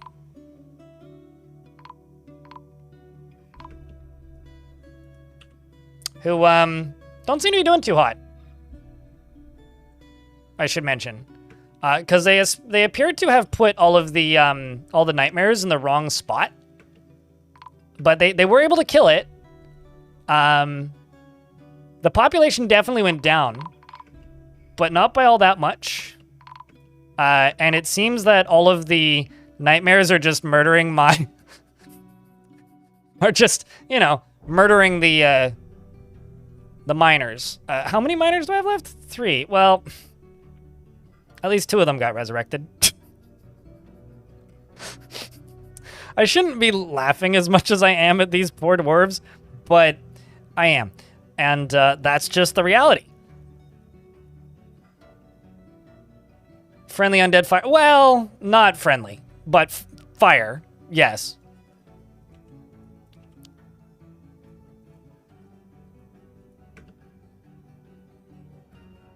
Oh well, I shall forbid all of the unsuccessfully resurrected corpses and hope we find something else scary in time.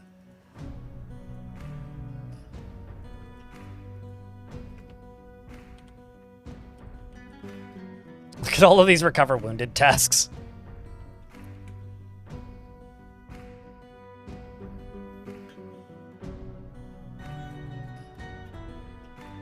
Uh-oh. That seems a little hot. You know, this dwarf may actually count their lucky stars if they make it out alive, but I don't know what is wrong with you there, Ast, but you are certainly not bright, if you will. So frame rate's about to get really bad if this dwarf tries to walk out, because the smoke is about to block their pathing. Maybe not. Burnt out pretty quick. Got burning red diamonds now, lovely. Okay, now you need to run. Or don't.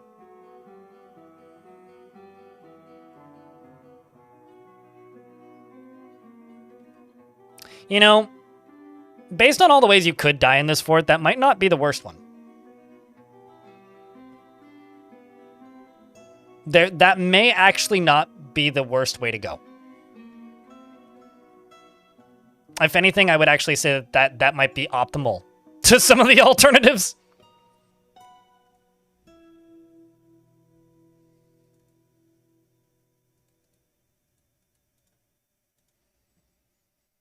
And it's permanent true, yeah. Clearly that dwarf didn't care. Tried to do it intentionally, you know.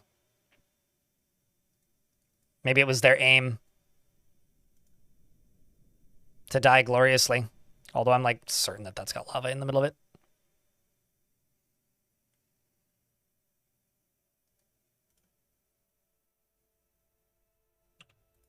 The other thing I could do actually is I could go pen pasture right here. And pen pasture a zombie right here.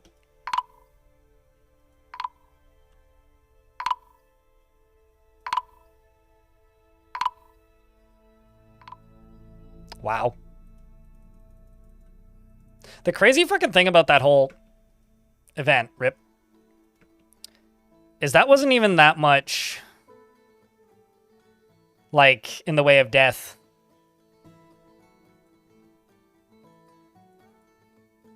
I wish I could dump a bucket of water on you, dwarf. It seems like all of your clothes is burning up. There he goes.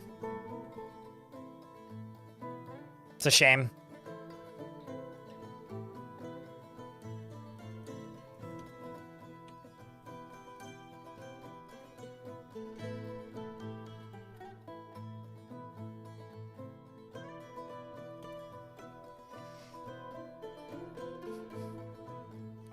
Oh, I've got several... Oh, don't worry. Like, my main squad is more than trained proper. I mean, Tarantos. I'm literally doing what you're suggesting. But in order to do what you're suggesting, I need to acquire adamantine, right? It's like at this point, I've got 2 adamantine strands. I've got 37 raw adamantine and 1 wafer bar. My main squad is almost entirely legendary warriors. I made a second squad so that I would have more backups to be able to work our way into this, and you're suggesting exactly what we're doing, so. The issue with Candy is I think it's 7 times more items that you need to make things in a lot of cases, so things that would normally take 1 bar take 7.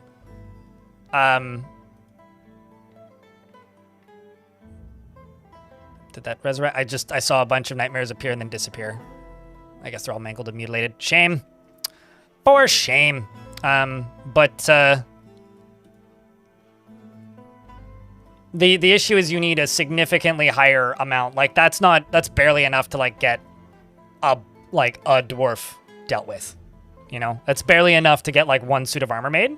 So I need to mine quite a bit to be able to get a bunch of it going. So it's going to take me a little bit to be able to do much of value with it.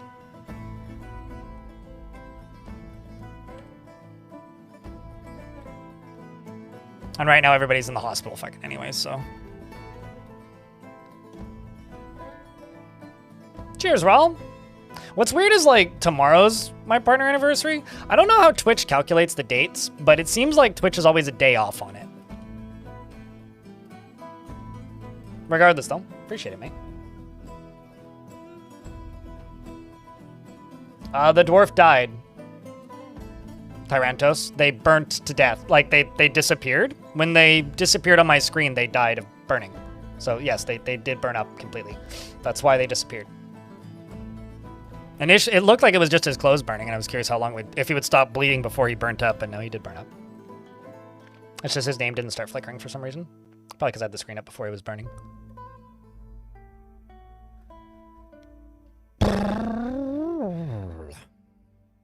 We also didn't get traders this year, which is a bit annoying. If I were to bet, my mountain home's probably under invasion. And the last migrants we got were in summer, so maybe we'll get some more in fall.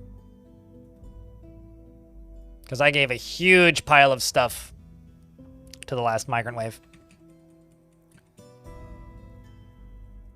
Also, sorry if I'm coming across like a know-it-all. There's just kind of a lot going down in the fort right now, and I'm having to think faster than I normally do. Not trying to sound... I'm just kind of realizing that I sound kind of crappy at the moment. It's not my intent. There's just a lot going on.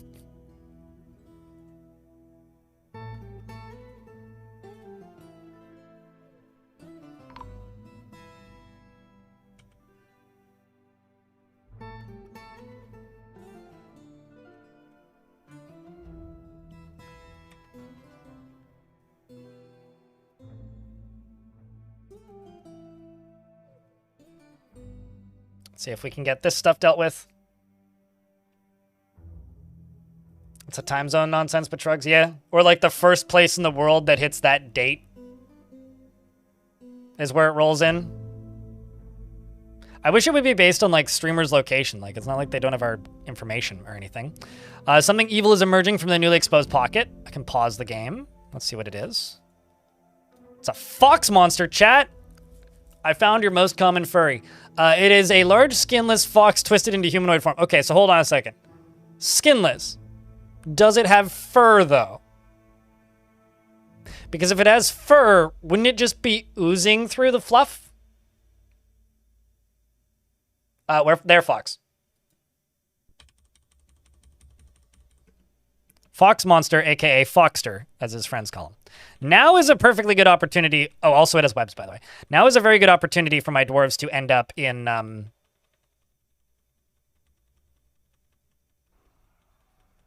lava. But it doesn't appear to have happened yet. Dwarves are doing a pretty, with the exception of this one. Moreb, don't you fucking dare. Don't you. Don't you. Oh my god. You stress me out, you goddamn dwarf. Speaking of goddamn dwarf, this monster is now pale and bleeding. As the dwarves surround it, it dies. And we appear to have resurrected one dwarf from previous fights, who is now just random headless nonsense, who hopefully will be able to use some abilities and help defend us, if nothing else.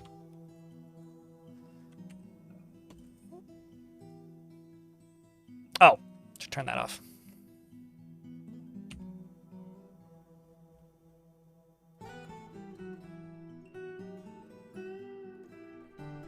Currently, we're just kind of in this issue where everybody's in the hospital.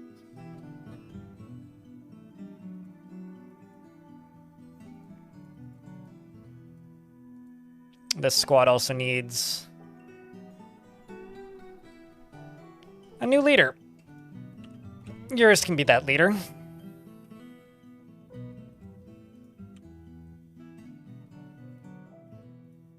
This stuff will be safe to dig out, if nothing else. Although, let's actually just do this on normal digging orders.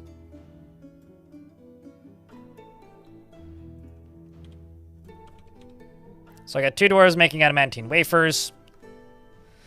Should go all the way across to here. You can see we've got some popping up now. Which are 7.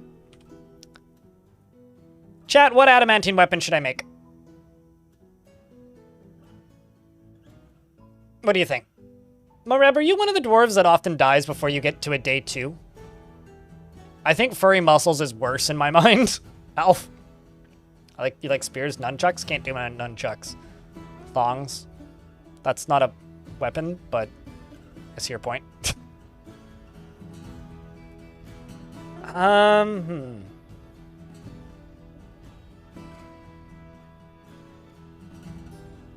Be classy. I'm thinking I'm gonna go battle axes.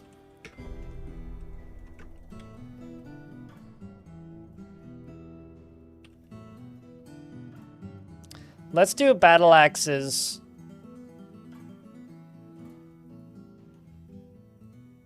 Followed by maybe shields.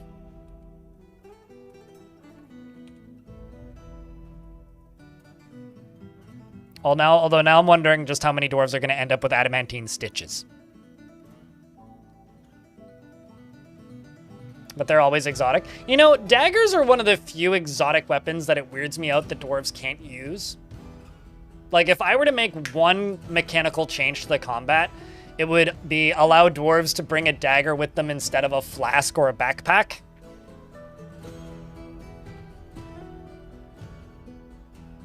Or, like, in the same way they bring, like, a flask or a backpack so that if they drop their sword, they can swap to the dagger. Or crossbow or whatever. But that's just not how the game works, so it's kind of a bit of a moot point, I guess.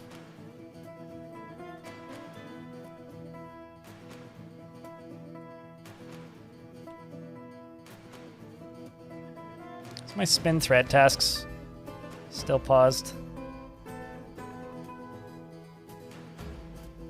Let's unpause those.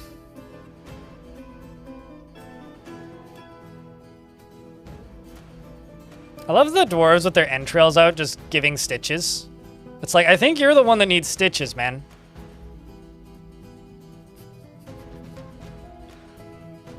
It's just a funny idea.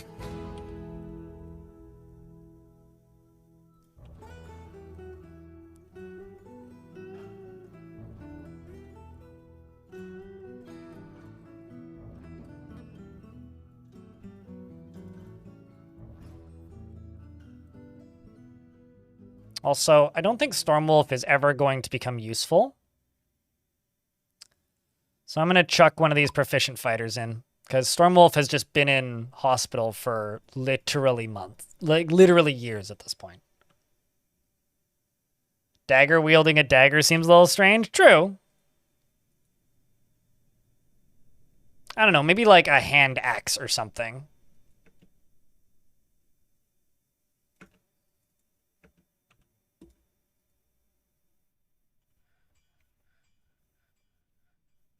A lot of these dwarves are getting new gear and other things.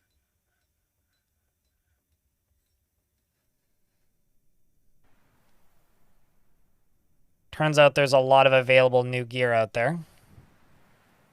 Also, you're our mayor, Dominok.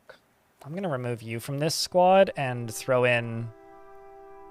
not my manager.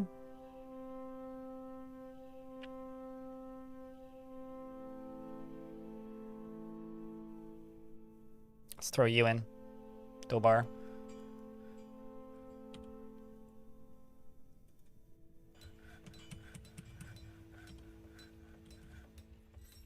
And there we go. We're now making adamantine axes, which take 4 adamantine wafers to produce. Got 10 adamantine wafers at the moment. We've got 2 adamantine strands. And we've got 33 raw adamantine, which is pretty all right.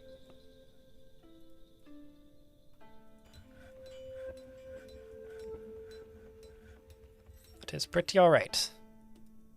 Yeah, also, extracting metal strands is one of the slowest progressing jobs in the game, in my experience.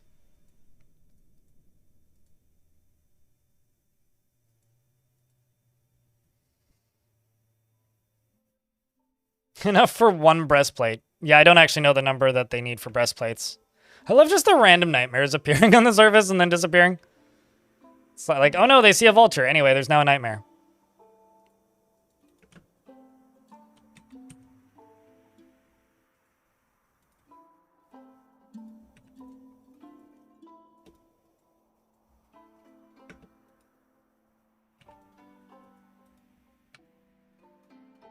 I never actually fully hotkeyed up this fortress, which I really should do.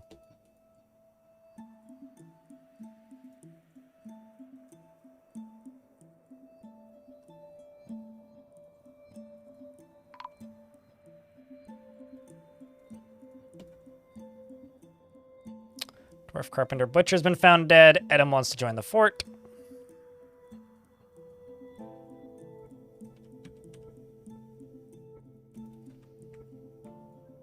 Are you evil enough to be a concern? Just restless, that's fine.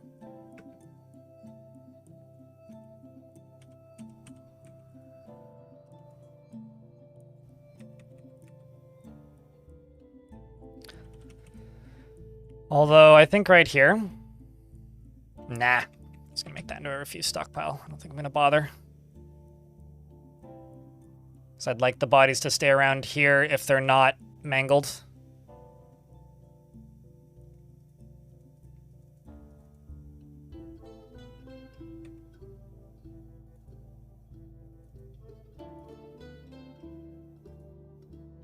I think this one might have lava behind it, but I don't actually know for certain.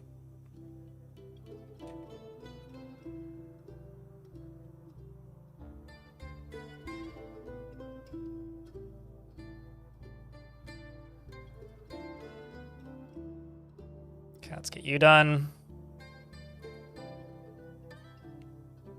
Also trying to mine at angles where if lava does come out, it's not going to set everything on fire. Like sapphires just melt, diamonds catch fire. So sapphires burning actually isn't that big of a deal. Diamonds, on the other hand, kind of a big deal. Because then they just burn for forever, which is just kind of annoying. That's gonna, maybe we can't, nope, no adamantine. Or no obsidian, rather.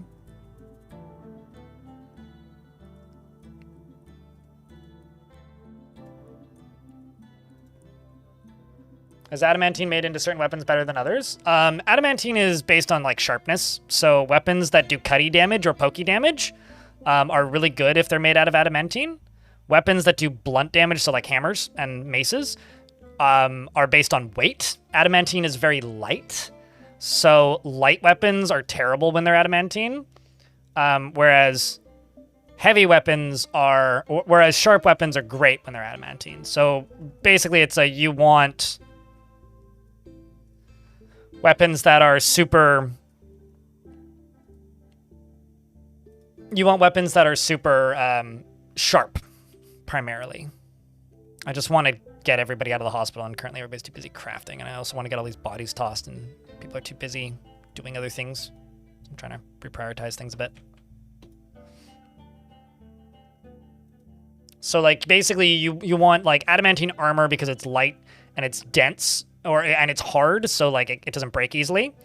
And adamantine weapons, you want things that are sharp. So, axes, you want swords, you want spears, you want that sort of thing. Okay, so you're just in hospital. How long have you been in hospital? Not very long.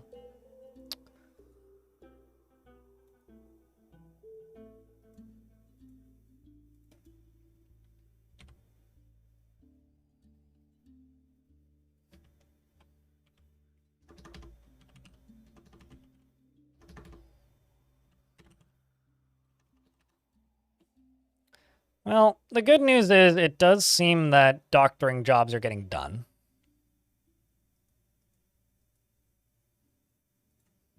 I mean, like, my manager over here seems to be a really, really, really solid doctor at this point. So Aiden here and Stormwolf have been injured for years. Stormwolf specifically has been in hospital since the year 336. It's now 342.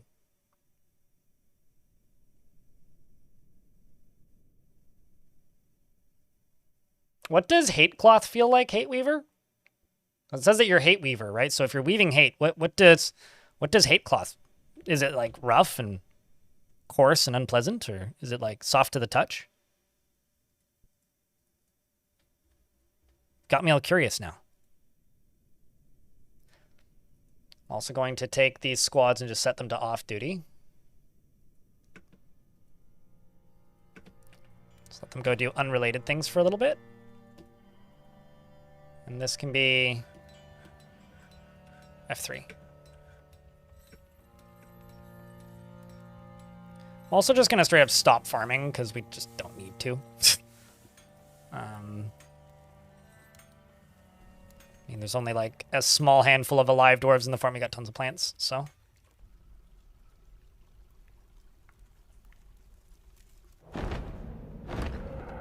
Another Forgotten Beast has come. This one's named Caddy Daddy. Death and Numur. It is a blob composed of snow. Aw, it's a snowball. It's got a bloated body. Well, yeah, it's a snowball. So we got a bouncing ball of snow who wanders into the land and has killed an unknown creature once and is probably going to die to this giant mole. Although it may just run away in fear. There's an ad break in progress. I'm going to go fix my lighting before the sun destroys it. That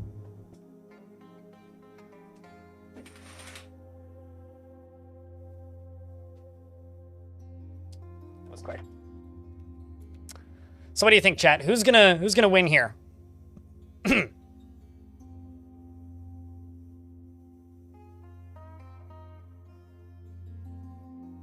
Oh, it's playing a tank from World of Warcraft long ago, and your job was to weave hate.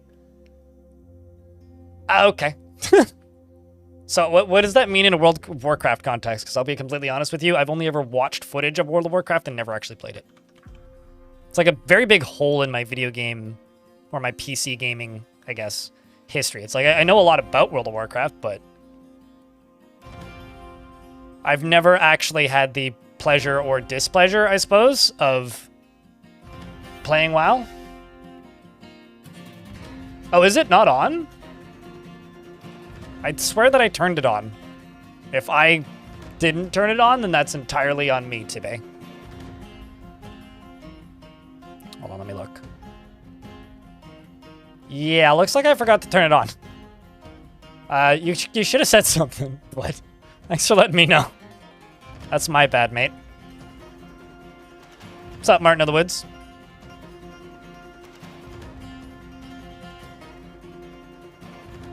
And poor mole.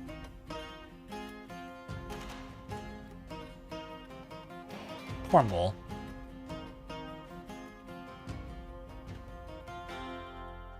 Certainly did not deserve what it got. You know what I could make for, like, extremely silly reasons? I could make adamantine backpacks. Bearded dwarf Tibbe. Necromancy?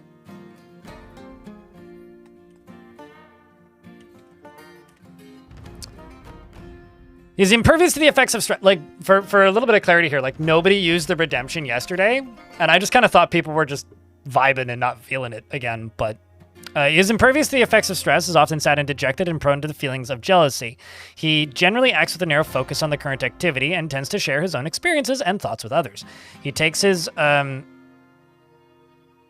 to share his own experiences and thoughts with others. He takes offered help and gifts without feeling particularly grateful, and he doesn't often experience strong cravings or urges. He finds helping others emotionally rewarding and is assertive. He tends to make a small mess with his own possessions, and when he's nervous, he tends to scratch his body. He often greets others with a hug.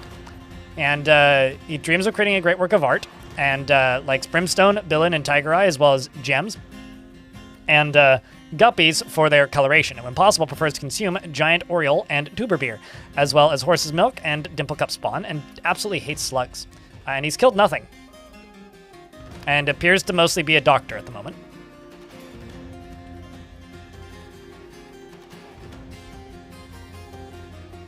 I may actually do this. Nobody Hall for the moment. I just want everybody to go do doctoring related things.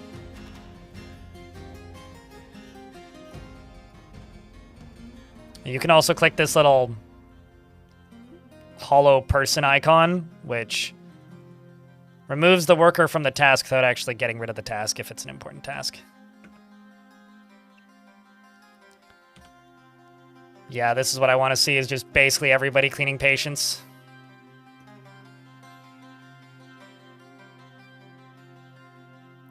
Guppies are a... Oh man, I should make adamantine crutches and splints.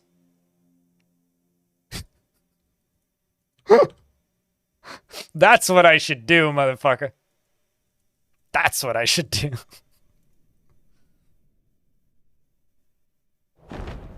Another forgotten beast, this one's named Sun, has come, an enormous feathered mite. It has a short trunk and it undulates rhythmically. Its eyes glow gold and yellow. Its mouth feathers are long and sparse. Beware its deadly blood. There's a lot of monsters on this map. What the... Oh shit, it's a creeping eye! It's a creeping eye! He's adorable. Well, sucks to be you, bud.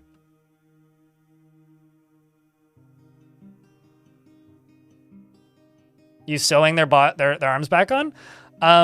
It's like, I don't know. My headcanon reason as to why zombies need doctoring is like, well, like, they've just got bits of flesh that's hanging off on them, and they can't move properly because there's, like, a chunk of their arm sticking into their other arm, and, you know, you gotta patch up the holes where the blood just keeps spewing. And other such things. Like, in this case, it's like, yeah, they're resetting bones and stuff. I don't fucking know what's going on with these forgotten beasts or why there's so many of them, by the way. Nightrake the Assaulted is fighting with something that's making things catch fire, and I think killed it. No, just a Crundle. Oh, do you breathe fire? Is that what it is? Ah, you breathe fire. Hey, you'll deal with all of the bodies. Oh, that's lovely. How sweet. Please go around burning up the skeletons for me. Thank you. I appreciate you. You big monster. Oh, now you're fighting with the other one that's down here. The other one that's down here is a towering humanoid composed of crystal glass, which can't burn. And it has a long swinging trunk and it undulates rhythmically. Beware its poison sting. Meanwhile, its friends, beware its fire, an enormous hairy ankylosaurid. It has a short trunk and a bloated body. Its mouth top hair is patchy. Beware its fire. Rip. So much for that dream. It'll deal with some of them, though. I may actually just, like, remove dump on all these and then just forbid all of them instead.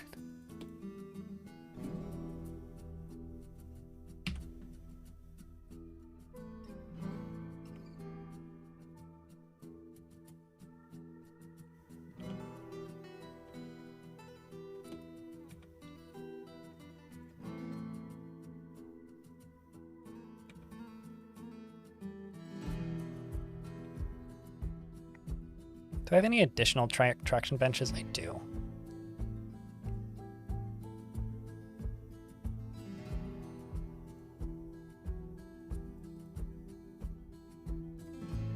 Gotta turn hauling back on. Only select to do this.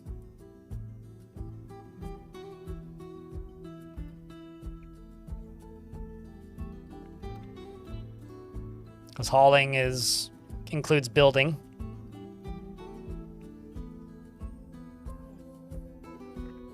Coming out of the side of its face. Kind of reminds me of like a horror picture graphic novel thing that I had years ago. I just remember this storyline in it where somebody's face split in two, and I cannot remember what it was from.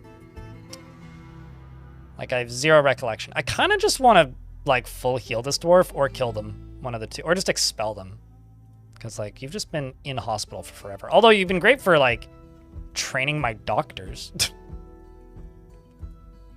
If nothing else.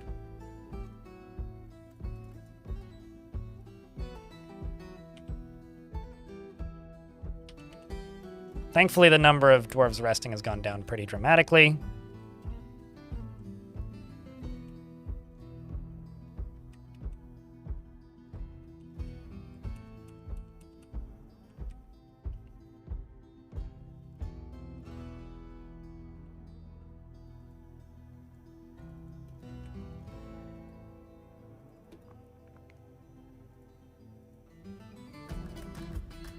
See what else there is that you can go grab. You appear to still... There we go, we're getting some adamantine axes and some artifact axes up in here. See, adamantine axe, iron battle axe. I don't even know how I discovered this. What? Apparently I wonder if they summoned a nightmare in there somehow. That would be funny if that was the case.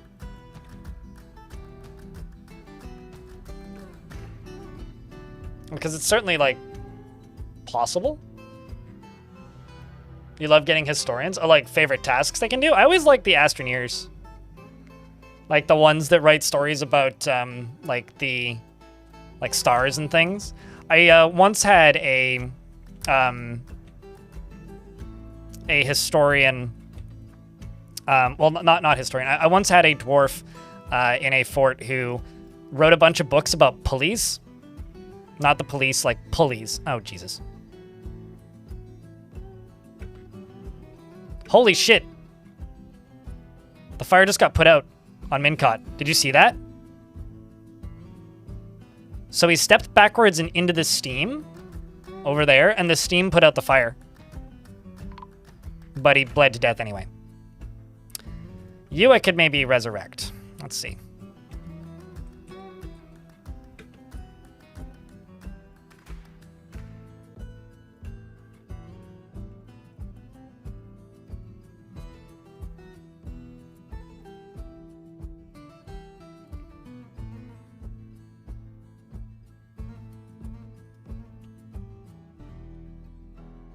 Let's just go here, place a lever. Stick Moreb over here.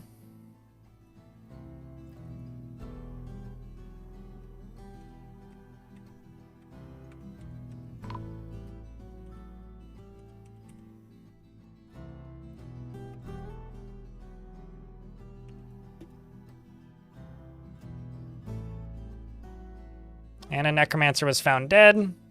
Are you mangled? Nope. Okay.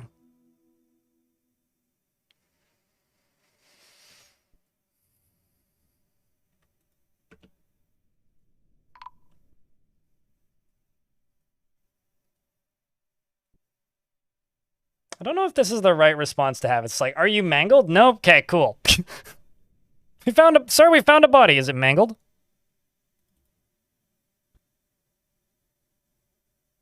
Mincot the miners found dead. It's like an oh no, anyways, kind of feeling.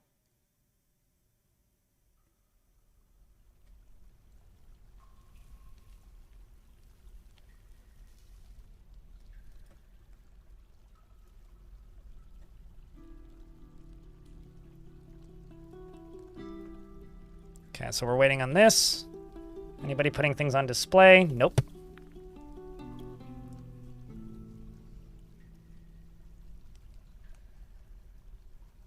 Is the body still usable? I mean, it wasn't mangled, so as long as it's not mangled, it's usable. I can resurrect any dwarf that doesn't have a mangled body or is fully decomposed. So as long as it's not mangled or completely decomposed, I can use it in some way.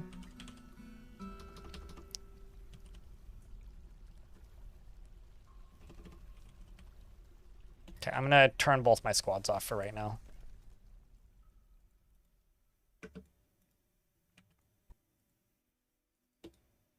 Except you are going to stay stationed right here.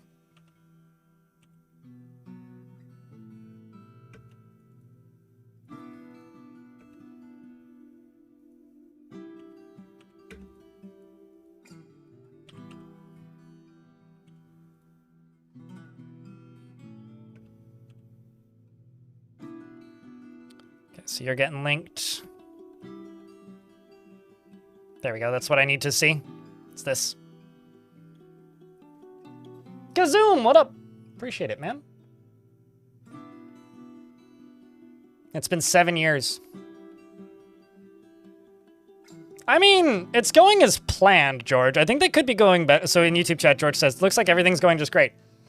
I mean, I'm not going to deny that. Like, it could be going better. But it also could be going a lot worse.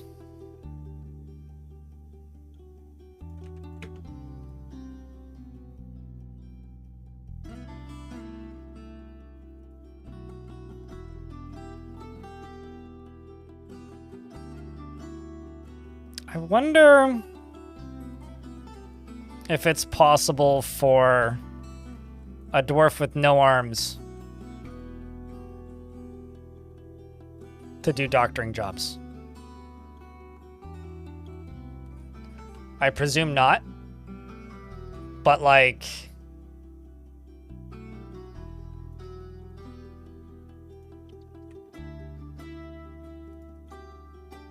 Okay.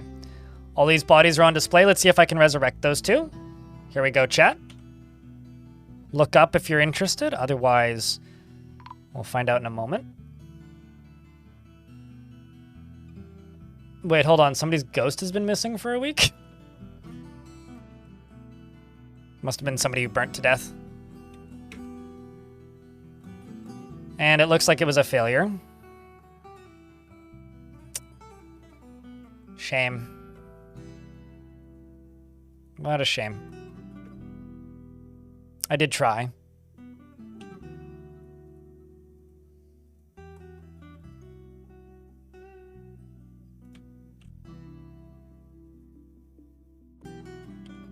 Actually dumping items yet? Not really.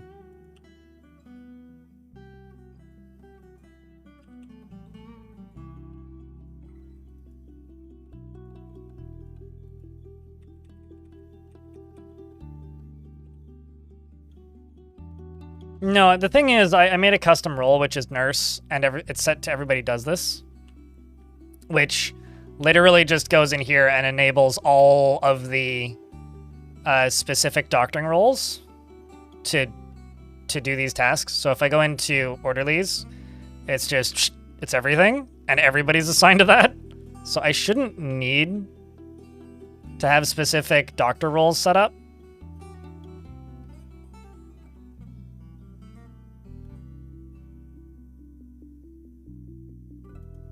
Like, it shouldn't be an issue. Also, I love the Nightmare Silk thread. That's amazing, actually. Oh, that's incredible. I love that. That is awesome. Oh, there goes one. Fath crawled out of bed finally. Like, you need immobilization. I might be out of splints. Let's just go... Wooden splint 40. Wooden crutch 40.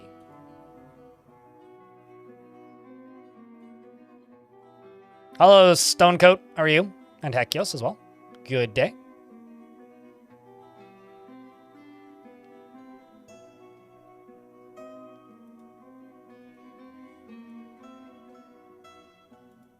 Your skull's covered in your own blood.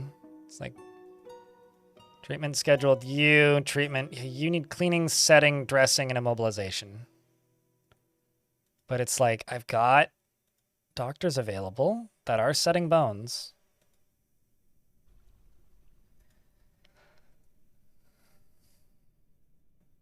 Got tons of splints and all that.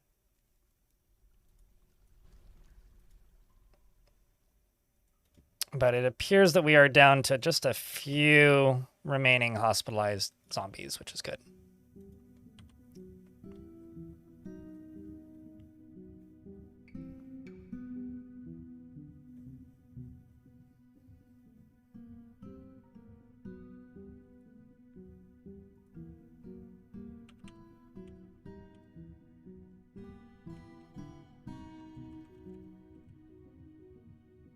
Got 42 adamantine boulders now.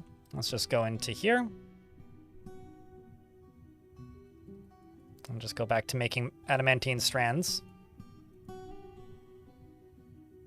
One of them had adamantine thread holding them together. Of course. I mean, like, there's very little I can do about that. I can't specify what type of thread they use for stitches. The good news there, though, is they do have... They're just keeping it for safekeeping for future use, because if a dwarf dies and they have stitches, they remove the stitches after the dwarf dies. So we'll get him when he dies. It's fine. So if he passes away, which will be very unfortunate and sad, and we'll all cry every time, we'll get more. We'll get those stitches back. So it's all good. They're just very sturdy stitches, you know?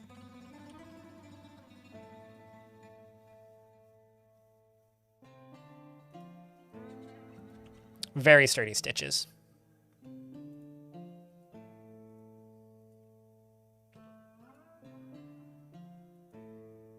Hold up. Oh, you can't stand or grasp. Okay, I need to put somebody else into your spot. You seem like a bad choice.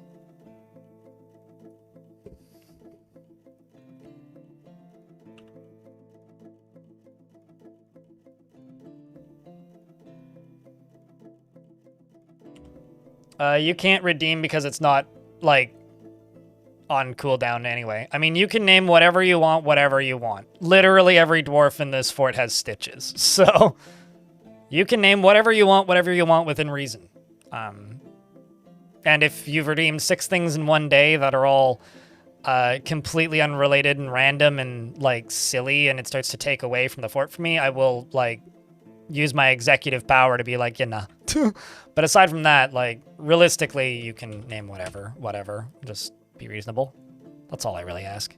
I think that's a fair request.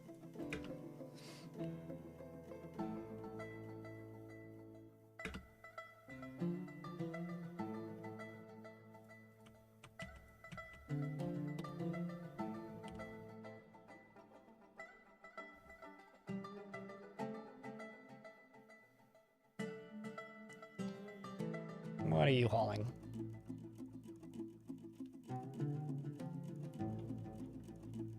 Cheers, Wayne Smiley.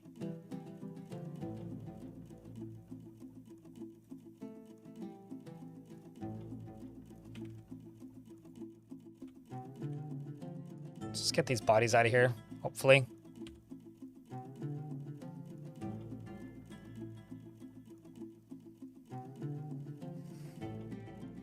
Yeah, looks like they're doing it now. Weird. I don't know why they didn't dump it, which is what I told them to do earlier, but...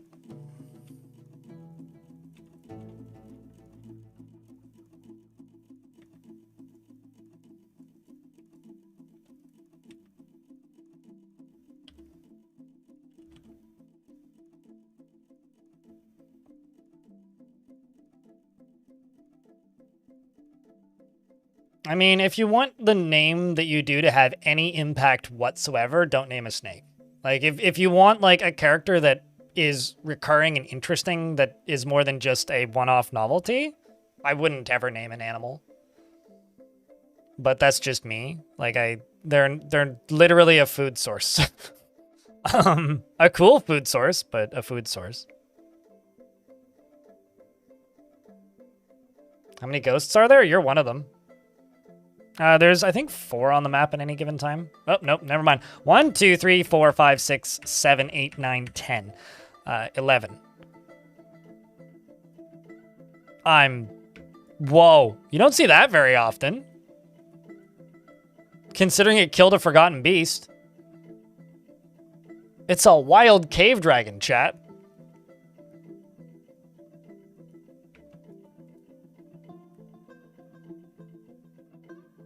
It claws the forgotten beast. And it literally just like scratched it a whole bunch and it died. You gonna try and capture it? Nah, no interest. None whatsoever. All it would do is cause problems. And why? How did you end up in here?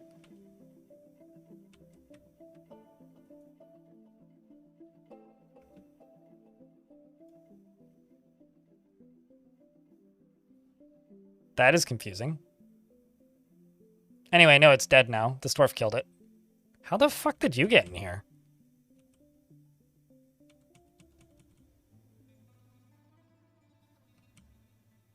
Oh, actually, maybe the, Oh, maybe me unforbidding everything let you down in here? Ah, that's fine.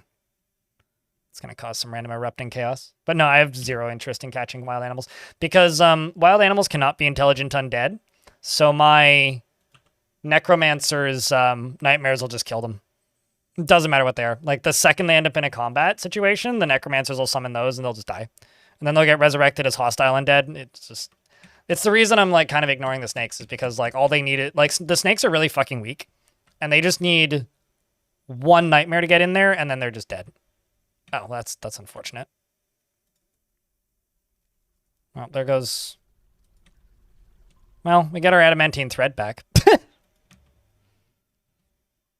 I wonder if this is an accidental method of, like, duping adamantine thread.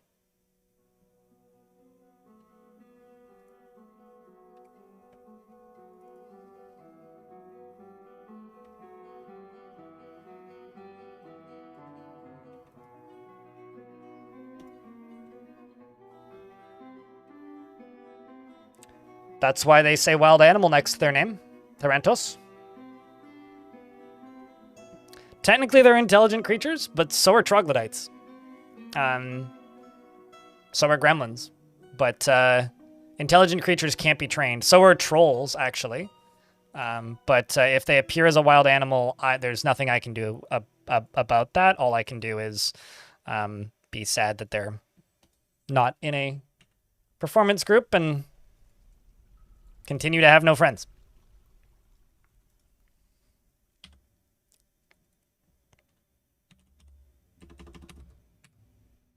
What's up, Zachary Doodles? What kind of doodles have you doodled recently? Or do you breed lab cross poodles?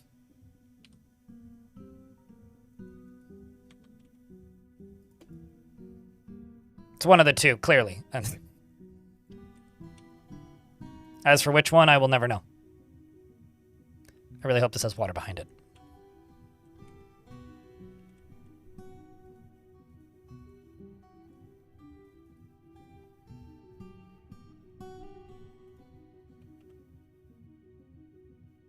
It's a nickname your mom gave you? All right.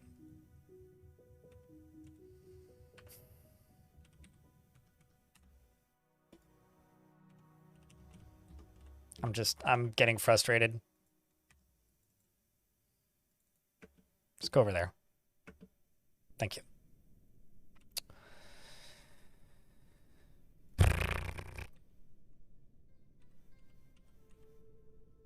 Let's go over here.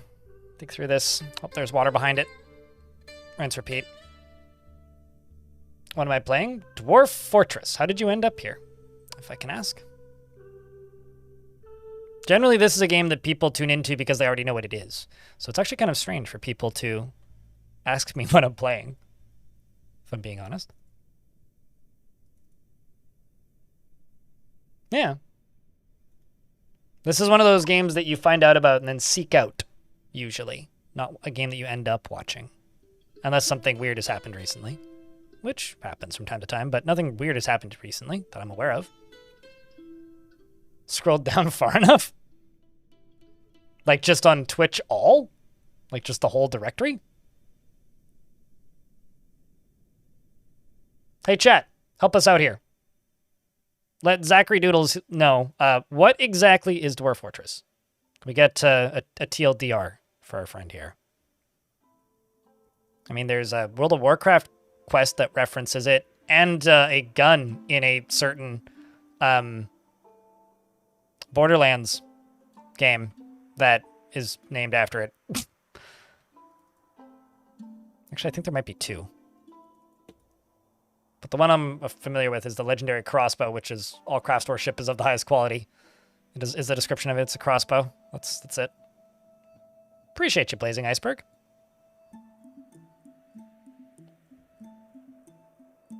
It's also one of the original inspirations for Minecraft.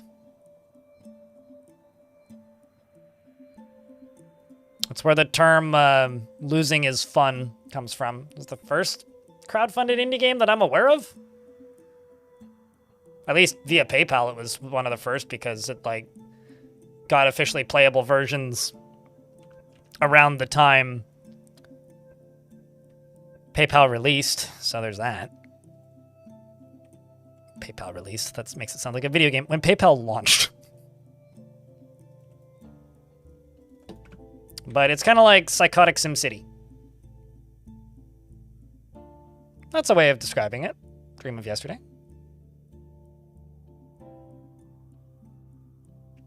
I would say you're an incompetent management team in charge of a dwarven anthill, but we can choose the wording we want, I guess. 8-cup buck.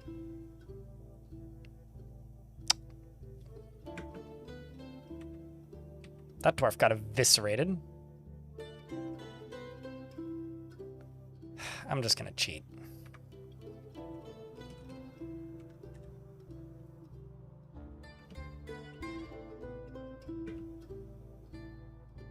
Well, I mean, if you go back in and keep dying, then that's on you there, dwarf.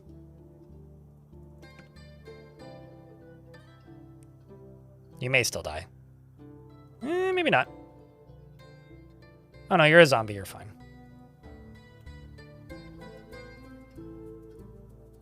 So much rot.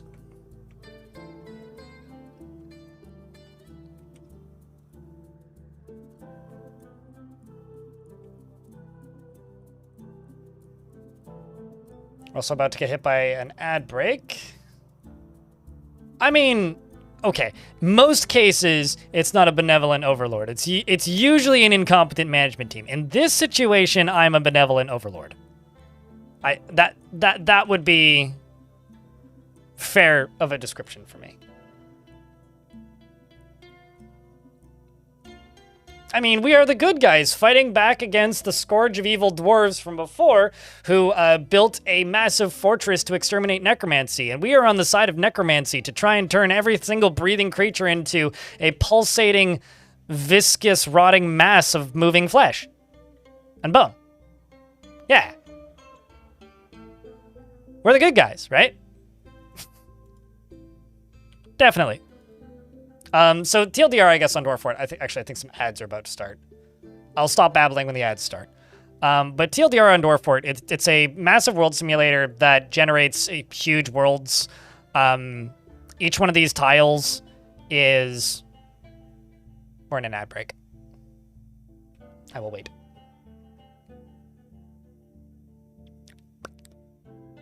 By the victors, of which we most certainly will not be. Don't worry. But... I mean, if anything, Colorbeard was absolutely the victors. I mean, this being my previous fort, Colorbeard, I mean, Colorbeard was absolutely the victors. Just because they started World War Dwarf does not mean that they weren't the victors. You can he, him, me if you like, Tarantos. I prefer that, frankly. We don't need any ambiguity when you're referring to me.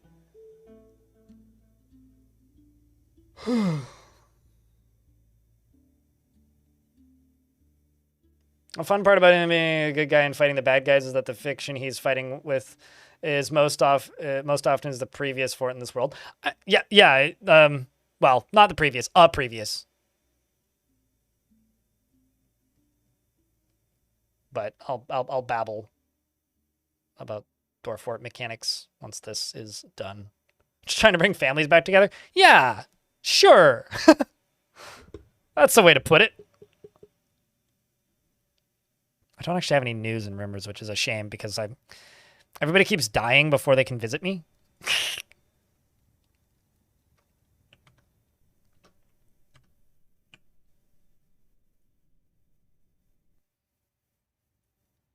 Because, you know, imperfect messes, shall we say. So the thing that this game does that's really cool, that's genuinely unique to it, is when it generates a map, it doesn't just generate a world map for you, like a lot of games do. It generates history. So I can't look at that right now because I'm in game. But this location is very small because I'm specifically playing on a map, but normally they're 4x4 tiles this size. And generally, this little square here is a 4x4 tile of smaller tiles, which make up this whole world. Now, this entire world is traversable in the open world RPG mode, which is called adventure mode. So all of these areas are fully built, structured, and explorable. You can build multiple forts in a world, and the fortresses can interact with each other. This is a fortress I built previously. There's VODs available on my other YouTube channel called Blind Extras, where you could see them. This fortress is called Colorbeard. Colorbeard I ran for like a month plus. Ran that fort for a very long time. And so currently I'm at war with that fort. With that fort, I had a goal, which was I built a big-ass arena and filled it up with murder monsters and then made the baddies fight the murder monsters while doing minimal contact myself. I also trained up some enemies that were really, really strong and turned them into practically invincible murder machines. But the whole point of that fort was I was trying to exterminate necromancy and start as many wars as possible. So I went to war with basically everybody. All these little red squares, by the way, I'm at war with, which were mostly my old faction. This is a different faction that I'm also at war with, but that's unrelated. And so I was trying to exterminate necromancy within reason in the area until I got bored. And then when I got bored, I went to a different fort. And now I started a fort over here. And the idea of this fort is to just embrace necromancy. So we, every single dwarf with a turquoise name is an intelligent undead. Basically, they're undead, but they still act like alive creatures. They speak and run around and do things. And then I have necromancers, which are dwarves with special hobbies that can make dead things into alive things and also turn nightmares into reality, which is why sometimes there will just be a whole bunch of giant monsters on the screen all at once. This game has been in active development since 2002. Its first public release was in 2006. And when I describe this game to people who've never heard of it before, you know how, like, if you listen to a lot of music, every single artist that you listen to probably has like 10 bands that they really like or 10 singers that they really like that literally nobody has ever heard of? That's kind of what this game is, except for your favorite game developer. So there's a good chance if you've played a video game before, the person who made that video game has probably either played this or has messed with it in some way or fashion. A perfectly good example of this is like the original Minecraft main menu for Java Minecraft is just completely covered in like references to this game. So that's this. Many people don't know who Crugsmash is. He's not that well known. I mean, he's got like 150,000 YouTube subs, but in the grand scheme of things, when it comes to common, popular people on YouTube, that's pretty small.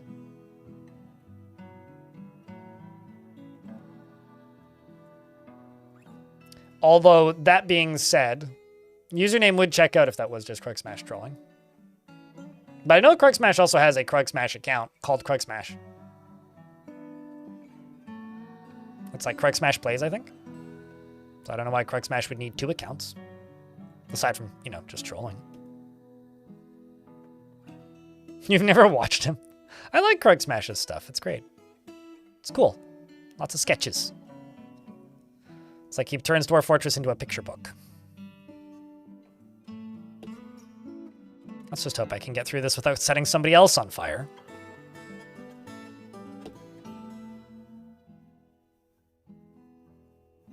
Okay, water's fine. No fire, though.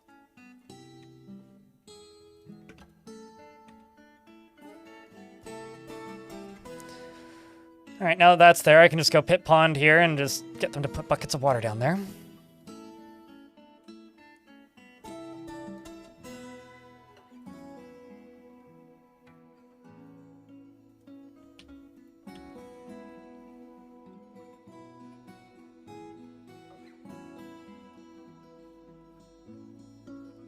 You know your fort's in a weird place when you have farming turned off. Intentionally.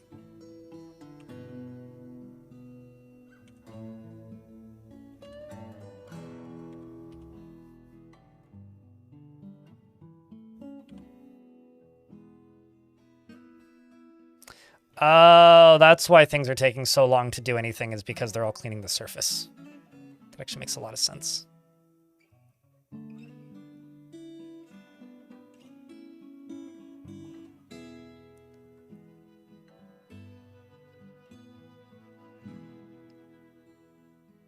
I mean, that's what somebody who's lying about whether or not they play Dwarf Fortress would say, Zachary Doodles. For whatever it's worth. You're not really making your case by saying, I've never heard of this game, nor have I ever streamed.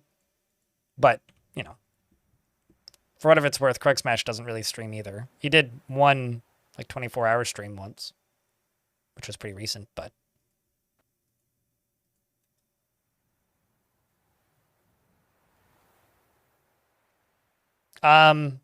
When did you last watch? If somebody wants to be a full-time volunteer to recap every one of my streams and write it down, then sure. But I ain't gonna put some nonsense LLM vomit in my chat. So, a few days ago. Everybody's necromancers now. Most people have died. All the gremlins are dead.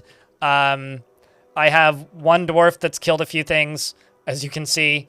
More than one. Several of my dwarves have killed plenty of... 543 kills? Jesus Christ. Most of the dwarves are necromancers or zombies. I think there's like... two alive dwarves that I'm aware of in the fort. Some of the necromancers might be alive, but most of them are zombies. One of the dwarves that's currently alive is also in a cage permanently. We've mined adamantine and are making adamantine weapons. That's pretty much the TLDR. Also, I'm at war with more than just the dwarves now.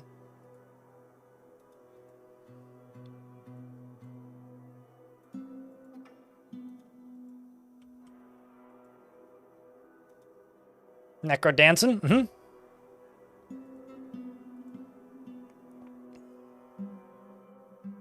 TLDR mayhem. That. We were at 18 population at one point.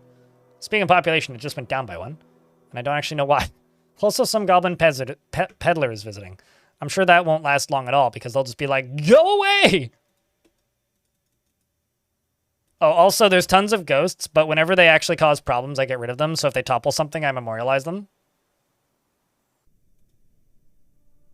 Oh, so I don't... Or, according to doctors, I'm not on the spectrum in a point where I could be considered anybody who has any form of autism. However, I've been told by a lot of people who have that this game is like drugs for you in that case. So be cautious. You may never have free time again. Some old dwarf with white beard.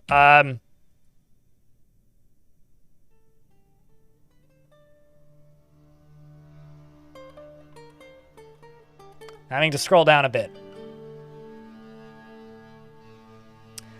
I don't know if you want this one, man. It's one of the only alive dwarves in the fort. Which means you're not going to live very long. Oh yeah, this is what this game actually looks like. The graphics are a farce. This is literally like one of the most pissed off entities in the fort. So if you're all right with taking a dwarf that doesn't have a white beard, I could give you someone who might not die immediately. I just feel like this might be a bit of a waste of time.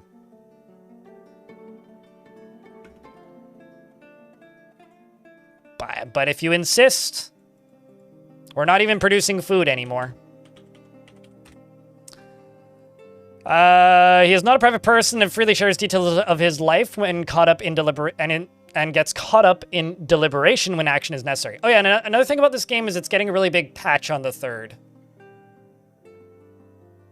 So, some of us are getting excited. He can be very single-minded and often finds himself changing his mind to agree with somebody else. He has a sense of duty, and although he finds this conflict, He finds that this can conflict with his sense of independence. He generally acts impartially, is rarely moved to mercy, and could be considered rude. He finds helping others emotionally rewarding, and he hasn't left the temple in a very long time.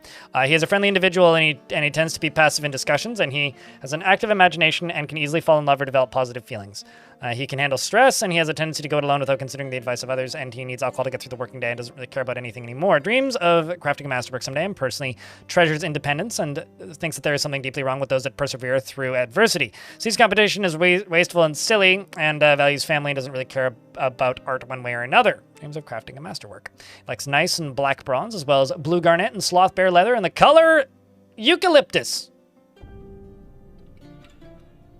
And llamas for their long necks. Giant wolverines for their tenacity and the sight of the fancy whips, and when possible prefers to consume bark scorpion and guppy. And river spirits, and absolutely hates purring maggots.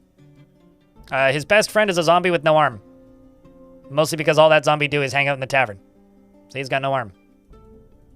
Both of his arms is gone. His upper left arm is gone, and his right upper arm is gone.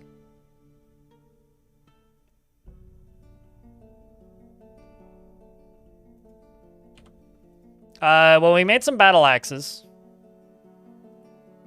We've got 40 and 2. Currently got one dwarf making wafers.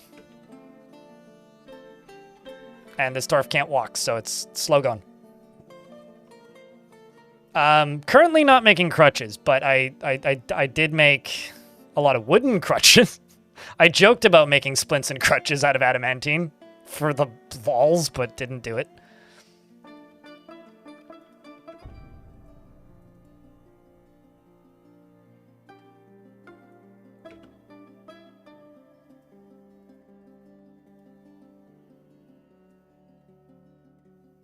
I could start weaving metal cloth if I want to be really silly, but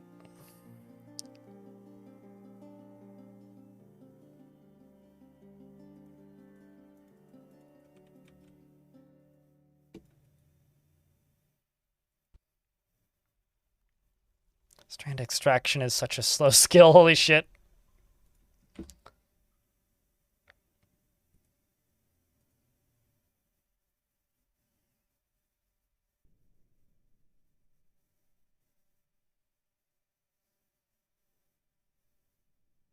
I mean, I don't know what making a singular splint out of adamantine would have to do with me being a, like, necromancer fort, but sure, I could in fact do that.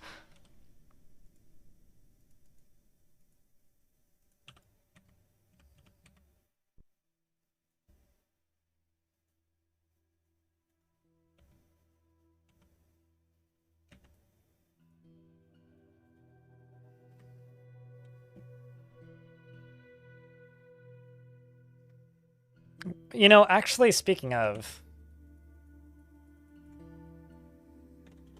how much gold boulder do I has? Not many. I was thinking maybe I should make more gold stuff, but I made some gold statues and then didn't go much further than that. Enjoy your scrolling. Best of luck with your journeys around the realms of Twitch.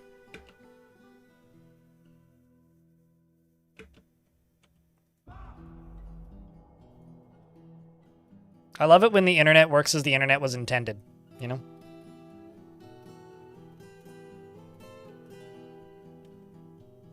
Also, where did the Krug Smash comment come from? Curious if there's any, like, basis behind that statement, or if that was just, like, a wild guess. Oopsies. Do not that.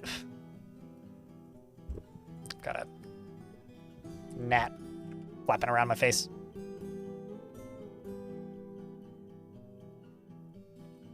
Frankly, I gotta say it's not appropriate for the gnat to do that.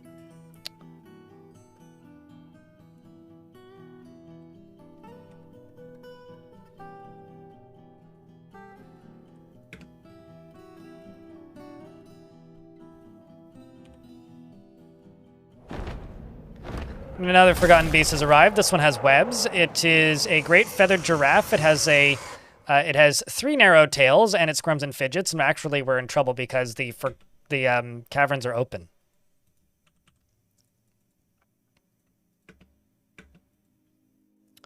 This is the deep. is what it's called. It's killed some dwarves. It was at trade gifted at one point. It's the Ashen Cavern. Whoa! Never mind, there's two of them. Wait, hold up. Maybe I'm... Nope, I am entirely not incorrect. That was...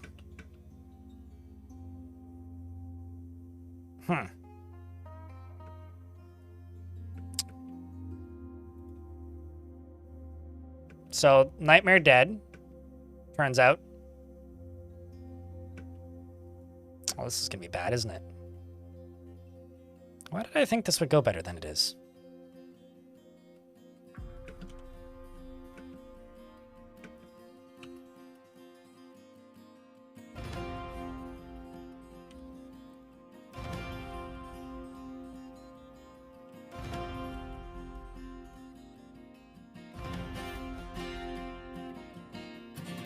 Well, that dwarf just got caught in a cage, which is very lucky for that dwarf, honestly.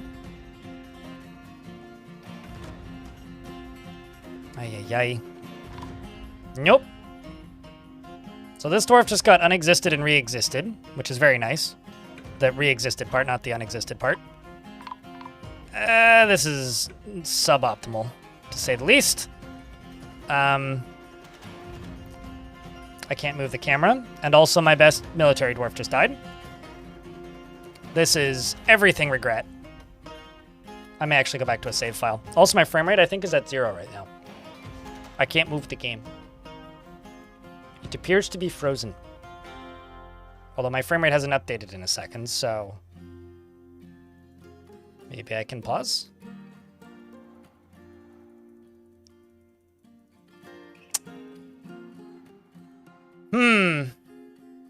I might call this a bad dream and jump back to a save chat.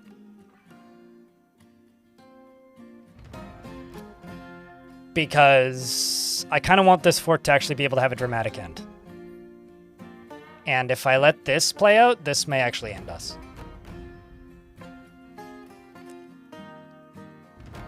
It also seems like it's crashing, yes.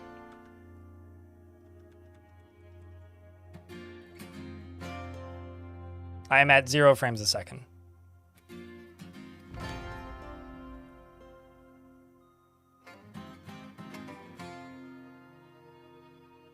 That's a lot of kill streak. Kill with style.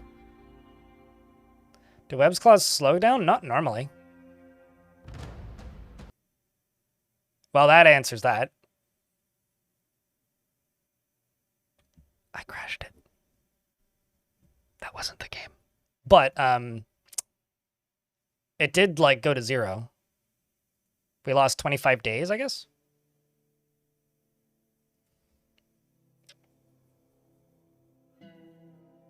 I'm gonna lock those doors. That's what I'm gonna do. Seal that thing off. Oh no, anyway.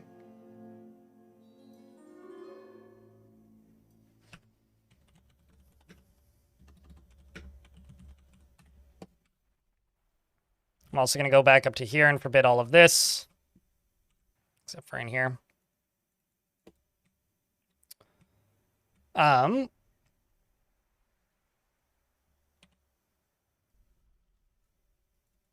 Did that dwarf save their name? No, but it was this one.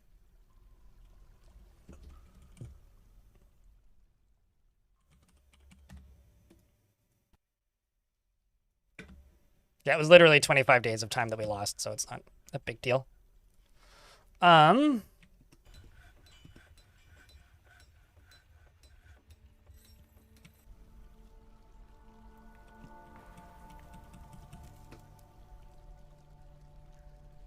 Let's just assign everybody to this. Take everybody out of this.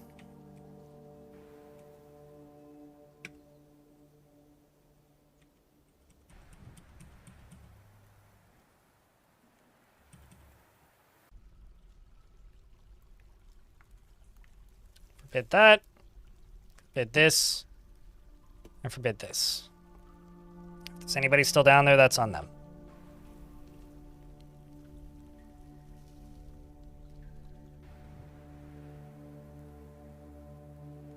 How long is a day in Dwarf Fortress? It depends on your frame rate.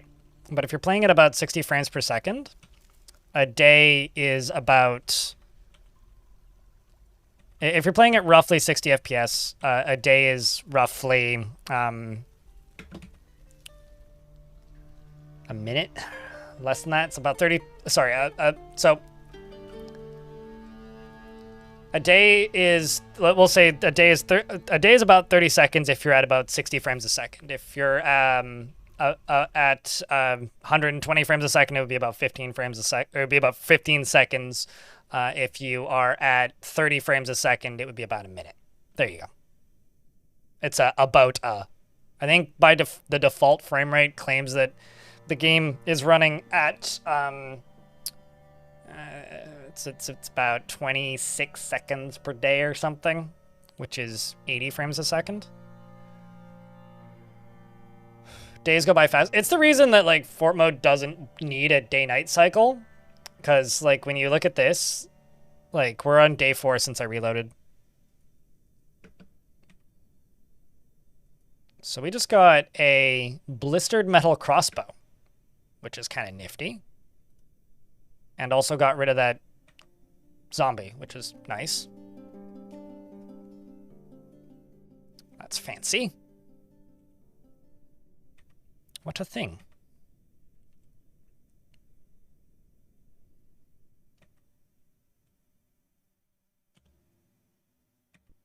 Honestly, though, I think I'm just going to chip away down here.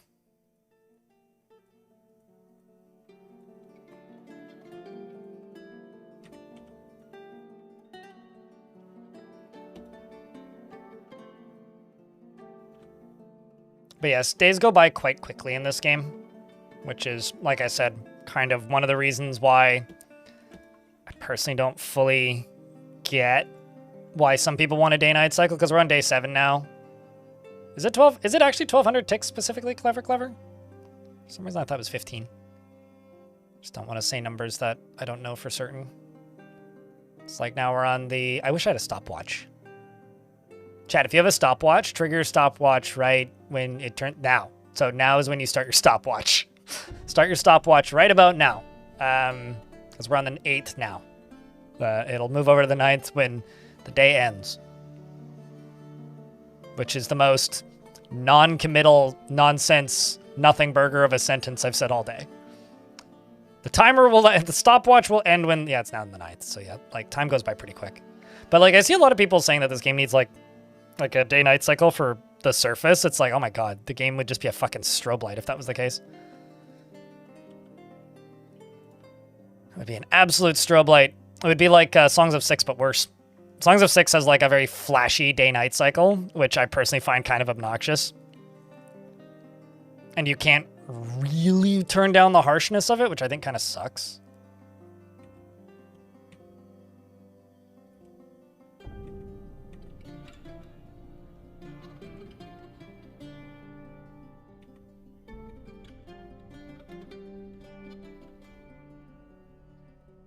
I wish that I had positive associations with that song. Theranos just makes me miss people. Weird emotional baggage in that one.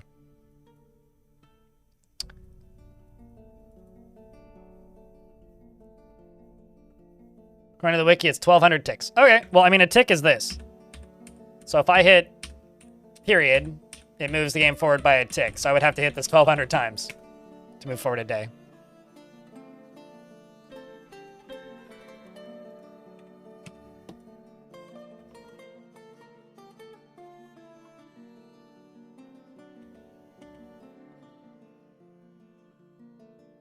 Let's just channel through this and see what it is.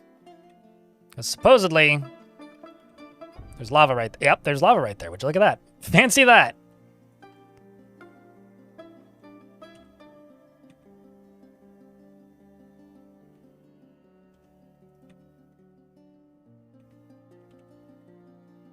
Just want to double check this. Cool. Jacked up and good to go.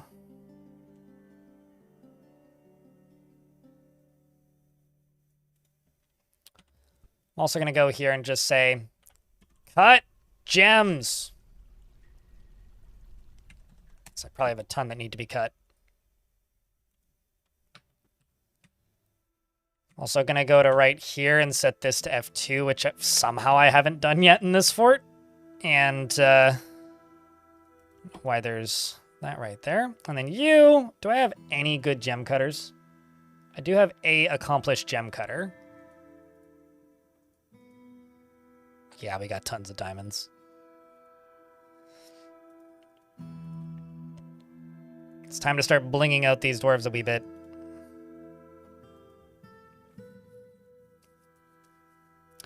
Your dwarves get sick when they see the sun because I haven't seen the sun in a while. If you have constant exposure to the sun, they won't get sick when they see the sun. But if they don't have constant exposure to the sun, then they gain... down here it says, he needs alcohol to get through the working day and can't remember the last time she had some and doesn't really care about anything anymore. Most living dwarves will have a statement that they don't mind being outdoors at least for a time. If that disappears, they've been underground for too long. And when that happens, then they vomit when they see the sun, and it takes a while for that to come back. So if you just have like 1 or 2 areas that allows you to go above ground, it's fine. The only real concern about like dwarves getting cave adaptation sickness, which is that where they vomit when they see the sun, the only real problem with it is if you invade somebody and you don't want and your dwarves leave via the surface, and the last thing they see before they leave the map is the sun, it will make them super fucking trash at any kind of combat. Because they will see the sun and they will vomit. Which is really, really, really, really, really, really, really, really bad. For your success rate. Or your likelihood of success, I guess. So if you want a decent success likelihood, I would very much recommend against letting your dwarves leave via the surface if they have cave adaptation. Because when they leave the map, they maintain all of the... Also, hey, Ratty. They maintain all of the status effects that they had when they left the map. So if they leave vomiting, they will return still vomiting.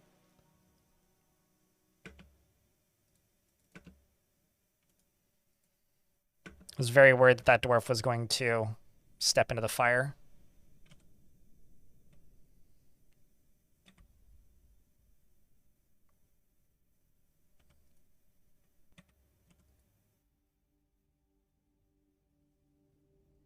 Yeah, so like I guess like the advice is to either have like some sort of outdoor portion of your fort or like a bridge that goes outdoors or something that can be exposed to sunlight so that they get a bit of sunlight on and off, but like of course you could just say fuck the sun and live entirely underground. But that is not the most dwarfy thing you could do because dwarves are above ground creatures as much as people who play this game a lot would insist otherwise. Oh no, I found more lava. Well, that's unfortunate. Let's just pump it out. Yeah, why don't we just do that? The Forgotten Beast, Ezub Songotsu, has come. An enormous, hairy stegosaurid. It has 2 tails and it undulates rhythmically. Its cardinal hair is long and shaggy. Beware its poison vapors. And we're in an ad break. Oh, that's kind of cute. The Deferent. No kills. Ugly as hell. Why would dwarves be suspicious of fungus? Oh, a species of fungus. Sorry, I misread that as suspicious.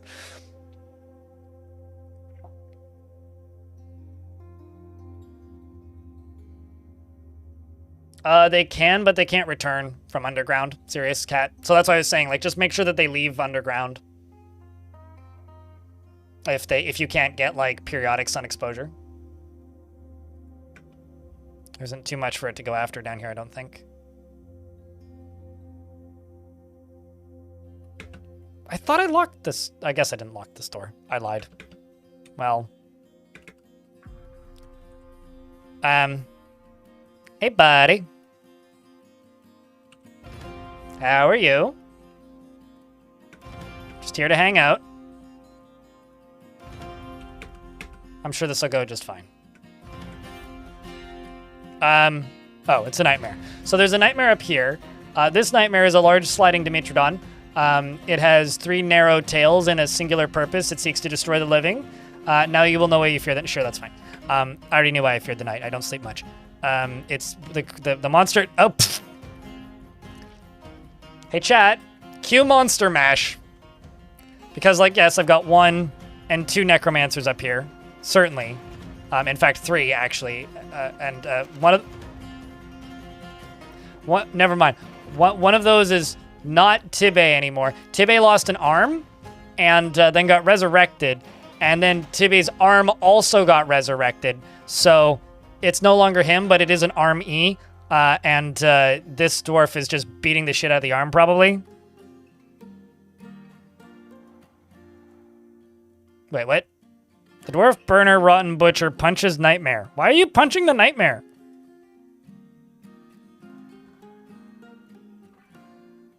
Nightmare did not indeed. Hold on. There's 1, 2, 3, 4, 5, 6, 7, 8, 9, 10. This poor forgotten beast, man.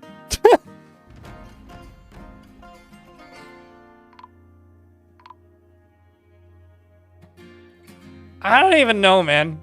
Also, Shenryon, you're dead, by the way. I told you you wouldn't live very long.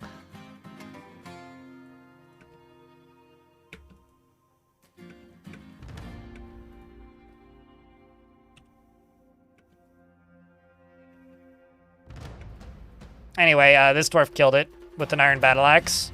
Do you have 1 arm? Hacks it in the head with the iron battle axe and it's cloven asunder. Well done. Well job. Death good.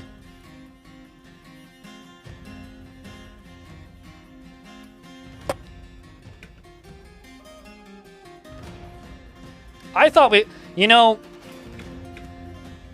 I think I figured out why the doors keep getting unlocked, chat. Ghosts can unlock doors. I'm just gonna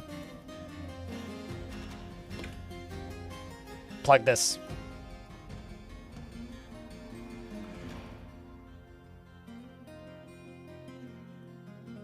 I don't know why I didn't think of that, but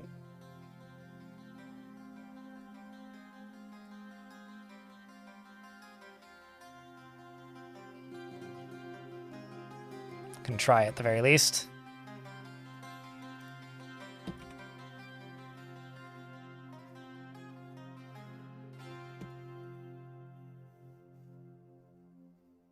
And yes, I also have gremlin ghosts. So I guess that would make some sense.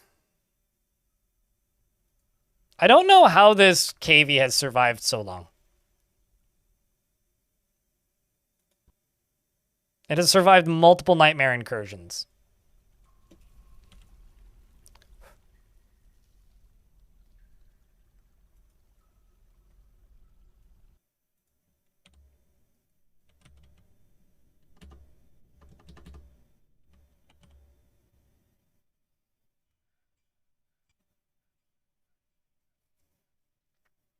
Is what the mascot of the Necro Pit? The ghosts? Or the ghost gremlins? We have multiples. Mascots? Mascotsos.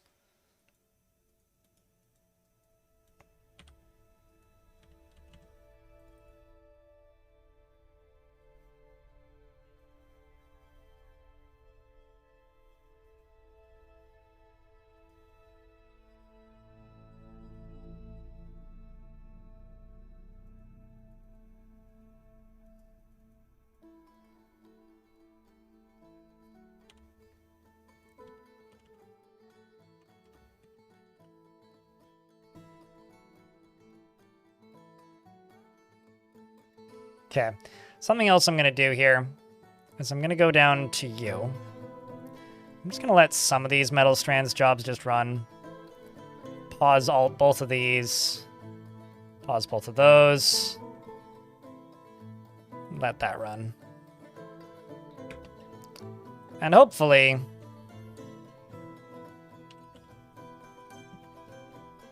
can just get this sorted out. You can get linked up to here.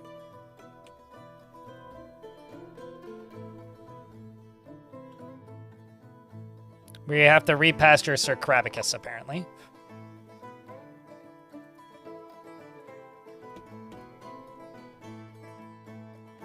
Tibbe, the dwarf, has been found dead, apparently. Sorry, Tibbe. Thankfully, you're not mangled, so I can throw you onto the resurrect pile. So two very different words. The KV? No. What do you want to name it, Ilmirin? Do you want to name it Ilmirin or something else? I just wanted to show make my opinions known.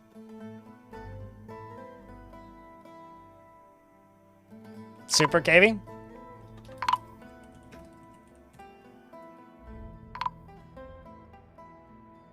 Well, we can't say that you didn't, like... I think you've beaten most cats for 9 lives. Finds humor in most situations, Lamau. Lives an orderly life, organized and neat, and is slow to trust others. Doesn't mind wearing something special now and again, and has a sense of duty.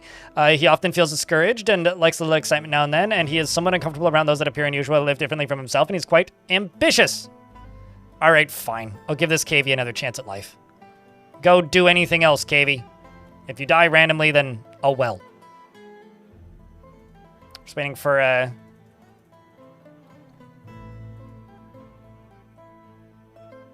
Tibbe to get a corpse over here.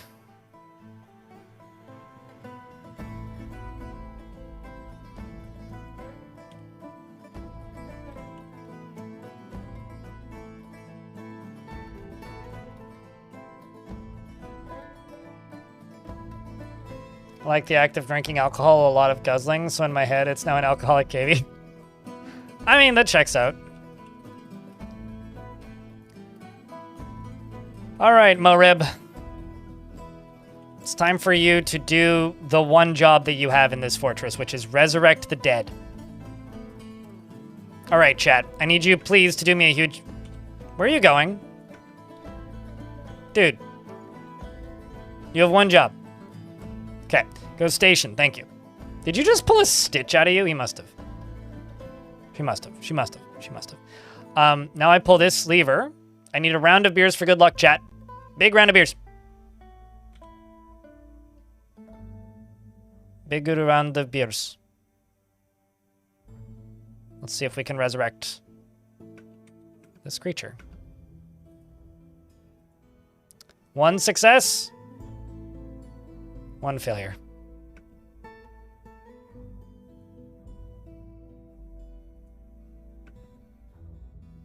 The good news is Tibbe lives once more. So yay.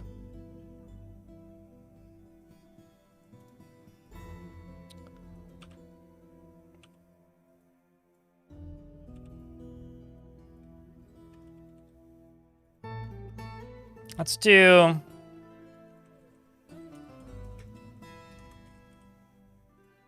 ten adamantine helms. You live again, naturally. What else would you possibly be living, if not again?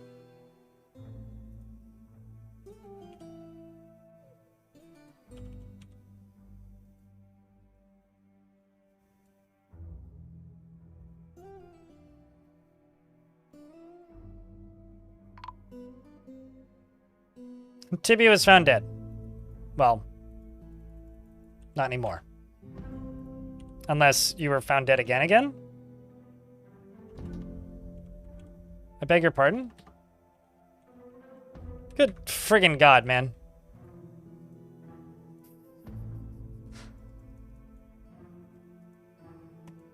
Can't catch a break here. I don't even... What, post beers? I mean, it just says post beers. It tells chats post beers. What should make the bot post beers a bunch?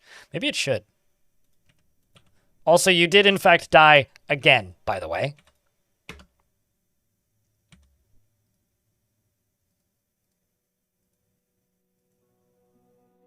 So congrats. That's got to be like some sort of record.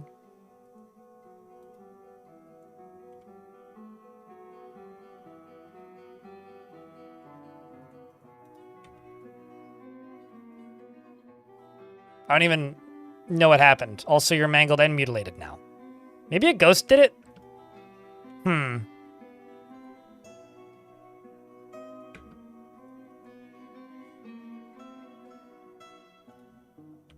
Hmm.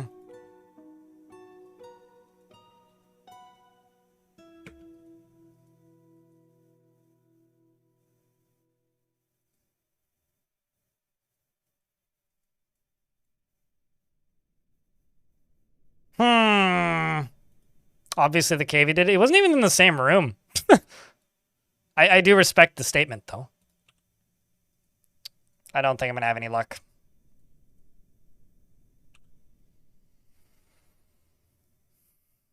To your second death. Actually, it's more like your 32nd death because you died like 24 times in a couple seconds initially.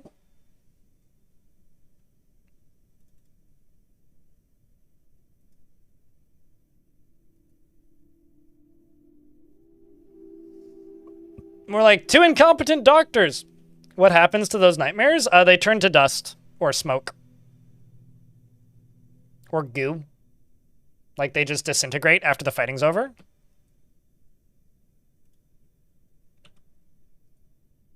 Okay, so you're right here. Body's on display again. Pull the lever.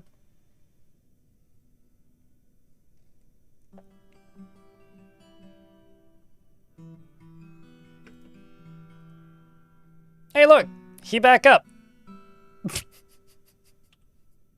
Well done. We re-resurrected you. So I'm going to stare at you this time and see if you just get unexisted by something. Okay, so you get diagnosed. What's wrong with you? I don't know. Yes. Let's see, your spine is mangled.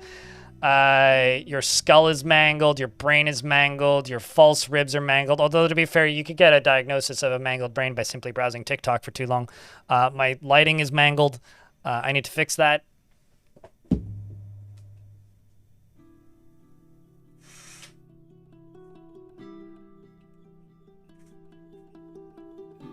You're like a character from the Stephen King short story, The Mangler. You're missing part of an arm. I like your name is Ringed Spine, and your spine is mangled. I guess that implies that your spine is, like, circular. Dave Danger the Warlock, thanks for the 2-year! Hey, chat, can I get 2 beer for 2 year? Please, thanks.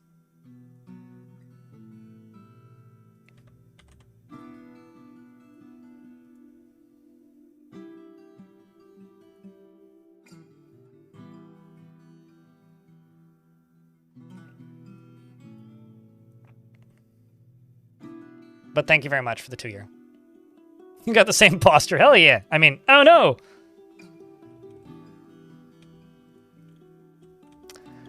I think I might start memorializing some ghosts.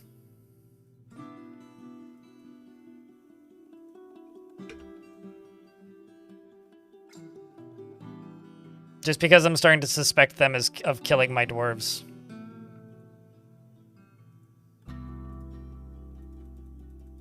And as you can see, the population is, like, huge, so certainly value them.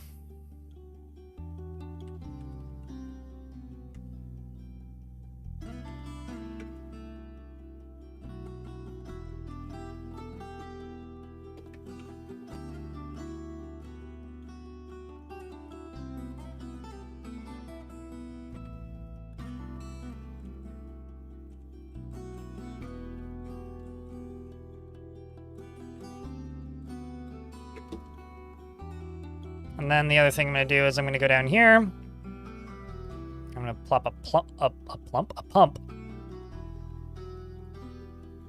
Dolomite, and then 2 corkscrews. And then let's do walls.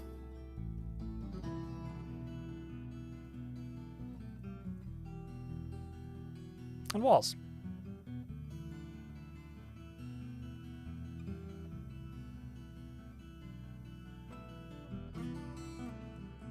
Also, the beer emoji works.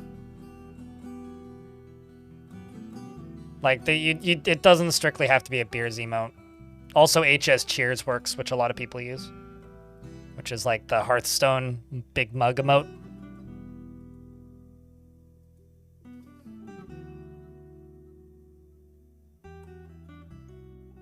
Holy! Hi, Cringer. How are you? There's a big patch coming out for this game in, like, a few days. But what's up, Raiders? Hello. Happy partner anniversary. I feel old, man. It's been 7 years. 7 years? 7 fucking years? Cereal rating? I mean, is Captain Crunch here as well? Because I would like to have a word with him. He hurt my teeth as a child. But W Kitty, what up? It's good to see you. Happy 7th? Yeah. Like, to me, it's still like a very recent thing, but I guess that's just how time and perspective works, you know? Like, every now and again, I'll just see somebody on Twitch with like thousands of viewers that I've never seen before, and I'll be like, huh, wonder who they are, and I click on their account, and it's like, oh, you made your account 15 days ago, and I'm just like, has had like a sub button for 1 month. It's like, woof. Anyway, for those of you who don't know Cringer, his beard plays games, and he's along for the ride. He has a collection of dogs, and plays interesting video games that are probably worth watching. You should go follow Cringer. He's good people. Thumbs up. I remember watching Cringer when he had 7 viewers playing City Skylines. The old days. Way back even.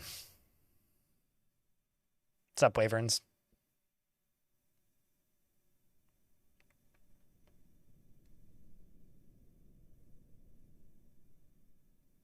Appreciate it, Spiderlope.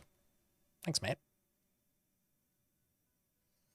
But yeah, hi. To anybody who doesn't know who I am, I'm Greg. I play way too much Dwarf Fortress, and sometimes chat lets me play other games. Today's going to be a little bit of a short stream because I'm trying to finish a big editing project, but it is like, I guess, day 1 of my partner anniversary, because tomorrow's technically the day, but Twitch schedules these time zones based on like the first time zone that gets that day, so it's like the day before for me.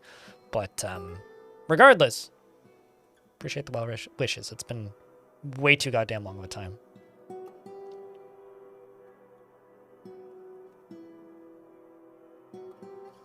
I feel like you're talking about Dwarf Fortress, Cringer. It's like, minus the bugs and explaining of certain mechanics. It's like, yeah, that's the prison we've chosen.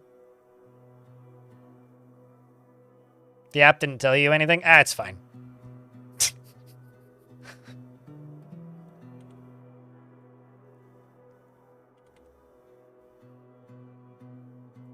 It's like when people like ask me, they're like, what do you think of Dwarf Fortress after playing it for so long? It's like, well, minus the bugs and having to explain the bugs to people. Or explain why that's not a bug and you're just misunderstanding a mechanic. Jesus, Dwarf, you're making me nervous. It's great. Also, Jesus, Dwarf, you're making me nervous. All right, that's enough of that. And nobody caught fire. It's a fucking miracle.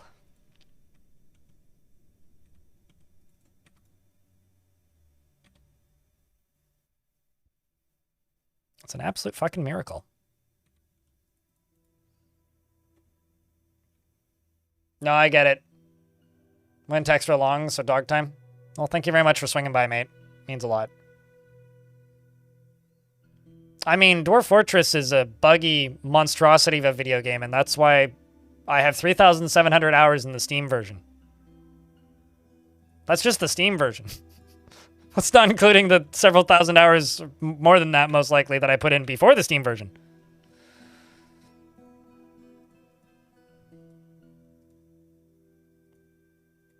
Who needs free time anyways? I certainly don't. Okay, what are you? Solon? Ferdorf?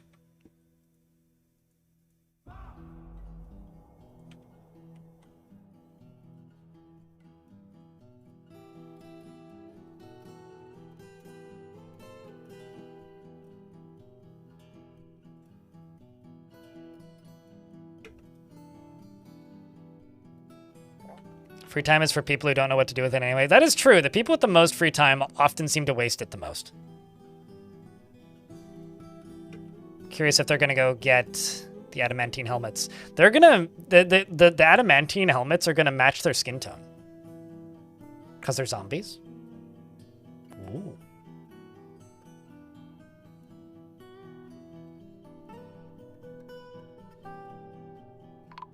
Uh-oh.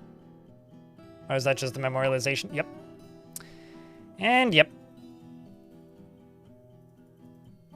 I'm just gonna start plopping slabs down everywhere. It's gonna really suit the atmosphere, I think.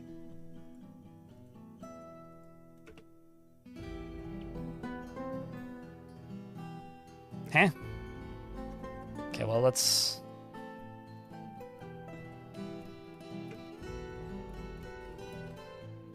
Oh, you also got an adamantine axe. Look at that. Oh, you just went and got a steel helm? Okay, well.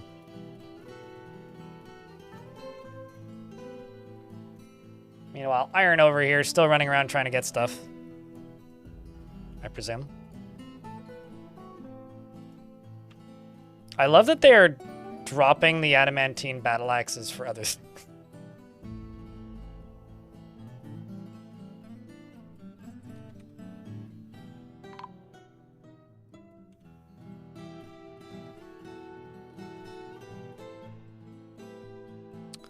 Our soap maker's been put to rest.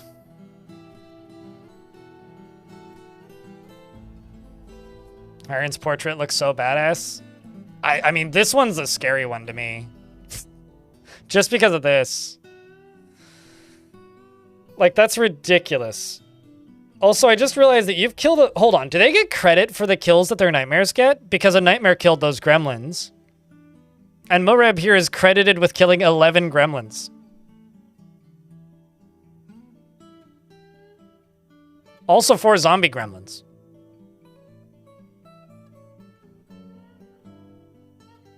Huh.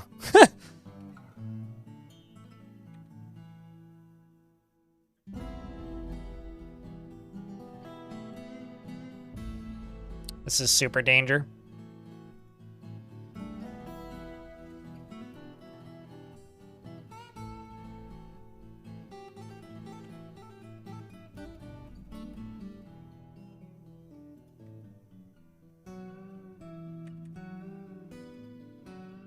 Let's see what we can do down here first.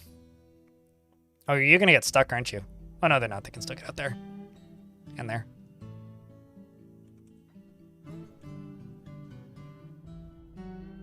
Appreciate it, White Tiger.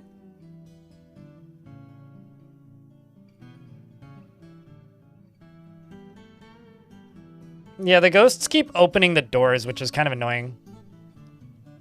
Have the gremlins been from the start, or am I mixing up the forts? We brought the gremlins here in adventure mode, yeah, but the problem is... How do I put it? The problem is the gremlins keep on... or the ghosts keep on causing more trouble than they're worth, really. It's like really the issue that I keep running into. Or are you just not capable of getting to the stairs? Oh, that might actually be it. Because I'm looking here. Yeah, I think that's the issue, is they just can't get to the stairs.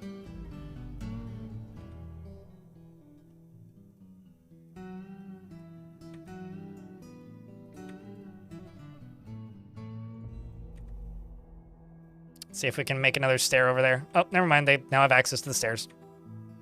So I don't need to worry about this. That's what I needed. Well, if a ghost appears where a door is locked, then they just open the door. Which is very inconvenient if you're trying to not let bad things into your fortress. It's super convenient if you're a ghost, because you can just be like, fuck this door, I open it. Holy shit, that's a lot of melted diamonds.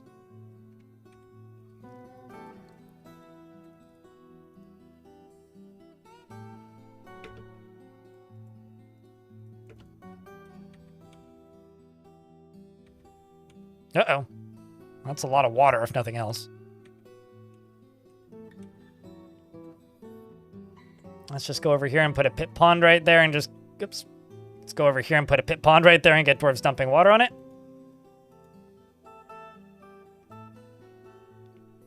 Drawbridges? They could probably topple a drawbridge. I'm guessing here, but they could probably topple a drawbridge. I'd be willing to bet they could topple a drawbridge.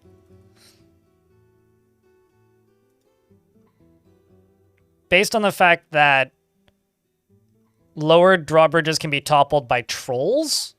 So if a troll can topple a drawbridge, why not a ghost? Credimas, thank you very much for the well wishes. Appreciate you, mate. It's been 7 years. 7 fucking years, man.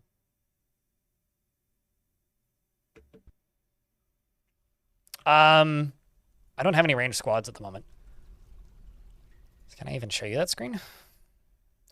So essentially, if you have a ranged squad, make a crossbow squad. So like specify a crossbow as their weapon for the whole squad. So what you'd want to do is you'd want to go into details for that squad, remove this weapon that they're using, then go new weapon, and then say crossbows, and then name it something like blah, blah, blah, blah, blah, and then click confirm and save. And then once you do that, I backed out of it, but it'll pop up on this list, and then assign it. In this screen, you can select different types of items. I would say bolts. This, they'll just use any bolts that are available for combat and training. But if you want them to say only use wood bolts for training, then deselect combat. Maybe you want them to only use metal bolts for combat, then deselect training. So once you've done that, they will do that. However, there's a secondary menu that you might need to know about, which is if you go to standing orders and then go to other, down here there's sent hunter ammunition. This will just take any bolts that are available for hunting. I have this already preset so that they only use bone bolts for hunting, so that metal bolts get used for combat if I have squads. That's it. And I really hope that there's some more clarity that comes out with the next patch to explain, like, that was almost very close. I really hope that there's some more clarity when the Siege update comes out about what is assigned to where and when, because it's currently not very clear. It wasn't me that ate your chocolate. I'm diabetic, so chocolate's not great for me. But thanks for the well wishes. Hey, chat, who ate their whole chocolate? I would only eat part of it.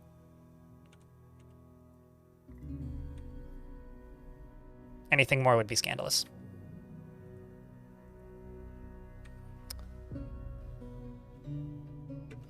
Apparently there's water beneath here, so let's find out.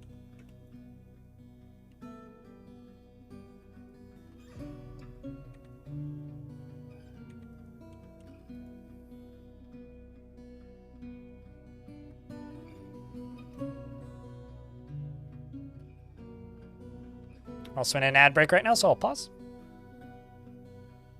Can't prove nothing. You got no proof. Can't stop me.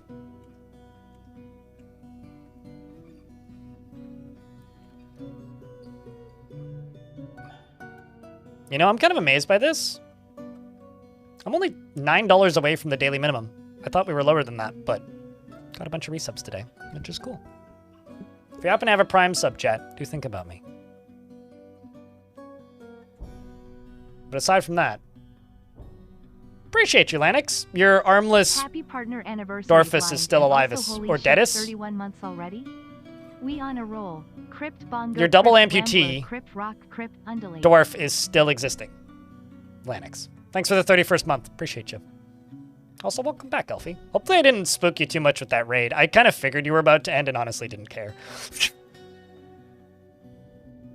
Wanted dead or a dwarf?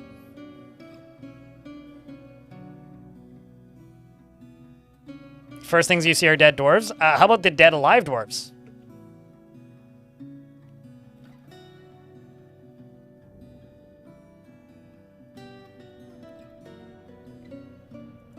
All right. Can now get rid of that because those gems is No longer burning now, which is nice. Oh, hey, that's what I was looking for.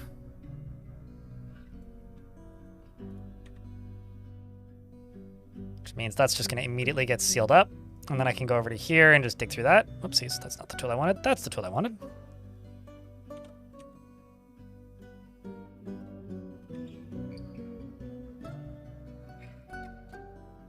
And then I can go right there and channel through this.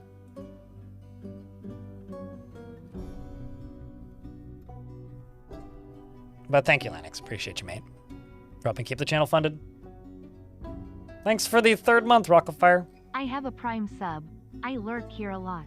Here you go. That seems like a Smiley fair face. win-win scenario, if you ask me.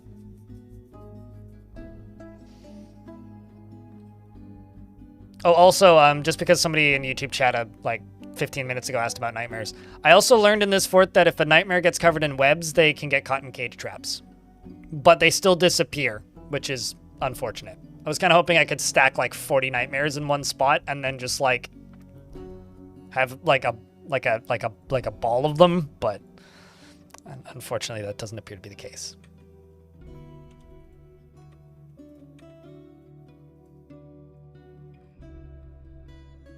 Which I think is a bit of a shame, but oh well. Oh. That seems bad. Holy shit, did you live? You lived.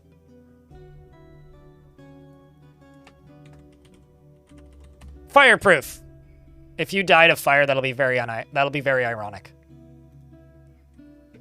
That used to be a problem. The nightmares used to not disappear, and like they would just start making babies, and they would be friendly, but you couldn't do anything with them. It was kind of a problem, actually. The nightmares breeding on the map was like a legit huge issue for a bit there. It was certainly an issue that I ran into in several forts.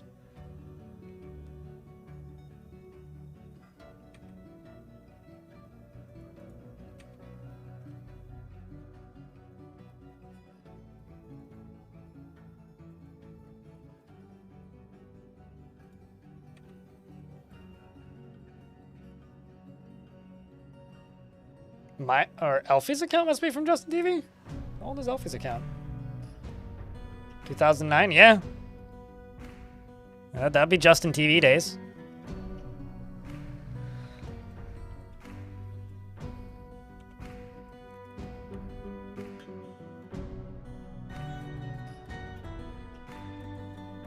Or just a dwarf with a beard and name it Zedrin. Who's Zedrin? Is that a OC or some other named character from something? Oopsies. That was not the button I wanted to click.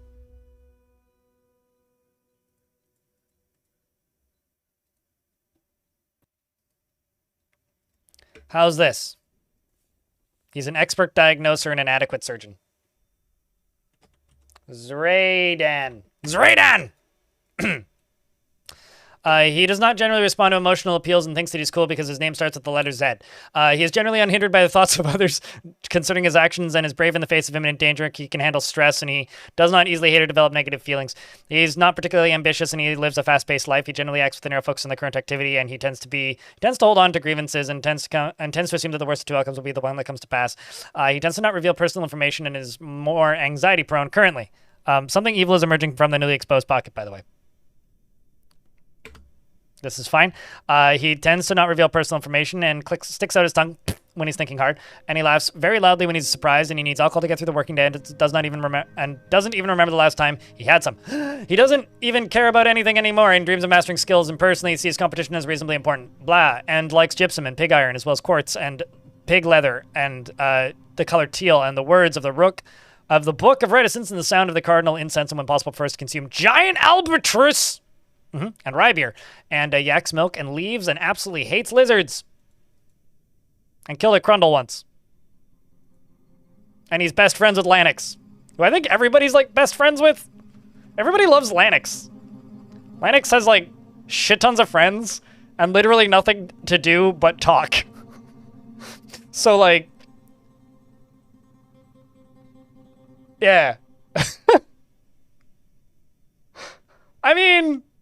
He's also got 27 notable kills and 97 other kills, and did both of those with no weapons, no armor, and no arms.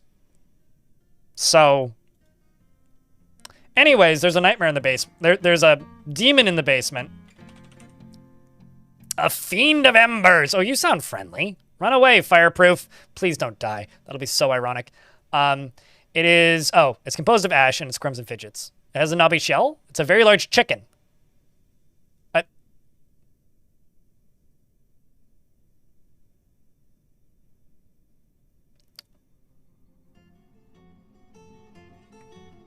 Something. Anyway, that's hysterical. There's already a nightmare up here. Excellent. So this nightmare was summoned by that... Probably you. Waves dismissively, makes the Flame of Embers dizzy, and calls upon the night. So dramatic. Well, I suppose I should pause this. He jumps on it and begins hacking at it. It kicks him, and he's been kicked in the left lower arm, and his arm collapsed. Ooh. Well, the Demon of Embers thingy-majig already has lost a leg and a leg. And I think is now dead. Yep. Fireproof has now killed the Fiend of Enders. And the nightmares will disappear.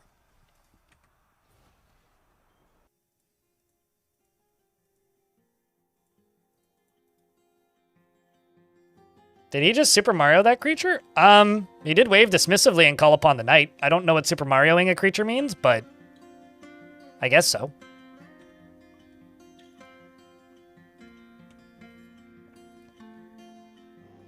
Oh. The enemy have come and are seeking a parley. Well, I don't have a parley, but I do have balls, and I'm going to tell my dwarves to go murder you. So this is my old faction once again, attacking me. They haven't sent anybody, I reckon. They did send a Baron Consort.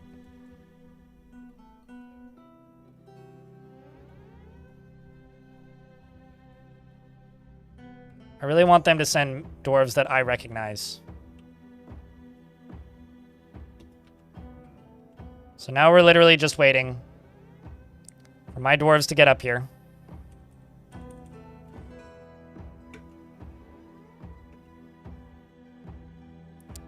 Seems like the horses are already panicking. Turns out when they're training down in the basement, it takes them a while to get to the surface. Okay, here comes Iron. Iron does look pretty badass. So now my squad is here. So now I have to ask chat. Who wins?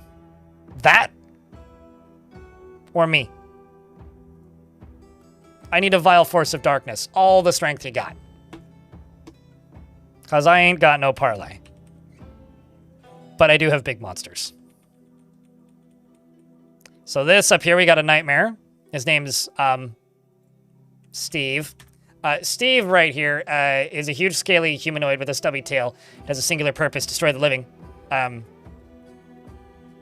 Which literally just immediately murked one of my necromancers. This one here is destroying the living, so hopefully they become the unliving pretty soon. It's a very large crow with spindly antenna. Nice. Over here we got a blob one. This one is a very large blob. Just a blob of unknown material. This is a skinless Dimitrodon, and I guess we got two of those. So, sorry, Bomb Wreck. Sucks to suck, I suppose. The question is, will Bomb Wreck immediately come back?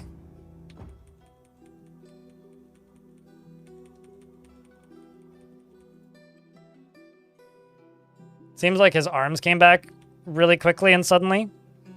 Bismuth here is charged straight up forwards and through. And is fighting. This dwarf here got killed and rezzed a couple of times in quick succession. he dies and immediately comes back as a mutilated corpse. Well, that's unfortunate. And here I was hoping you'd come back as something useful. First, we have to immediately first we have to cleanse the entire militia of the useless living dwarves. So it's part of a rite of passage of, a peasant left arm. This is part of a rite of passage of a great necromancer military. Is unexist the useless ones. Make them fly to pieces. This one just keeps getting resurrected. Like, that looks fine.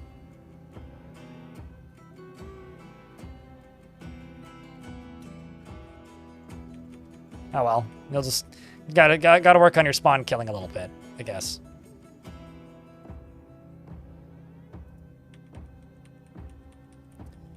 Meanwhile, the Marksdorf stand back there. Is there any interesting characters I recognize? Probably not. Not unless they bring somebody of like serious importance, which I kind of doubt.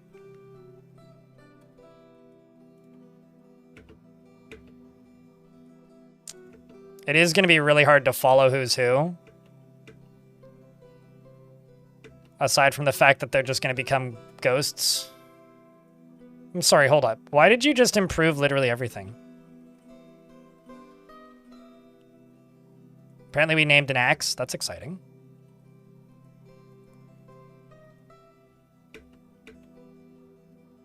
Meanwhile, most of my army is back here just like resurrecting and coming back to life repeatedly.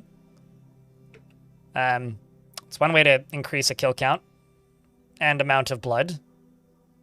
More things are dying repeatedly, which is, I'm sure that's fine. None of them can really get tired. What's your kill count? 245? Good lord. 602? How about you? You had my highest kill count before. 139. Okay. Wow, okay, never mind. You're no longer the highest kill count. That's ridiculous. Bismuth down here, who's sitting at, just 145 and 22, is moving through into the whatever mess this is. I kind of... just going to zoom out a little bit.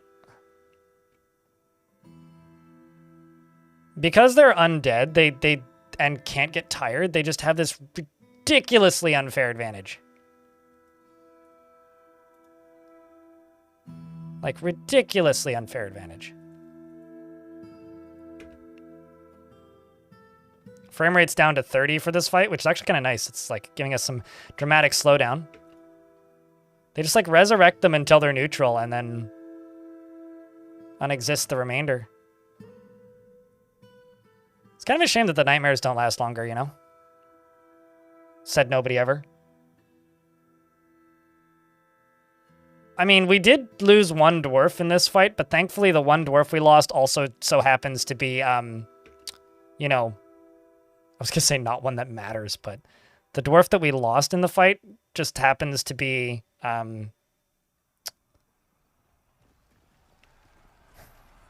like the one necromancer who wasn't dead. Every single other one of them is just like rampaging through this. Whichever team we're rooting for. It is dwarves on dwarves. Okay, the ones generally with the blue hats are the good guys.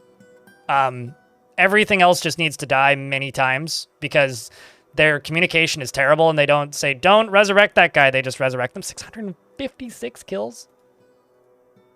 This might be the most kills any individual dwarf has ever had in one of my forts.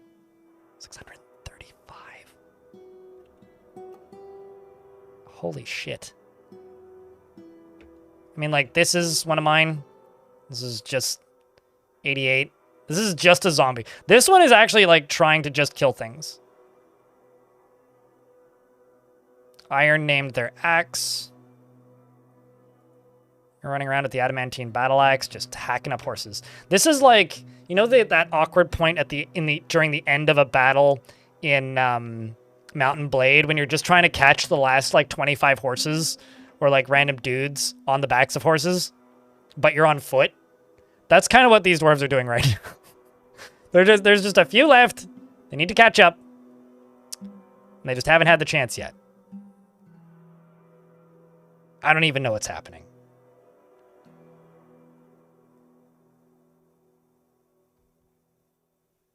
who don't want to fight. Yeah, they're just trying to get to the edge of the map, and you're like, I want the extra points or whatever. No, I want the extra prisoners. That's the word I'm looking for. It's been a while since I've played any of those games. That's a lot of blood. A little bit, yeah.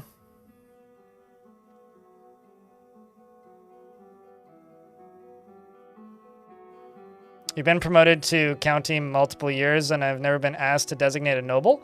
So if they've been promoted to county, they may have just inherited the role, which doesn't necessarily mean that you actually have to deal with it, because it might be somebody else's fort.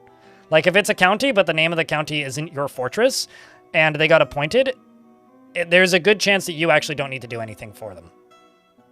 Like this dwarf is undead, by the way. How many kills are we up to? 139?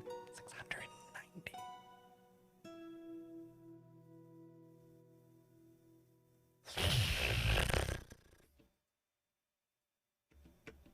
You good over there, Eurist? Moving a little slowly.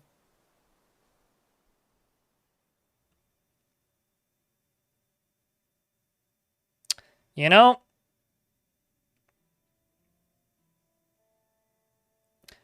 I've only played Splatoon once, but I think the idea of that game was to paint the map a certain color, right? If this was green versus red, I think red won.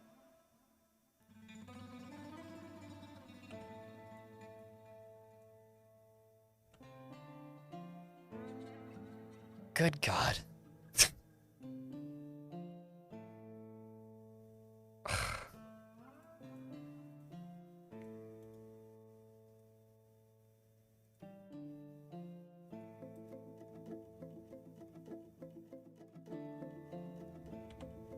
That's ridiculous.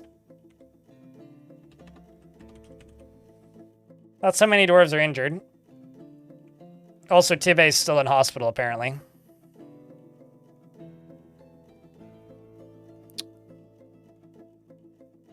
You would still like wagons? You have to wait until, like, they appoint you the task. So if somebody shows up and is like, hey, like, you know, we want to promote this land in the eyes of our realm or whatever.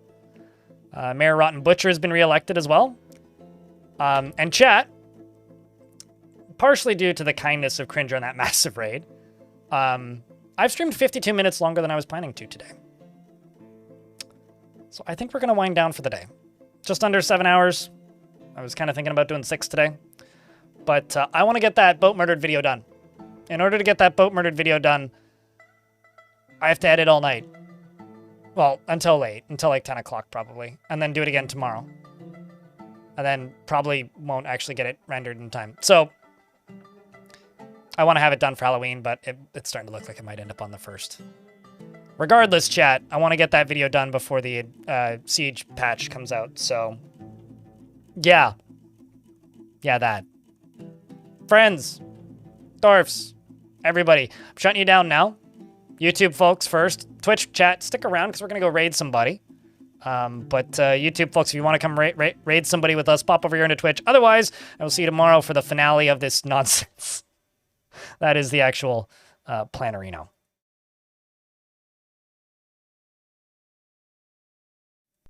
So, thanks for watching, YouTube folks. Take care of yourselves, and we will see you tomorrow, normal time, for the conclusion